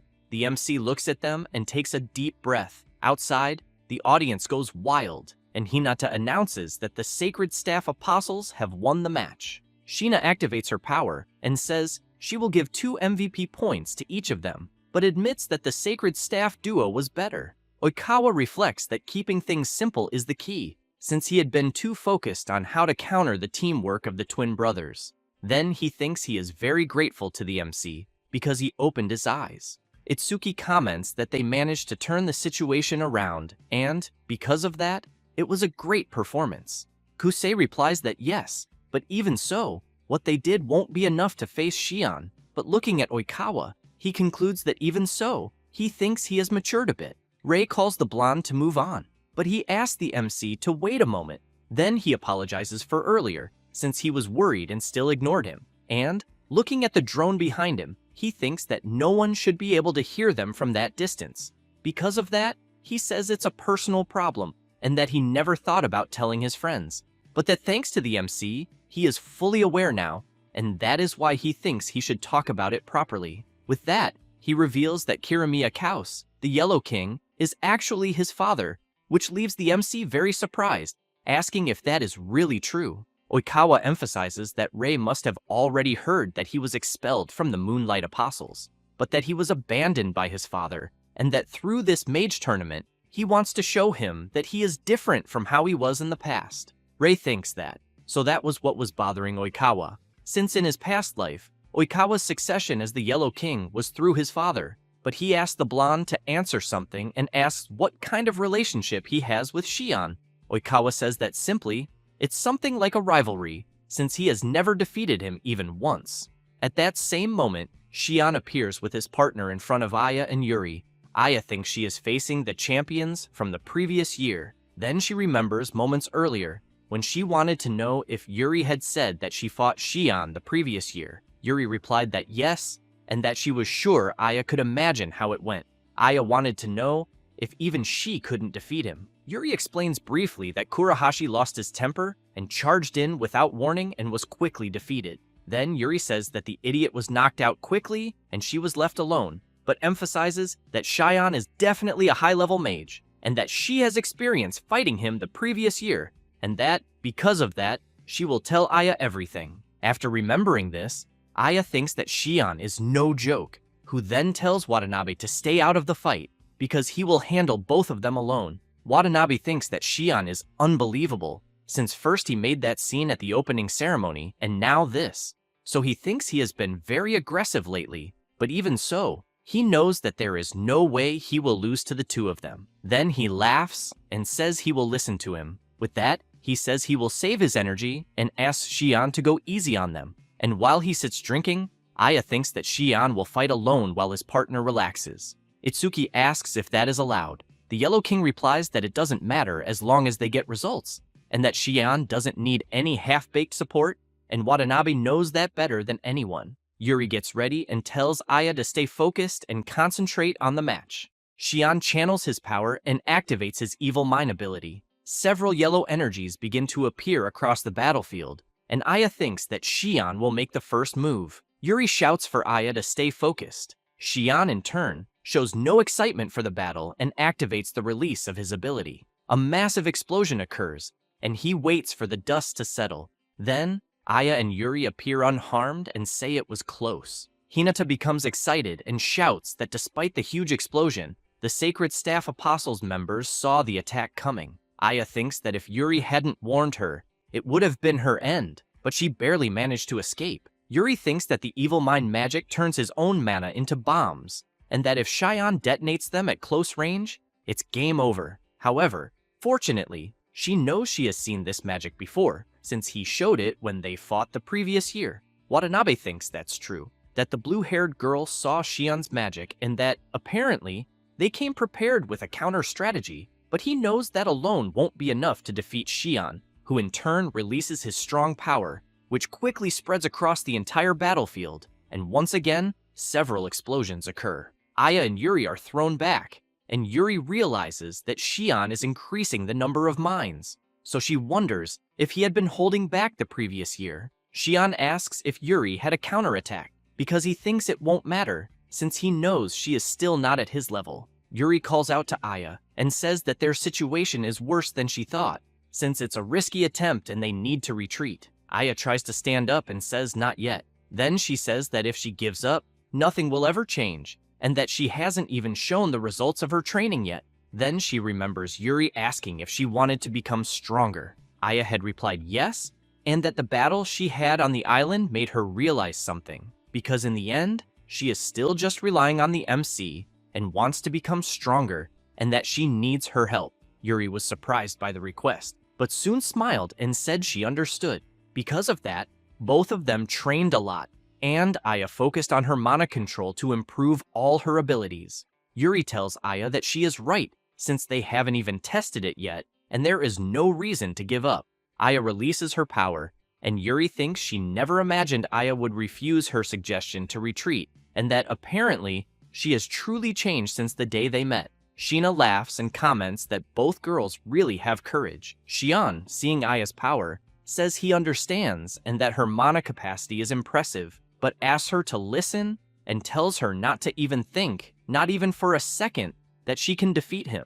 Aya reflects that she knows she is normally no match for him, but even so, she has trained for situations like this. Watanabe looks to the side and can't believe what he is seeing. Aya is creating a massive fireball, one she has never managed to make before. Watanabe wonders if it could be high-level magic. But even so, the scale of the ability is absurdly insane. Yuri, while watching her friend channel power, thinks that Aya always had enormous mana reserves, but just didn't know how to release them. But now, with high-level magic, she can pour every drop of mana into it. Aya activates her high-level magic and launches meteor flames. Watanabe uses his barrier magic and thinks that not even Xian will be able to withstand a blow like that, who in turn simply extends his arm forward, releases his power, and completely dissipates Aya's ability, as if it were nothing. Both she and Yuri are left stunned, unable to believe what just happened. Yuri starts to break into a cold sweat and thinks that there is no way that could have happened, and, observing Xian closely,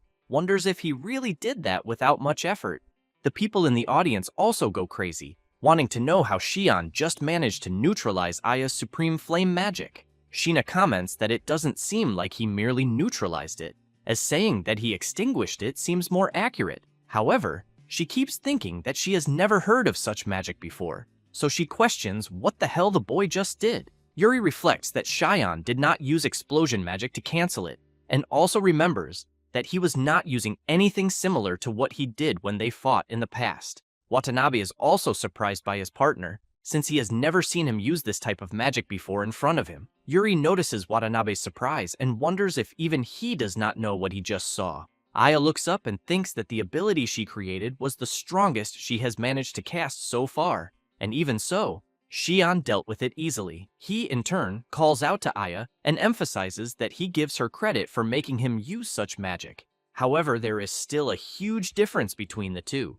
Having said that, while activating his ability, he points out that no matter how much she fights, the final result will be the same. Aya becomes frightened upon seeing Xian's power very close to her body. Xian activates his evil mind ability, and a point-blank explosion occurs near Aya. She feels a lot of pain and realizes that her legs have been severely injured. Sheena thinks that the girl even fought well against Xian, but wonders if this will be the end. He, in turn, comments that to him, Aya is nothing more than stones by the roadside, and that this hierarchy will never change. Yuri goes to her partner and comments that she won't be able to keep going, but ends up being quite surprised by what she is seeing. Aya tries to stand up and says that she will not give up there, otherwise she will never become stronger. Having said that, she releases her power and says that she can still fight. Sheena is surprised by Aya's determination and wonders if she will really continue fighting,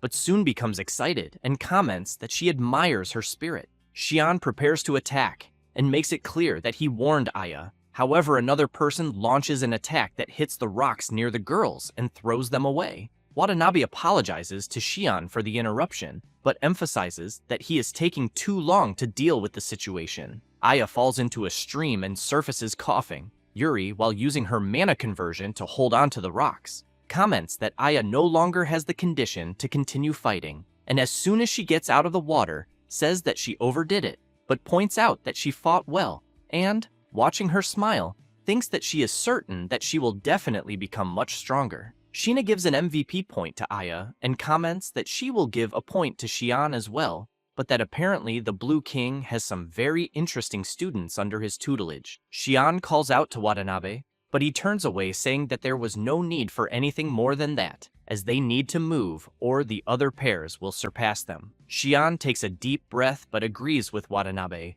however makes it clear that the fact that he will be the one to win to the Grand Festival has not changed. Watanabe stays quiet, saying nothing, just observing his partner's actions.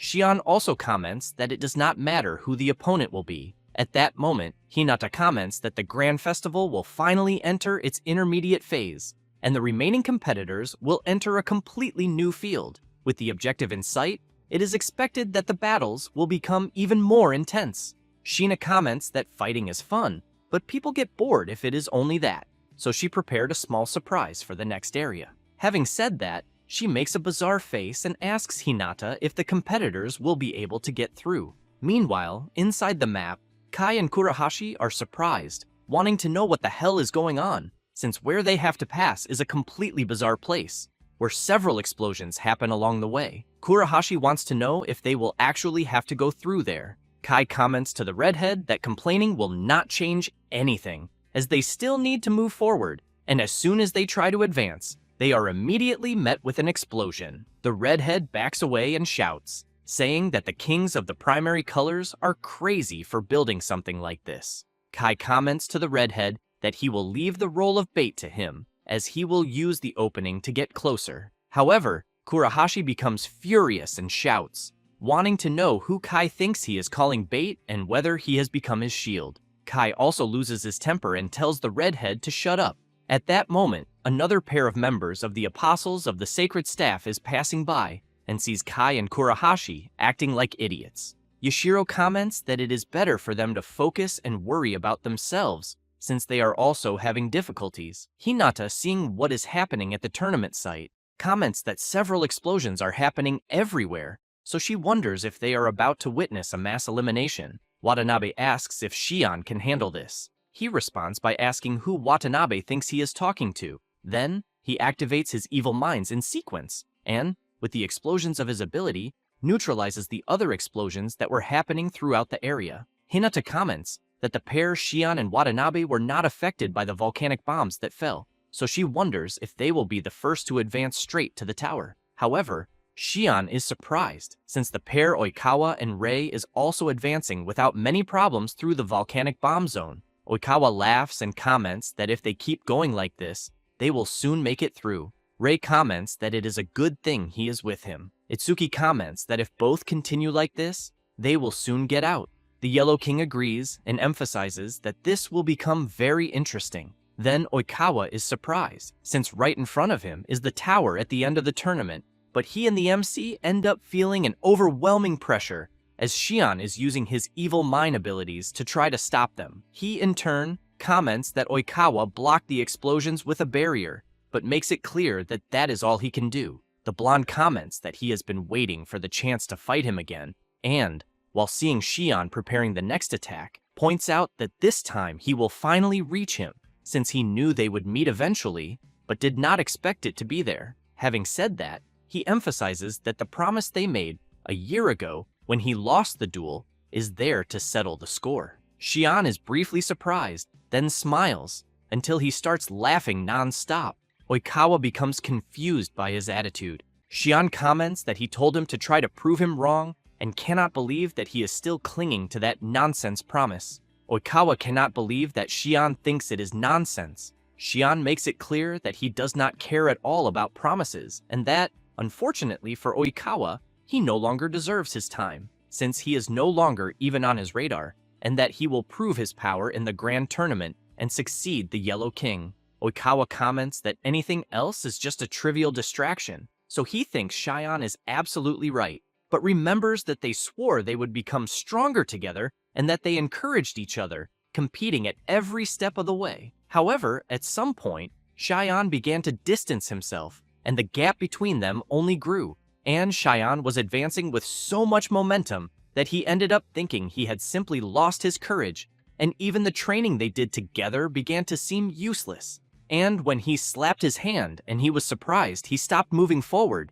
so he left Xian to climb the mountain alone, because he thought he could not bear to watch him rot. And because of that, Xian challenged the Yellow King to a duel, and in the end, he crushed him and was forced to leave the Apostles of the Moonlight. Xian comments that that is right and that Oikawa could not even touch his shadow, but wants to know why he is appearing now and what he wants, since that was resolved a long time ago and he no longer has the patience to deal with him. Oikawa comments that Xian must be joking, and that he even thinks it is good that he is confident, as he points out that the ones who will win the grand tournament will be the MC and him. Then he comments that if Xian is really disappointed in him, in that case, he will have to force him to watch him once again. Xian tells Oikawa that he does not have what it takes. Rei, hearing the conversation between the two, thinks that it is exactly as he heard on the way there, that Oikawa and Xian are truly rivals. At that moment, Watanabe laughs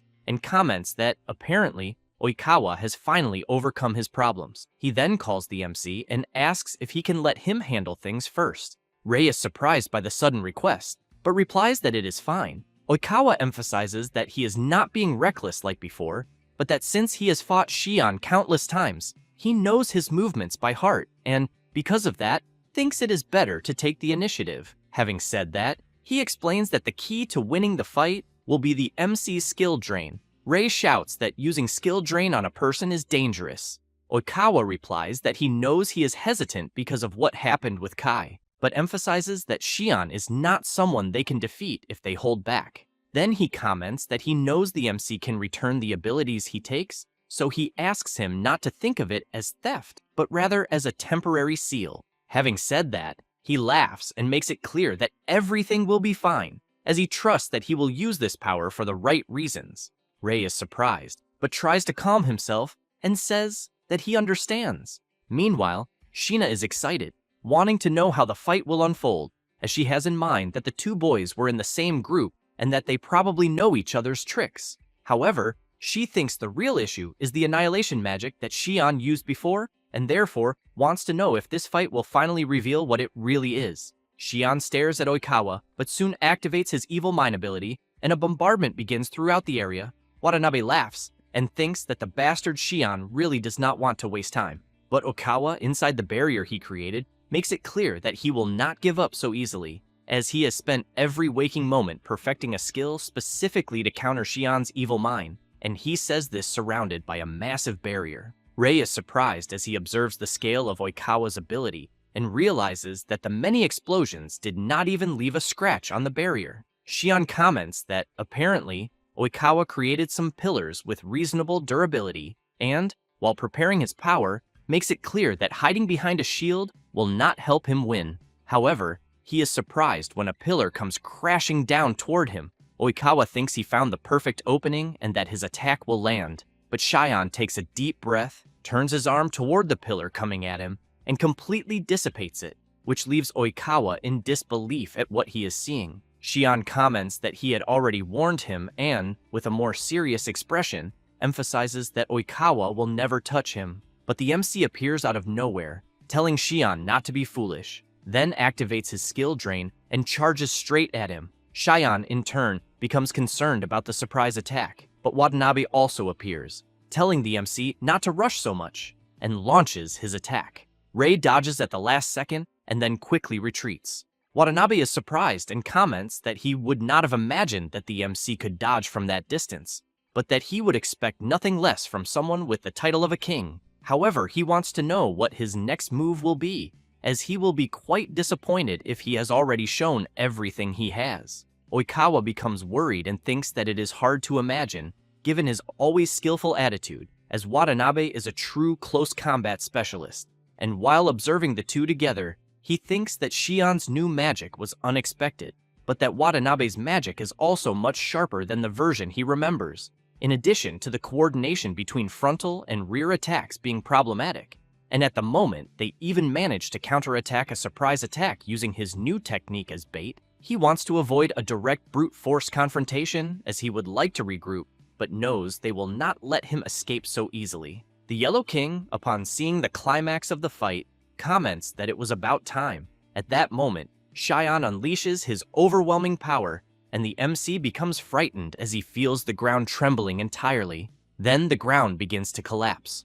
Oikawa shouts for Rei to prepare for the fall, but thinks that if this forces a reset of the battle, they might have a chance after all. Shion makes it clear that even if they fight again, the result will be the same, as he will never reach his level, not even in 1,000,000 years, and that no matter how much Oikawa struggles, in the end, everything will be useless. Having said that, he emphasizes that they are simply on different levels. At that moment, both the MC and Oikawa fall from where they are, through a hole that opened in the ground. Itsuki asks if it was the Yellow King who set such a trap. He replies that yes, and explains that, like Shina, he took the liberty of placing some obstacles since one of the goals of the Grand Tournament is the development of the mages, and that, for that reason, he adjusted it to increase the difficulty of the test. But in any case, he thinks it seems that the conclusion of the fight has been postponed for now. Hinata, while watching both pairs fall,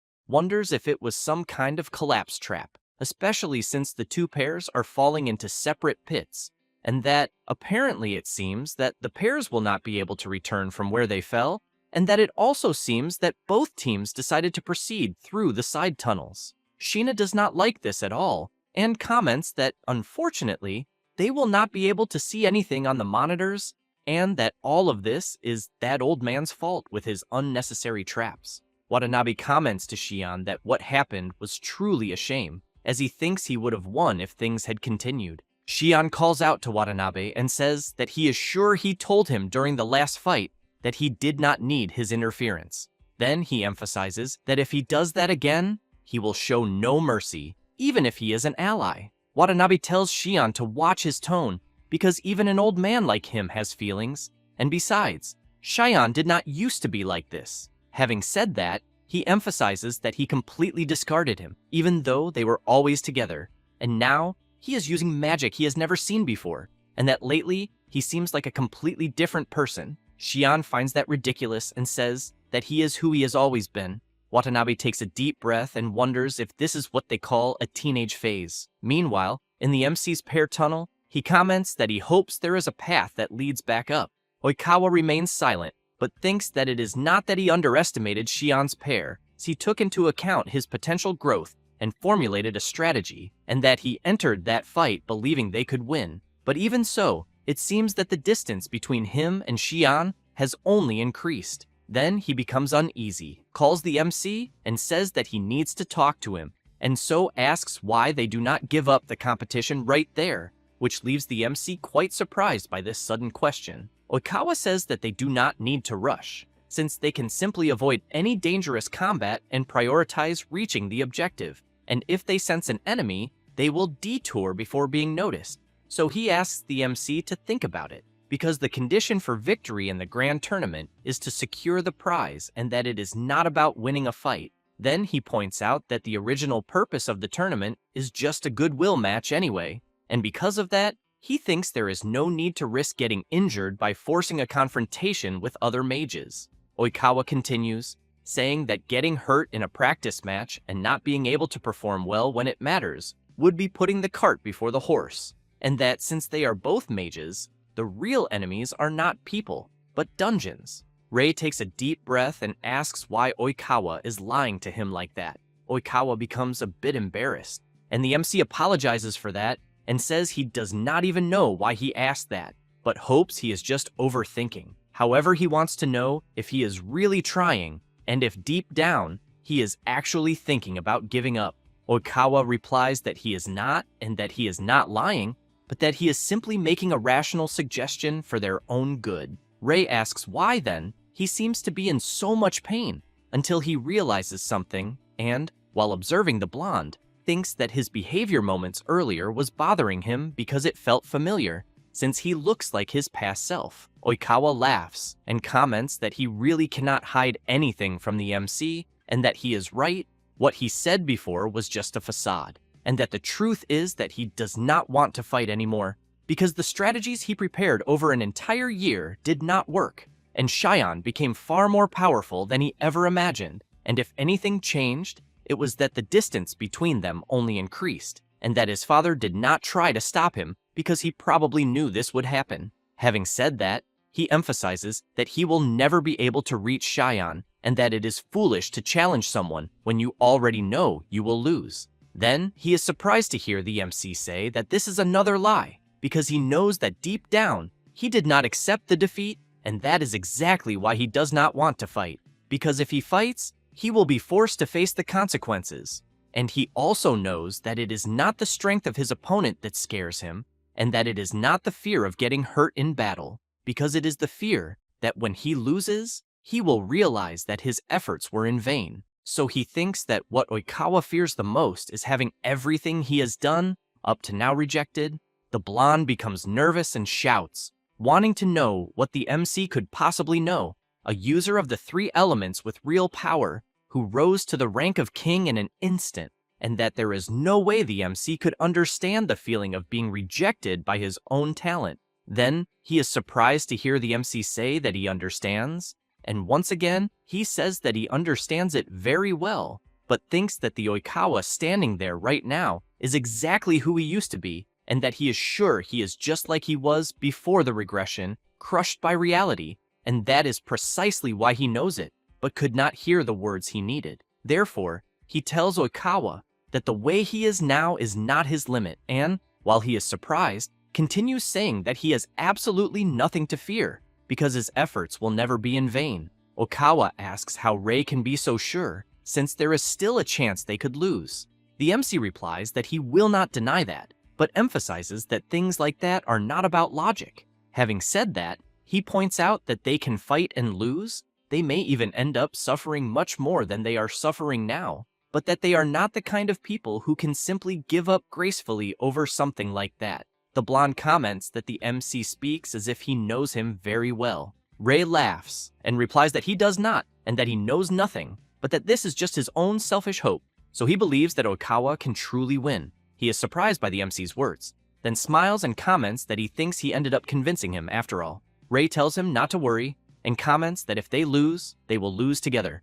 Oikawa says that he cannot give up no matter what, but thanks the MC because he really reassured him. Having said that, both of them start running, and Oikawa reinforces that if they lose, so be it. After that, after running through the tunnel for some time, they end up meeting Yuri and Aya, and as soon as they tell everything that happened, Aya comments that she cannot believe it. Rei warns that Cheyenne and the others may already be heading to the tower, and that they need to hurry because of that. Yuri uses her mana conversion, and comments that if that is the case, they should leave it to her, as she will use the hammer she created to launch the two of them straight to the top. But as soon as they step onto Yuri's ability, Aya asks them to wait a moment. She says that she noticed something in Xian's magic, which makes both the MC and Oikawa curious to know, and, after she explains, Rei comments that he understands, and Oikawa says that she is right, because it was the same thing when Xian fought them. The MC thanks Aya for the information,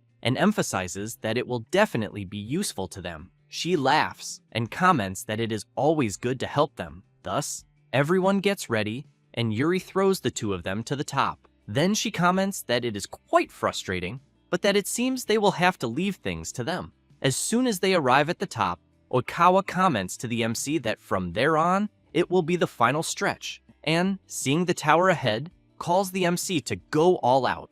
Thus, both of them start running, and Hinata comments that the two members of the Apostles of the Sacred Staff have returned to the surface, and that they are heading straight for the tower. Shina laughs and says that this is the final phase, but wants to know how it will unfold, as she hopes there will be a battle to settle things. Oikawa tells the MC that this creates the most exciting atmosphere, and that it doesn't seem like other pairs are approaching. With that said, he points out that most of them were probably eliminated in the volcanic zone, but that Xian and his partner may have already found a way up. Rei asks if the match doesn't end until the tower key is taken back, because even if they get it first, they would still have a chance to take it. Oikawa replies that it won't work, because Watanabe, who is with Xian, is the fastest member of the Apostles of the Moon, and if they get their hands on that key, it's game over. The MC comments that it will be really bad if they arrive first, but he keeps thinking that if he has to face Xian again, the information Aya gave him will be the key. The blonde looks to the left side of the tower and tells the MC that they can enter from that direction. As soon as they enter the tower, they are surprised, since there are several defeated monsters, and they think that the Blue King placed them there to make the tournament more difficult. Then they hear the sound of combat at the top of the tower. Oikawa gets worried and comments that, in the end, Xian and the others really are ahead of them. Thus, both of them start running so they won't fall behind. The blonde keeps thinking that if the others get the key first, everything will be over, but he believes there must be powerful monsters positioned on the top floor, and if by chance Xian and Watanabe are held up there, they will still have a chance at victory.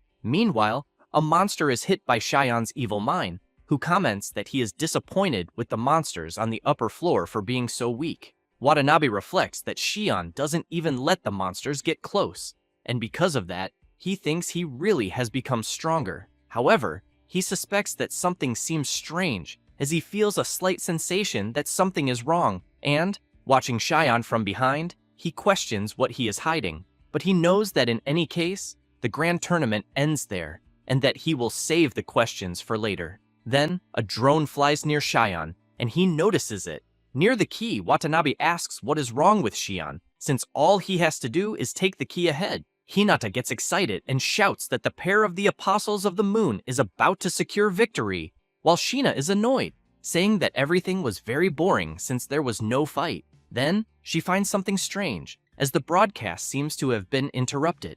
Both the Blue King and the Yellow King try to understand what is happening. Meanwhile, inside the tower, Watanabe wants to know why Xian destroyed the transmission camera drone. He then quickly turns and attacks Watanabe, who is surprised by his partner's action. Next, he looks at Xian and says that somehow he already knew. Xian emphasizes that having such sharp instincts can be a real problem, since if Watanabe wants to live a long life, he should learn that ignorance and boredom are often essential. However, he thinks that, even so, it is a bit late for Watanabe to learn that. At that moment, Oikawa arrives where the pair of the Apostles of the Moon is, and ends up witnessing what Xian just did. Then he wants to know what the hell he just did. Watanabe collapses to the ground, and Oikawa becomes furious and shouts, wanting to know once again what Xian thinks he is doing. He says that Oikawa finally arrived and that he was already tired of waiting for him and the Black King.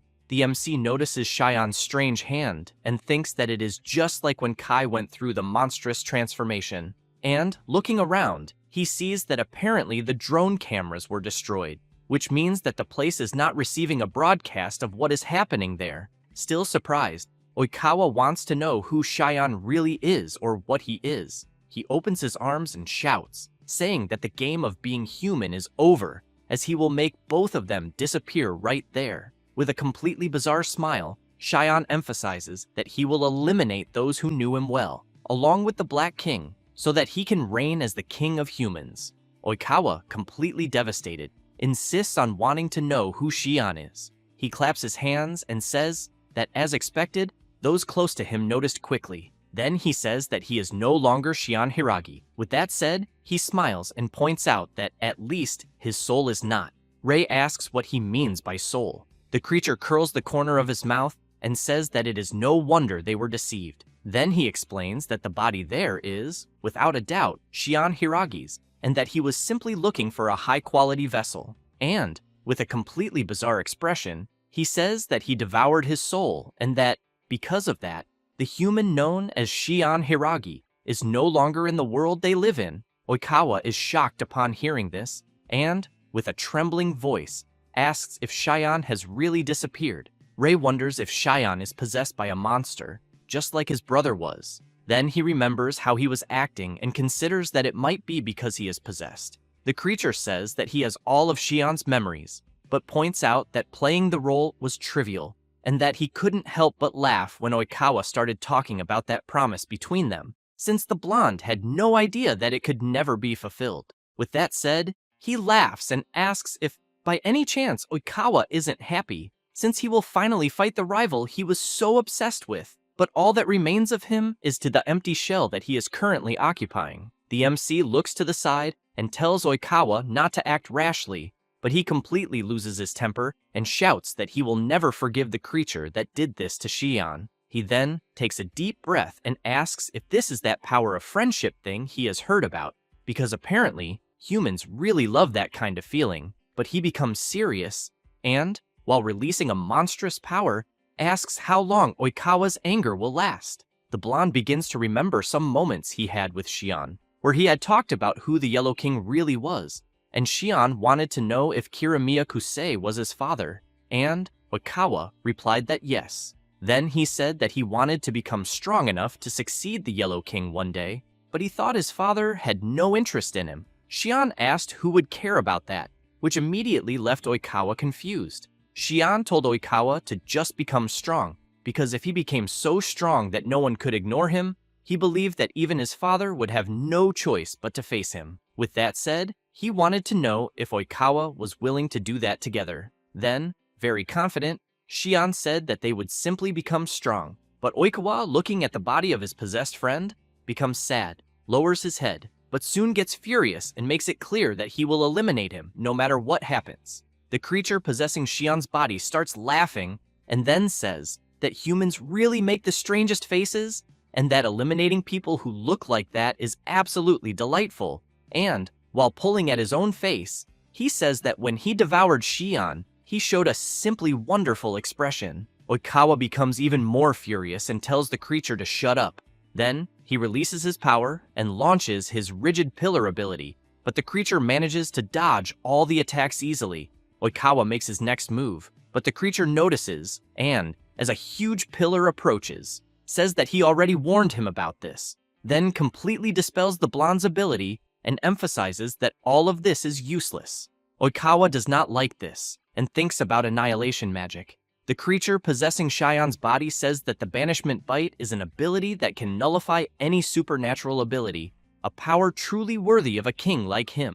With that said, he laughs and adds that, in other words, it is impossible for them to even cause a scratch. Oikawa becomes increasingly nervous. The MC notices this and thinks that he had never seen Oikawa show his feelings so openly before. Then he knows that it is his job to analyze the battlefield at the moment and that he will not let Oikawa fight alone. The creature laughs, releases his power, and asks if, by any chance, they were already missing it. Thus, he activates the Evil Mind ability, and several explosions begin to occur across the area. Oikawa uses his barrier to try to block the explosions around them, which makes the creature surprised and comment that, apparently, the human is quite resilient. However, he laughs and says that he will start a durability test and asks how long Oikawa will be able to endure. Then, he launches even more evil minds. Oikawa becomes worried, thinking that he will not be able to block all of them, and also knowing that the creature is overwhelming him with absurd numbers. Because of that, he fails to block them, and they are violently thrown backward due to the impact of the evil mind explosions. The creature comments that the blonde is only on the defensive and thinks that he will never avenge his rival at this rate. Oikawa does not like hearing this and launches another rigid pillar. The creature takes a deep breath and comments that, apparently, the blonde never learns, because there is no way such a predictable attack will work. But the MC realizes that that is not it, so he starts running while shouting for Oikawa not to stop launching his ability. Then Ray jumps into the air while preparing his ability. After that, he activates his Abyss Flame. The creature thinks this is a foolish move, since the Black King is attacking from above, where he cannot move. With that said, he prepares his Evil Mind and makes it clear that the MC is simply an easy target. But Ray laughs and asks if the creature is sure about that. At that moment, several of Oikawa's rigid pillars appear, and the MC takes advantage of this and steps on one of them. And, as the pillars rush toward the creature possessing Shion's body, Ray moves freely through the air at high speed. The creature becomes confused, wondering if the Black King is really using the falling pillars as support. While moving, Ray reflects that it is exactly as Aya had said, because whenever the creature uses annihilation magic, he always touches the target with his hands. So he concludes that this means he cannot nullify an attack if he cannot react with his palms.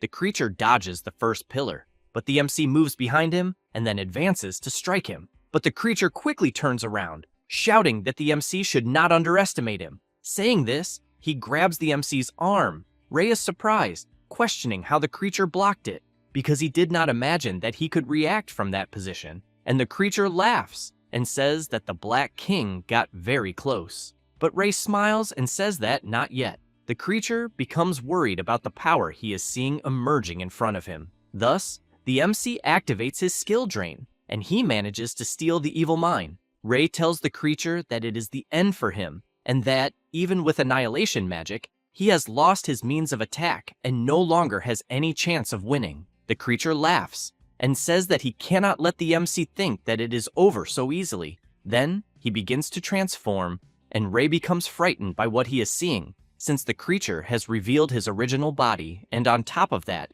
is saying that the real show is about to begin. Meanwhile, in the place where the god of space and time is kept sealed, he comments that, apparently, humans can be quite ingenious after all, since he would not have imagined that they would force the creature he sent to undergo a morphological change. However, he laughs and thinks that he will finally be able to repay the debt from the incident with the evil sludge, since the MC will experience the true power of his assassin, who in turn becomes worried, wanting to know if what he is seeing is the true identity of the monster possessing Xian. He is even surprised by something else, as he is seeing that the monster's level is 105, since he has in mind that even the incredibly powerful evil sludge was only level 91. In addition, there was no monster called Abyss Veil in the world before his regression, and, apparently, there were other irregularities that did not exist in the previous world, but he questions why this is happening. At that moment, the creature, while releasing his dark power, laughs, and then releases even more of his power. Meanwhile, after they manage to restore the transmission, Sheena wants to know what the hell is happening at the tournament location. The creature finishes removing the clothes that Xian was wearing, and, with a simple movement of his arm, releases a powerful force. Oikawa tries to protect himself, but due to the amount of power, both he and the MC are violently thrown backward, and a huge explosion occurs at the top of the tower. The Blue King stands up, and the Yellow King comments that it really seems to be an extraordinary situation, and that they need to go to the tournament location immediately. Itsuki says he understands and quickly creates a bird with his ability. Sheena tells Hinata that she will go along with the kings of the primary colors. And, as soon as everyone gets on the bird created by the Blue King, they immediately head to the tournament location. Back at the tower, while the MC and Oikawa are lying on the ground, the Abyss Veil asks if they now understand why he no longer needs the Evil Mind ability, since he has a pure power that destroys everything, and that they, insignificant humans, have no chance at all. Then he makes it clear that he will crush them like the insects they are. Oikawa tries to get up and says that he will never allow himself to be annihilated so easily. Then he looks at Ray and nods. After that, he launches his Rigid Pillar ability at the Abyss Veil, who comments that it is a predictable attack, but Oikawa makes another move and says that it is not the same thing. Thus, he activates his shape-shifting, and the rigid pillars begin to change and end up turning into stakes. The creature laughs and makes it clear that this will not work either, as he thinks the blonde has forgotten about his ability. With that said, he tries to activate Banishment Bite. The MC appears saying that, in that case, he will take that ability as well. Then he uses Skill Drain, but ends up surprised and in front of the creature, questions why it did not work. The Abyss Veil prepares to strike his attack, and Oikawa realizes that this will be very bad and tries to protect the MC with his quintuple barrier. But the attack is so strong that the MC is violently thrown onto Oikawa. The Abyss Veil comments that it is simply unfortunate for the MC because his ability will not work while he is in the form he is in. Ray questions whether it could be the same as when he faced the Dullahan, or if the outer misty layer is blocking any contact with the main body. The creature comments that, apparently, the Black King is out of moves, and that, because of that, he will achieve his objective easily. Ray asks what objective and whether, by any chance, the creature plans to eliminate them and then attack the entire place. The Abyss Veil laughs and points out that it is not what the Black King said. Then he becomes serious and says that his objective is to take the place of a king using the body of Hiragi Shion. And while the MC and Oikawa are surprised to hear this, the creature continues saying that afterward, he will devour them and use their bodies as vessels as well, since Shion is the only one worthy of being the Yellow King, and that it would be quite entertaining to make them witness something like that. Ray cannot believe that a monster wants to impersonate a king, and if that happens, the human world will completely collapse. since a monster will hold the absolute rights that only a king possesses, and he could even intentionally delay the completion of dungeons to cause their collapse. Oikawa tries to stand up and says that this is no longer a game, and that he will never allow a monster possessing Shion's body to become a king. Thus, he becomes serious and makes it clear that he will stop him, no matter what happens. Rei is surprised by Oikawa's determination, and soon both of them prepare for combat. The Abyss Veil comments that even knowing they have no chance at all, they still dare to confront him. Then, he releases his terrifying power and says that he admires their courage. The MC thinks that he is feeling an overwhelming pressure, something he has never felt before, and, as he observes the creature, he thinks that in order to deal damage to it, he needs to do something about that annihilation magic. Then Oikawa calls out to the MC and says that it was very good that he managed to steal Shion's ability earlier. With that said, he points out that as long as they have that ability, they will have a chance to win the battle against the Abyss Veil. The creature asks what the blonde just said, then starts laughing a lot.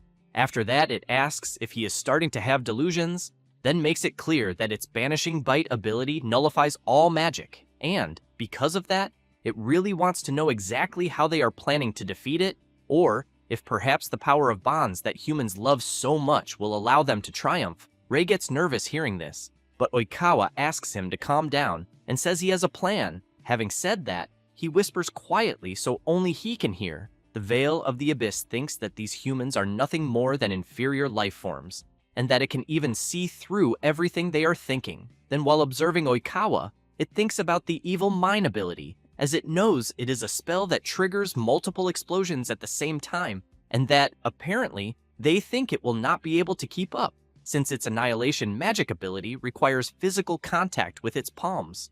But it feels that it will have to disappoint them, because its reaction speed in its current body is incomparable to before. Therefore, it prepares its power and thinks it can simply turn them into ash. First, Oikawa shouts for Rei to get ready. The Veil of the Abyss launches its attack and a huge explosion happens until it notices something and looks up. Seeing the MC coming at full force, Rei thinks about Shion and that he will use his ability.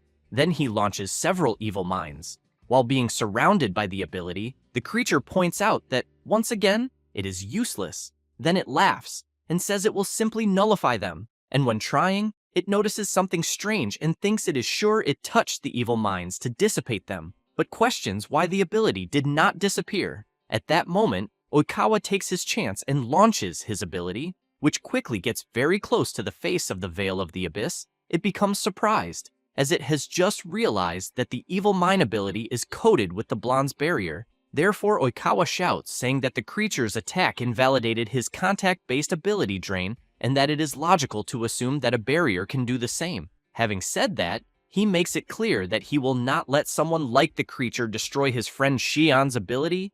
Then he undoes his ability, and the evil minds surround the Veil of the Abyss, and the explosions begin. The creature in turn becomes nervous and then screams, releasing its monstrous power. Both the MC and Oikawa are very surprised by the immensity of the power they are witnessing. The power is so strong that it even goes outside the Tower of Challenge and can be seen from very far away. Sheena gets worried and asks if the Blue King's bird cannot go faster. He asks her to stay calm and says they are already arriving, until he becomes very frightened because he is seeing a strong evil power leaking from the tower. After destroying the top of the tower, the Veil of the Abyss makes it clear that it will annihilate them no matter the cost. Rei gets worried and thinks he has never felt such dense and evil mana. Oikawa calls the MC and thanks him. Rei gets confused by this. The blonde, while looking at the Veil of the Abyss, says that if it were not for the MC's words, he is sure he would have already run away from the battle, and that he had been running away all this time, both when facing people directly, like his father and Shion, and even deceived his own heart, running away from himself. Having said that, he emphasizes that the MC taught him and made him realize the importance of continuing to fight even when facing his own weakness. Therefore, he calls the MC and asks him to pour all his mana into the next attack. Rei asks what he means. Oikawa says he knows that nothing will be left after this, but even so, he should trust him. Then he instructs the MC to aim at the center of the Veil of the Abyss. because he thinks that if he attacks there, he will be able to take care of the rest. Ray takes a deep breath and then shouts, saying he understands. The creature in turn shouts, calling the two inferior beings and saying it will crush them along with their pathetic hope. As the MC advances, he prepares his ability and thinks that he needs to do this, and that he will fully trust Oikawa and give it his all. Therefore, he channels all his mana into a single evil mind and makes it very large. Oikawa prepares his ability thinking about Shion and hoping that he might be watching wherever he is. And as soon as the MC launches the evil mine, Oikawa coats the ability with his barrier in the form of a spear. The Veil of the Abyss tries to contain the attack, but ends up becoming worried about the amount of power it is feeling coming from it. Since it is almost as if 3 people are attacking it, the Veil of the Abyss begins to scream, saying that it will not be able to annihilate the entire ability and ends up being hit directly, and a strong explosion happens. Ray calls out to the blonde and asks if they manage to win. He takes a deep breath and then, seeing the sky completely clear, answers that yes, and, thinking about Shion, thanks him. Ray goes to Oikawa and says that they did it. He emphasizes that everything was thanks to the MC for using Shion's ability and that the rest was the learning factor. Then he remembers when his friend had talked about combining their techniques, as he thought that if they did that, they would create an even more powerful ability. Shion had even gotten excited,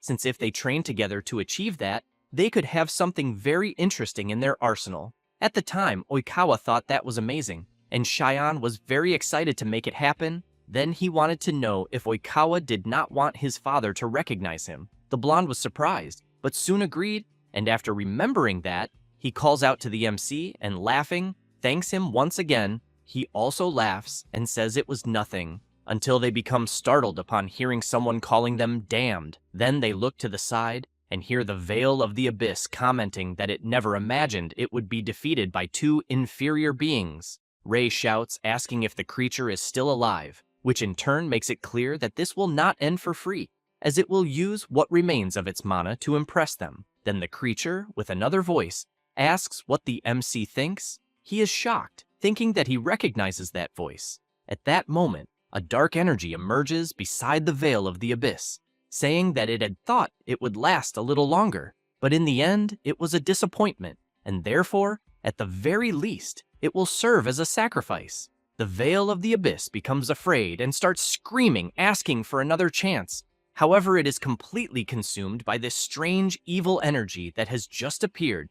Oikawa, completely in shock, keeps trying to understand what the hell is happening, until the god of space and time comments, within the energy, that the sacrifice was disgusting. Ray becomes terrified upon hearing the voice and starts questioning why Kronos would be there. And after the dark energy dissipates, the god of space and time appears, and the MC, observing him closely, thinks that the first time he met Kronos in the previous world was 7 years later, and that he never left the inverted castle.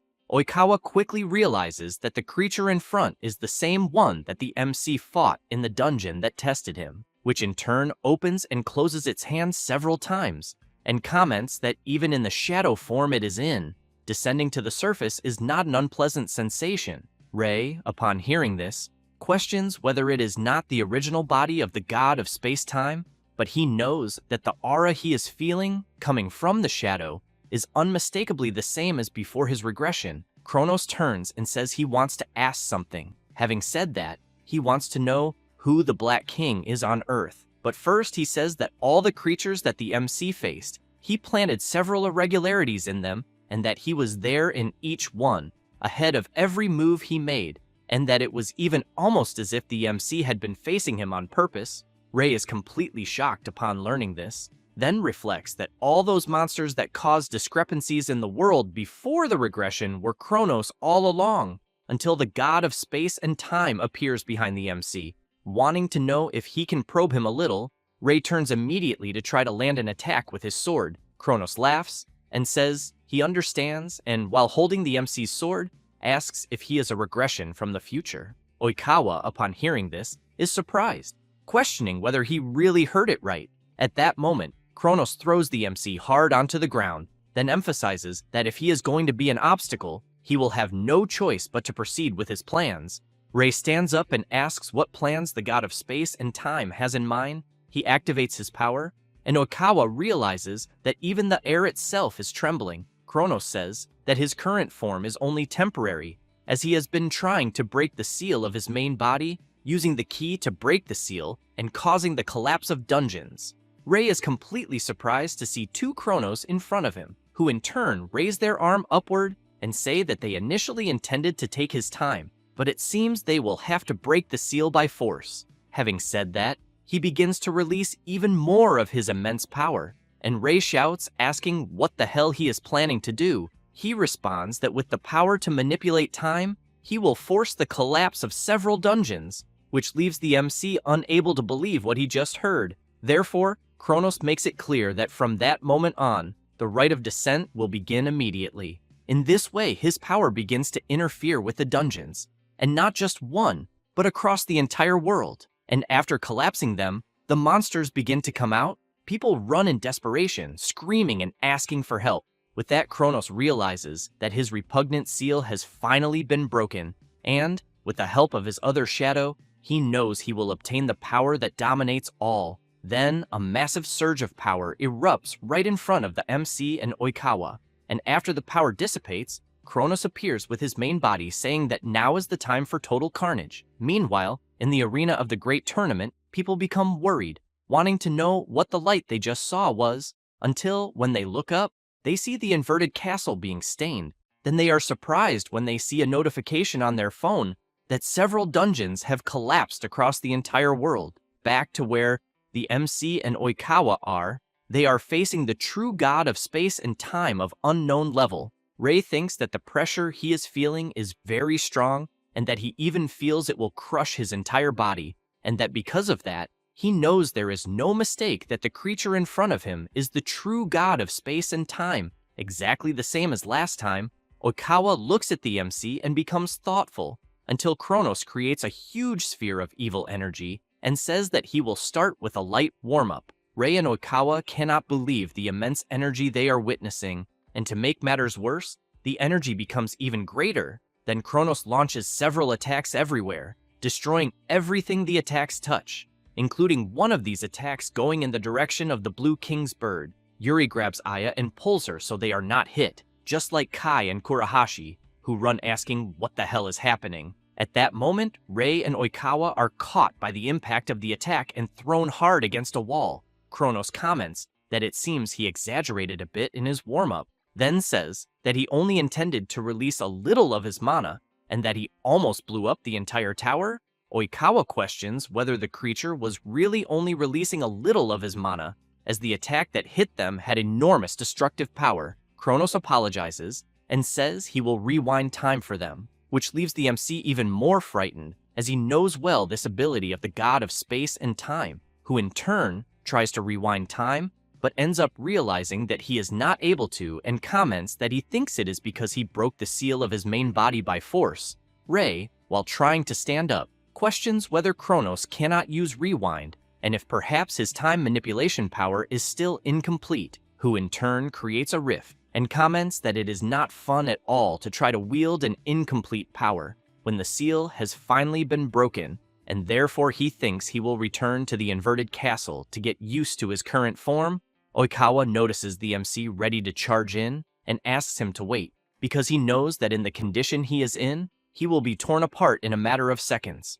Ray apologizes, then grits his teeth and thinks that if Kronos recovers his original power, humanity's chances of winning will be minimal or non-existent. Then he charges forward, thinking that if they are going to defeat Kronos, he knows he cannot let such an opportunity slip away. But the god of space and time easily dodges and comments that the MC is underestimating him, since he is charging in a suicidal manner. With almost no mana left, Ray says that the god of space and time is not exactly in perfect condition either. Having said that, he attacks again, shouting that he will settle things there once and for all. Kronos channels his power and launches an attack, shouting for the MC to stop underestimating him. Ray blocks the attack with his sword, but realizes he will not be able to hold on for long, and ends up losing his strength, falling to his knees on the ground. Oikawa shouts. Worried about his partner, Kronos approaches the MC, saying that apparently he has reached his limit, since he fought several consecutive battles.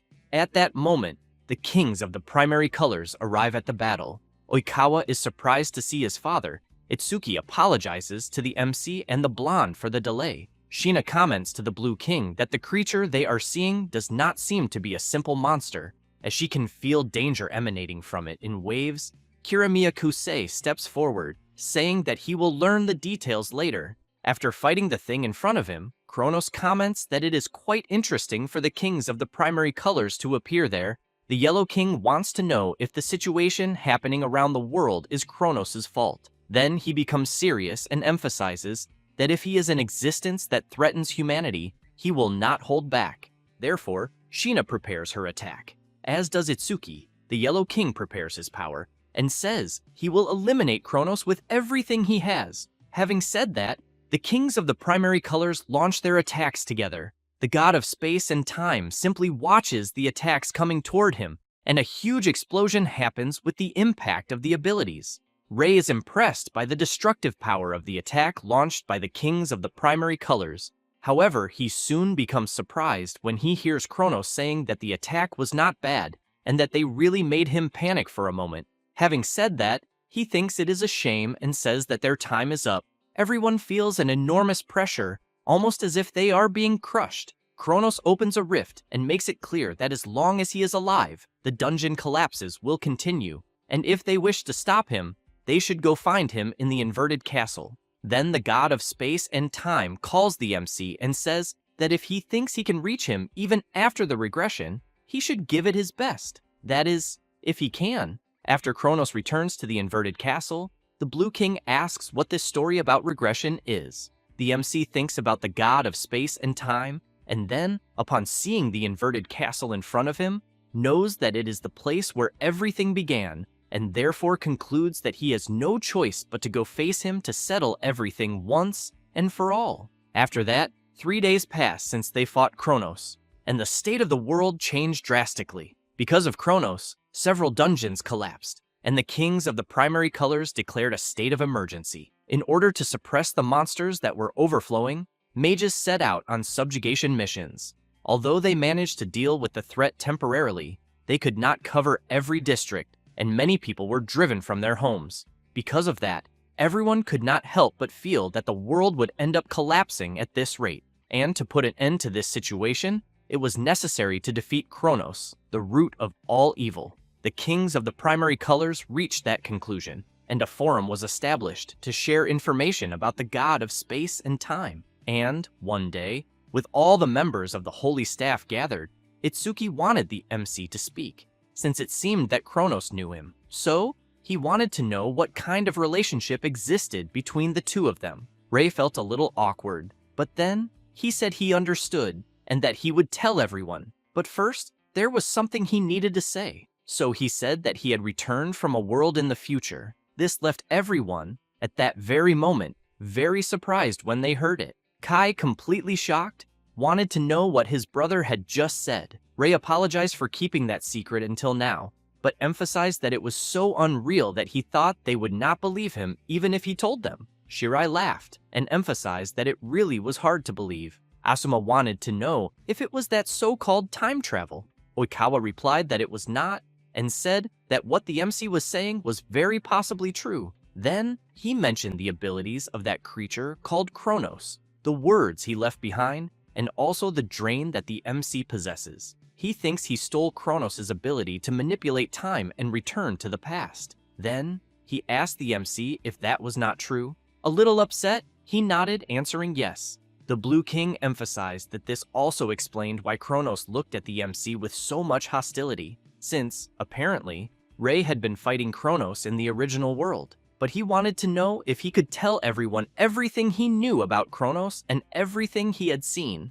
The MC answered yes. That said, as Rei told them what had happened, the members of the Holy Staff became very surprised and deeply shocked. Kai, meanwhile, grew nervous and questioned whether all of this was not his fault, since, because of him, his brother ended up carrying everything alone. Aya thought that, even so, her friend had continued fighting over and over again. Itsuki thanked the MC for telling them everything and said that now the truth had come to light. In addition, Once again, they understood what they had to do. That said, he emphasized that this was no longer the MC's battle alone, because it was time to gather all their forces to defeat Kronos. So, he wanted to know if anyone had any objections to what he had just said. Kai told the Blue King not to joke, since there was no way he would have any objections. Then, he made it clear that he would never let his brother carry everything alone again, and that he would also never let him act on his own again.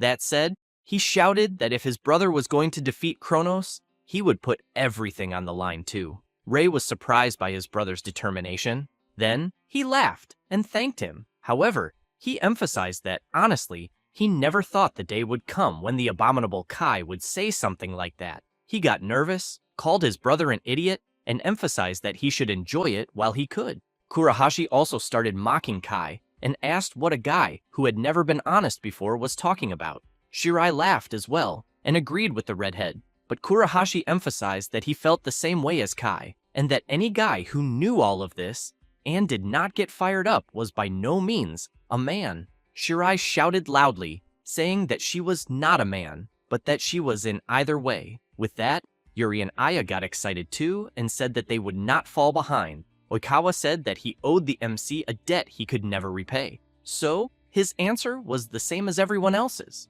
Ray was surprised to hear that, and then thought that he had truly been blessed. Itsuki said that apparently, it seemed that they had reached a conclusion, and because of that, he would convey this to the other kings of the primary colors. However, Oikawa emphasized that the question was how to infiltrate the inverted castle, since the area around the castle was covered by a barrier, and it seemed impossible to get close. The Blue King made it clear that this was exactly the problem, because the other day, dozens of rank A mages tried to destroy the barrier, but they could not even scratch it. So, he wanted to know how the MC infiltrated the inverted castle in the original world. Ray said that, back then, there was no barrier around the inverted castle, and that the castle gates were open, and any group that obtained approval could enter. Itsuki said he thought that was most likely Kronos' doing. Kai crossed his arms and said that, in that case, they simply needed to break that barrier to face the god of space and time. Oikawa wanted to know how they would do that, since dozens of rank A mages had not been able to break it. However, he was very surprised to hear someone saying that there was no need to destroy the barrier. Oikawa turned around and realized it was his father and Shina. The Yellow King called out to Kai and said he needed to talk to him later. Itsuki wanted to know if there really was a way to infiltrate the inverted castle. Kusei replied that there was, but that it would take some preparation. However, he could guarantee a path. Still, in order to use that method, they, the kings of the primary colors, would have to remain on the surface. The MC thought that, in other words, the others would have to clear the inverted castle without the help of the kings of the primary colors. The Yellow King looked to the side and said that the creature called Kronos possessed immense power. So, he wanted to know if, even so, the MC would have the courage to face him. He took a deep breath and then replied that yes, he was prepared.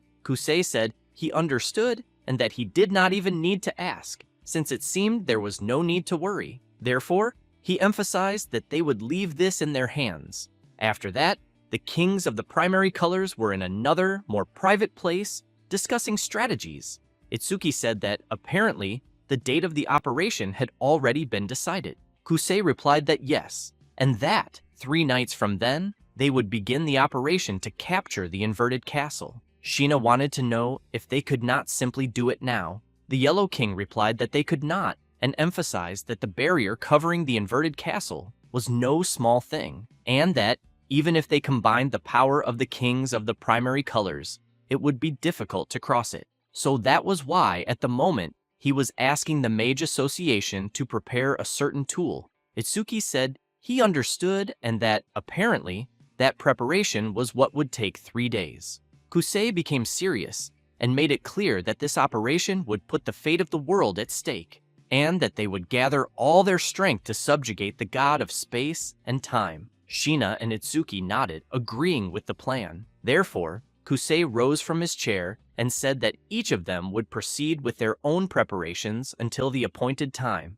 The Blue King wanted to know where the Yellow King was going. He left, saying that it was personal business because there was someone he needed to speak with briefly. After the Yellow King left, Sheena laughed and said that this was something very rare to see. That said, she rose from her chair and said that in that case, she thought they should interfere a little too. Itsuki got confused and asked her to be clearer. Sheena said that they, the kings of the primary colors, would not be the people invading the inverted castle this time. So, she emphasized that this was why they should train the people who would invade, even if only a little. The Blue King agreed and said that it was actually a great idea from her. After that, Oikawa was at the cemetery, thinking about his friends, Shion and Watanabe, until the Yellow King appeared, saying he had thought his son would be there. Oikawa wanted to know what his father was doing at the cemetery. He said that, even before the great festival began, there had been something strange about Shion's behavior.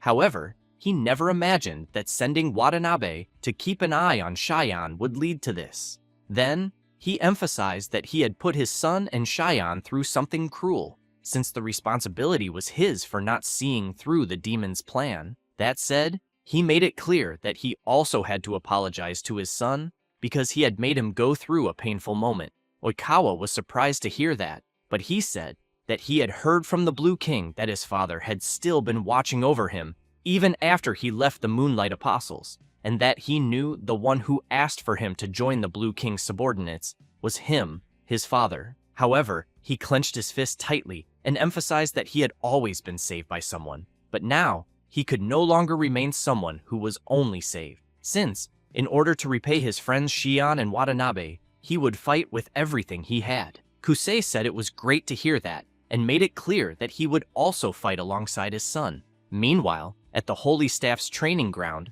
Kai was very tired. Asuma wanted to know why he did not take a break. Shirai made it clear that Kai facing everyone at once was simply far too reckless. He told everyone to shut up, and then said that he could still keep going and that he would level up as much as possible before the operation began, just so he could land a direct hit on that worm Kronos. Kurahashi wanted to know, since when Kai had that much grit. Yuri said that if it was because of what Kai had said, they would not hold back either. Meanwhile, the MC, watching his brother's effort, said that his enthusiasm was incredible. Aya said that she thought it was because Kai had heard his brother's story perfectly. Then, she emphasized that she felt the same way, since, after hearing a story like that, she thought there was no way they could avoid giving it their all. Then, she said that she wanted to train a little with the MC. He said that was fine and asked Aya to get ready. At that moment, someone appeared, saying that they would give the two of them a hand. It was Sheena and Itsuki. The Red Queen made it clear that the MC and Aya would not find better training partners than them. Rei was very surprised, wanting to know if two of the kings of the primary colors were really going to be their opponents. Sheena approached Aya and said that she had seen her at the Great Festival, and that she seemed to have talent. That said, she said that she would pass her magic on to her. Itsuki told the MC that there was something he had been thinking about as well. Then, he said that he would be the MC's opponent, and that, if his thinking was correct, he should be able to become one step stronger. Rei looked at Aya, and both of them agreed to it. Therefore, the MC asked the kings to train them during the 3 days leading up to the operation. After that, the day of the operation to capture the inverted castle finally arrived. Rei thought that since that day, he had made it this far, but this time, he had all his companions with him. So, he thought he would definitely defeat the god of space and time. Itsuki went over to the Yellow King, and he handed over the tool that amplified the user's mana for a moment. Then, he said they would use it to create a path through that barrier. That said, he wanted to know if everyone else was ready. Rei answered that they were, and that they would give it their best. Therefore, the kings of the primary colors put on the tools that amplified their mana and released a gigantic combined power. Kai and Kurahashi were left with their mouths open, surprised by the insane amount of mana the kings were releasing. Then, the Yellow King called everyone to proceed. So, everyone launched their abilities, and a path formed toward the inverted castle. The MC was surprised by such an incredible skill. After the path was made, the Blue King informed them that the other members were dealing with the dungeons on the surface, and that they should focus all their strength on defeating Kronos. Sheena asked Aya and her friends to show the results of their special training. Oikawa called out to his father and said that he was ready. Therefore, Ray took the lead and called everyone to head to the inverted castle. Meanwhile, inside the dungeon, the god of space and time was thinking that he never imagined the humans would manage to break through his barrier, and that apparently they were more capable than he had thought, since he was watching their movements through his magic, and there were 9 in total, but what he really wanted to know was how many of them would manage to reach him. Oikawa called out to the MC and said they were almost at the inverted castle, and it did not take long for them to arrive at the entrance. But first, everyone looked around to see if anything unexpected would happen, or if there were any traps. Shirai said that, seeing the inverted castle up close, it seemed even bigger than she had imagined. Kurahashi looked down and said that, if they fell from there, it would be the end. Asuma emphasized that they could not afford to move carelessly. At that moment, Oikawa called out to the MC and said that apparently, in the end, the gate was closed. Ray said that, in the world before his regression, the gate had already been opened. Kai began channeling his power and said they just needed to force it open. That said, he created his demonic spear and prepared to throw it. However, out of nowhere, a tremendous tremor began to happen throughout the entire place. This left everyone worried, wanting to know what the hell was going on. The MC, frightened, wondered if Kronos was doing something, until Kurahashi asked everyone to look up. Apparently, the 2 statues at the entrance of the inverted castle were looking directly at them. One of them was called Seraphim and was level 100. The other was named Lucifer and was also level 100. Meanwhile, Kronos was thinking that the humans' first test would begin. At that moment, both statues charged forward. Kurahashi shouted, telling everyone to run immediately. But the creatures were much faster and soon reached the middle of them. This immediately made everyone worried. Then, they began running in 2 separate groups in order to split up the 2 statues. Shirai looked back and seeing Seraphim approaching began to panic. The MC reflected on the creatures' levels and on how they were in a place with terrible terrain to face them. However, the redhead lost his patience, stopped running, and said he would finish those things off. That said, he prepared his ability and launched his cursed explosion. The attack went straight toward Lucifer, who in turn easily deflected Kurahashi's ability, and, while the attack crashed into the wall of the inverted castle, the creature charged toward the redhead. Therefore, the MC's group started running again, but he noticed the hole in the wall of the inverted castle, caused by the explosion from Kurahashi's ability. So, he considered that maybe they could enter through there. With that in mind, he stopped running and asked the 3 of them to stay together,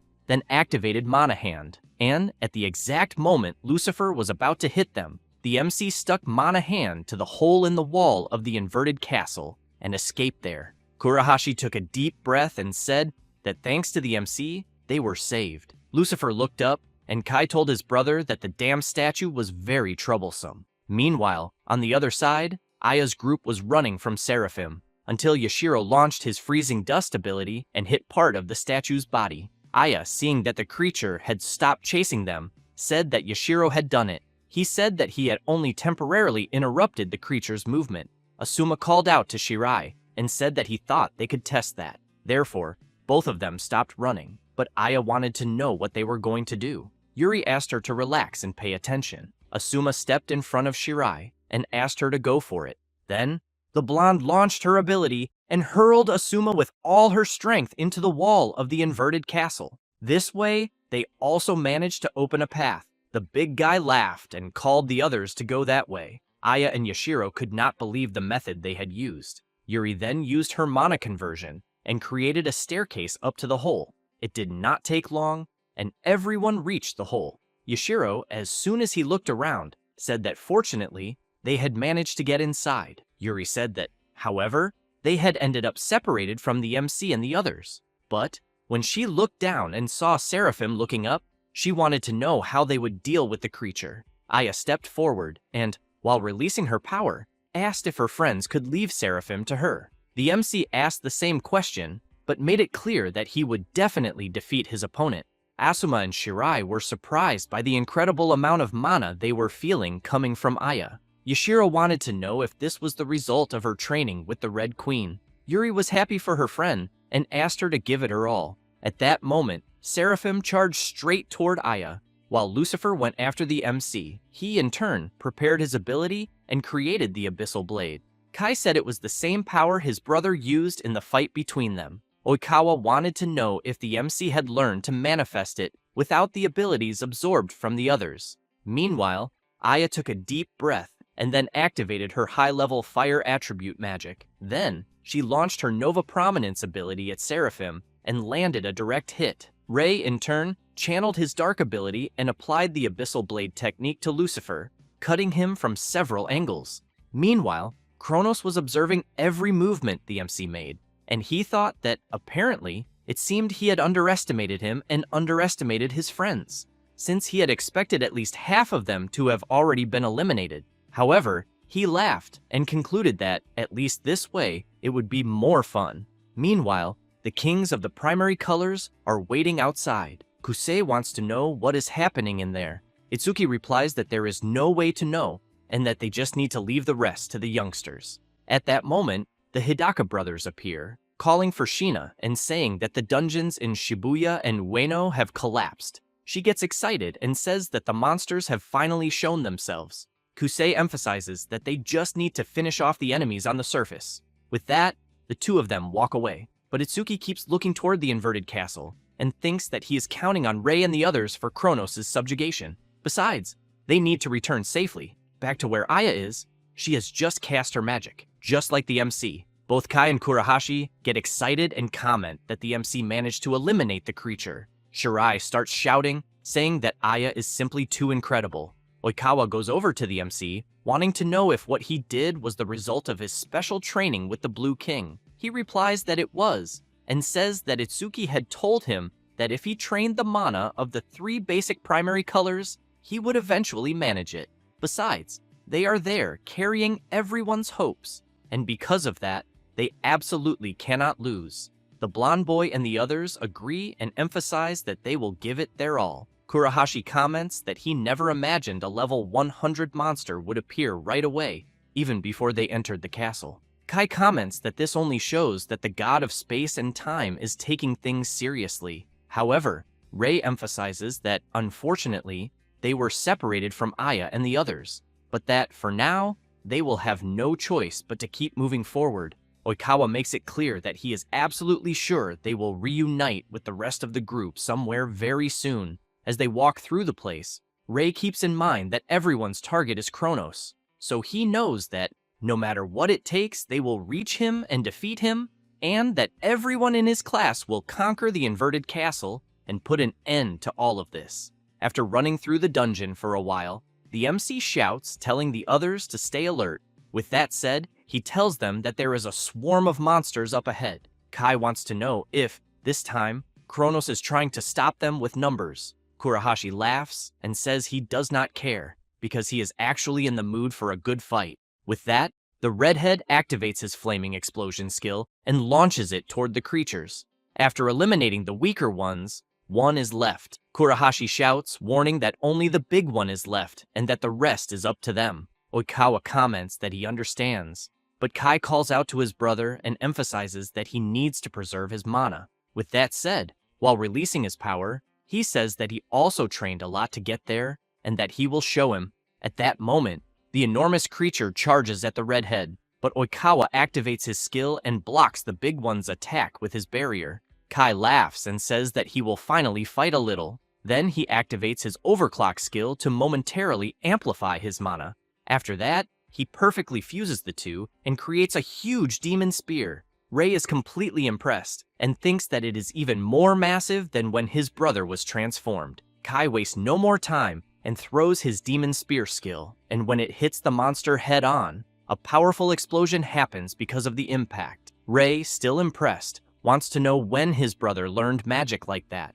Oikawa laughs and says it must be because of the influence of the MC's stories. Kai makes it clear that he will never let his brother fend for himself again, but when he looks back, he wants to know what Rei is doing staring at him, since he is not supposed to stand still, because they need to subjugate the inverted castle. Rei is surprised by what his brother said and quickly remembers how he used to be before. With that, he comments that Kai is right and thinks that things are different now, and with his class there, he is certain that they will be able to do this together, and that, if they maintain their formation, there is nothing Kronos can do. Kronos, for his part, is watching every movement of the humans, and thinks that apparently, it seems everyone's level has also risen, since the monsters he sent were not enough to slow them down. So, he concludes that he has no other choice, and that he will have to go harder. With that, he looks to the side and orders Fafnir to wake up. With that said, he emphasizes that he wants his creature to cause despair in those arrogant mages because of their rapid advance.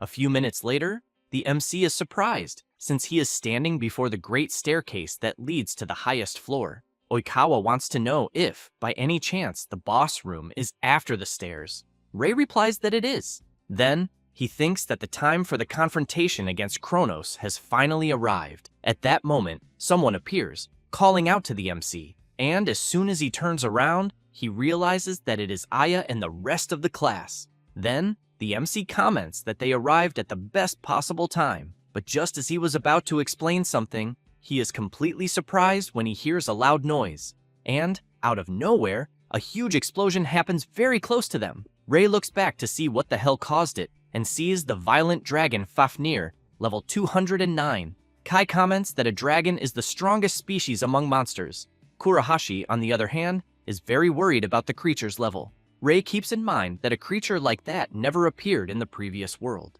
So, he wonders if this is Kronos' doing as well. However, he realizes a certain possibility and wonders if that means the power of the god of space and time has returned. Besides, he knows that either way, if his class does not defeat the dragon in front of them, they will not be able to reach Kronos. So, he gets serious, conjures his abyssal blade, and tells everyone that they will have to defeat the creature and move forward.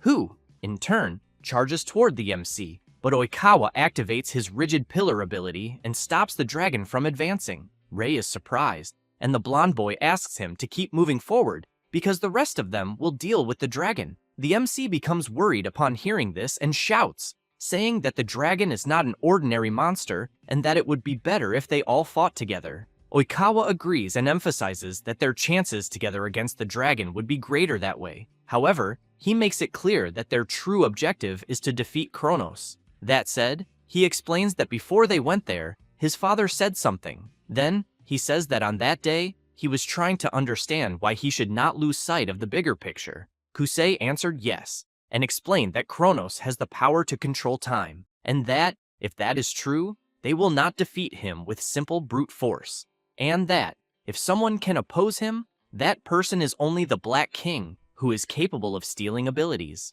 However, he knows that, obviously, it would be ideal if all of them arrived to face him together. After telling them about this, Oikawa reinforces that Kronos had said he was recovering his power, and because of that, if that is the case, they cannot afford to waste time, since the highest priority at the moment is getting the MC to Kronos completely unharmed. Oikawa also makes it clear that he wants to bet everything on Rei. At that moment, the others approach the MC and comment that they think the same way as Oikawa. Then, Aya asks her friend to keep moving forward and emphasizes that being comrades does not mean they always have to fight in the same place.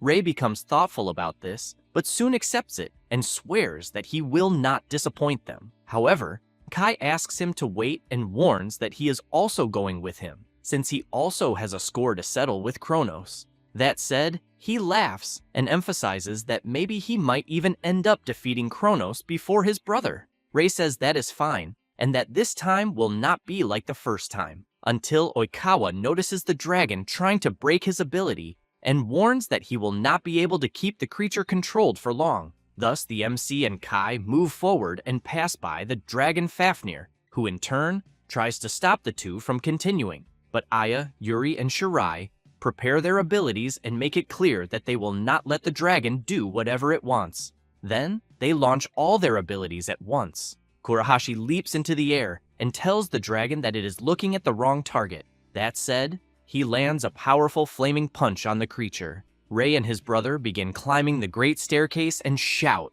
saying that they are going straight to the top floor. The MC thinks that they definitely need to defeat Kronos. Oikawa watches the two of them advance and thinks that he will be counting on them. Then, he looks at the dragon and comments that now they will be its opponents. A few minutes later, the MC and his brother arrive at the entrance to the boss room. Then, he asks if Kai is ready. He answers that he is more than prepared. Ray becomes serious and thinks that the time for the final confrontation has arrived, and that after returning to the past while carrying everyone's hopes, he has made it this far. And as soon as they enter the boss room, Kronos himself welcomes them to the inverted castle. However, he makes it clear to the MC that for him, that place may become his tomb. Kai is surprised when he feels the monstrous power of the god of space and time and comments that he has finally met him. As for the MC, he is very worried because he can tell just by looking that Kronos is much stronger than when he saw him during the Great Festival. Kronos, in turn, laughs,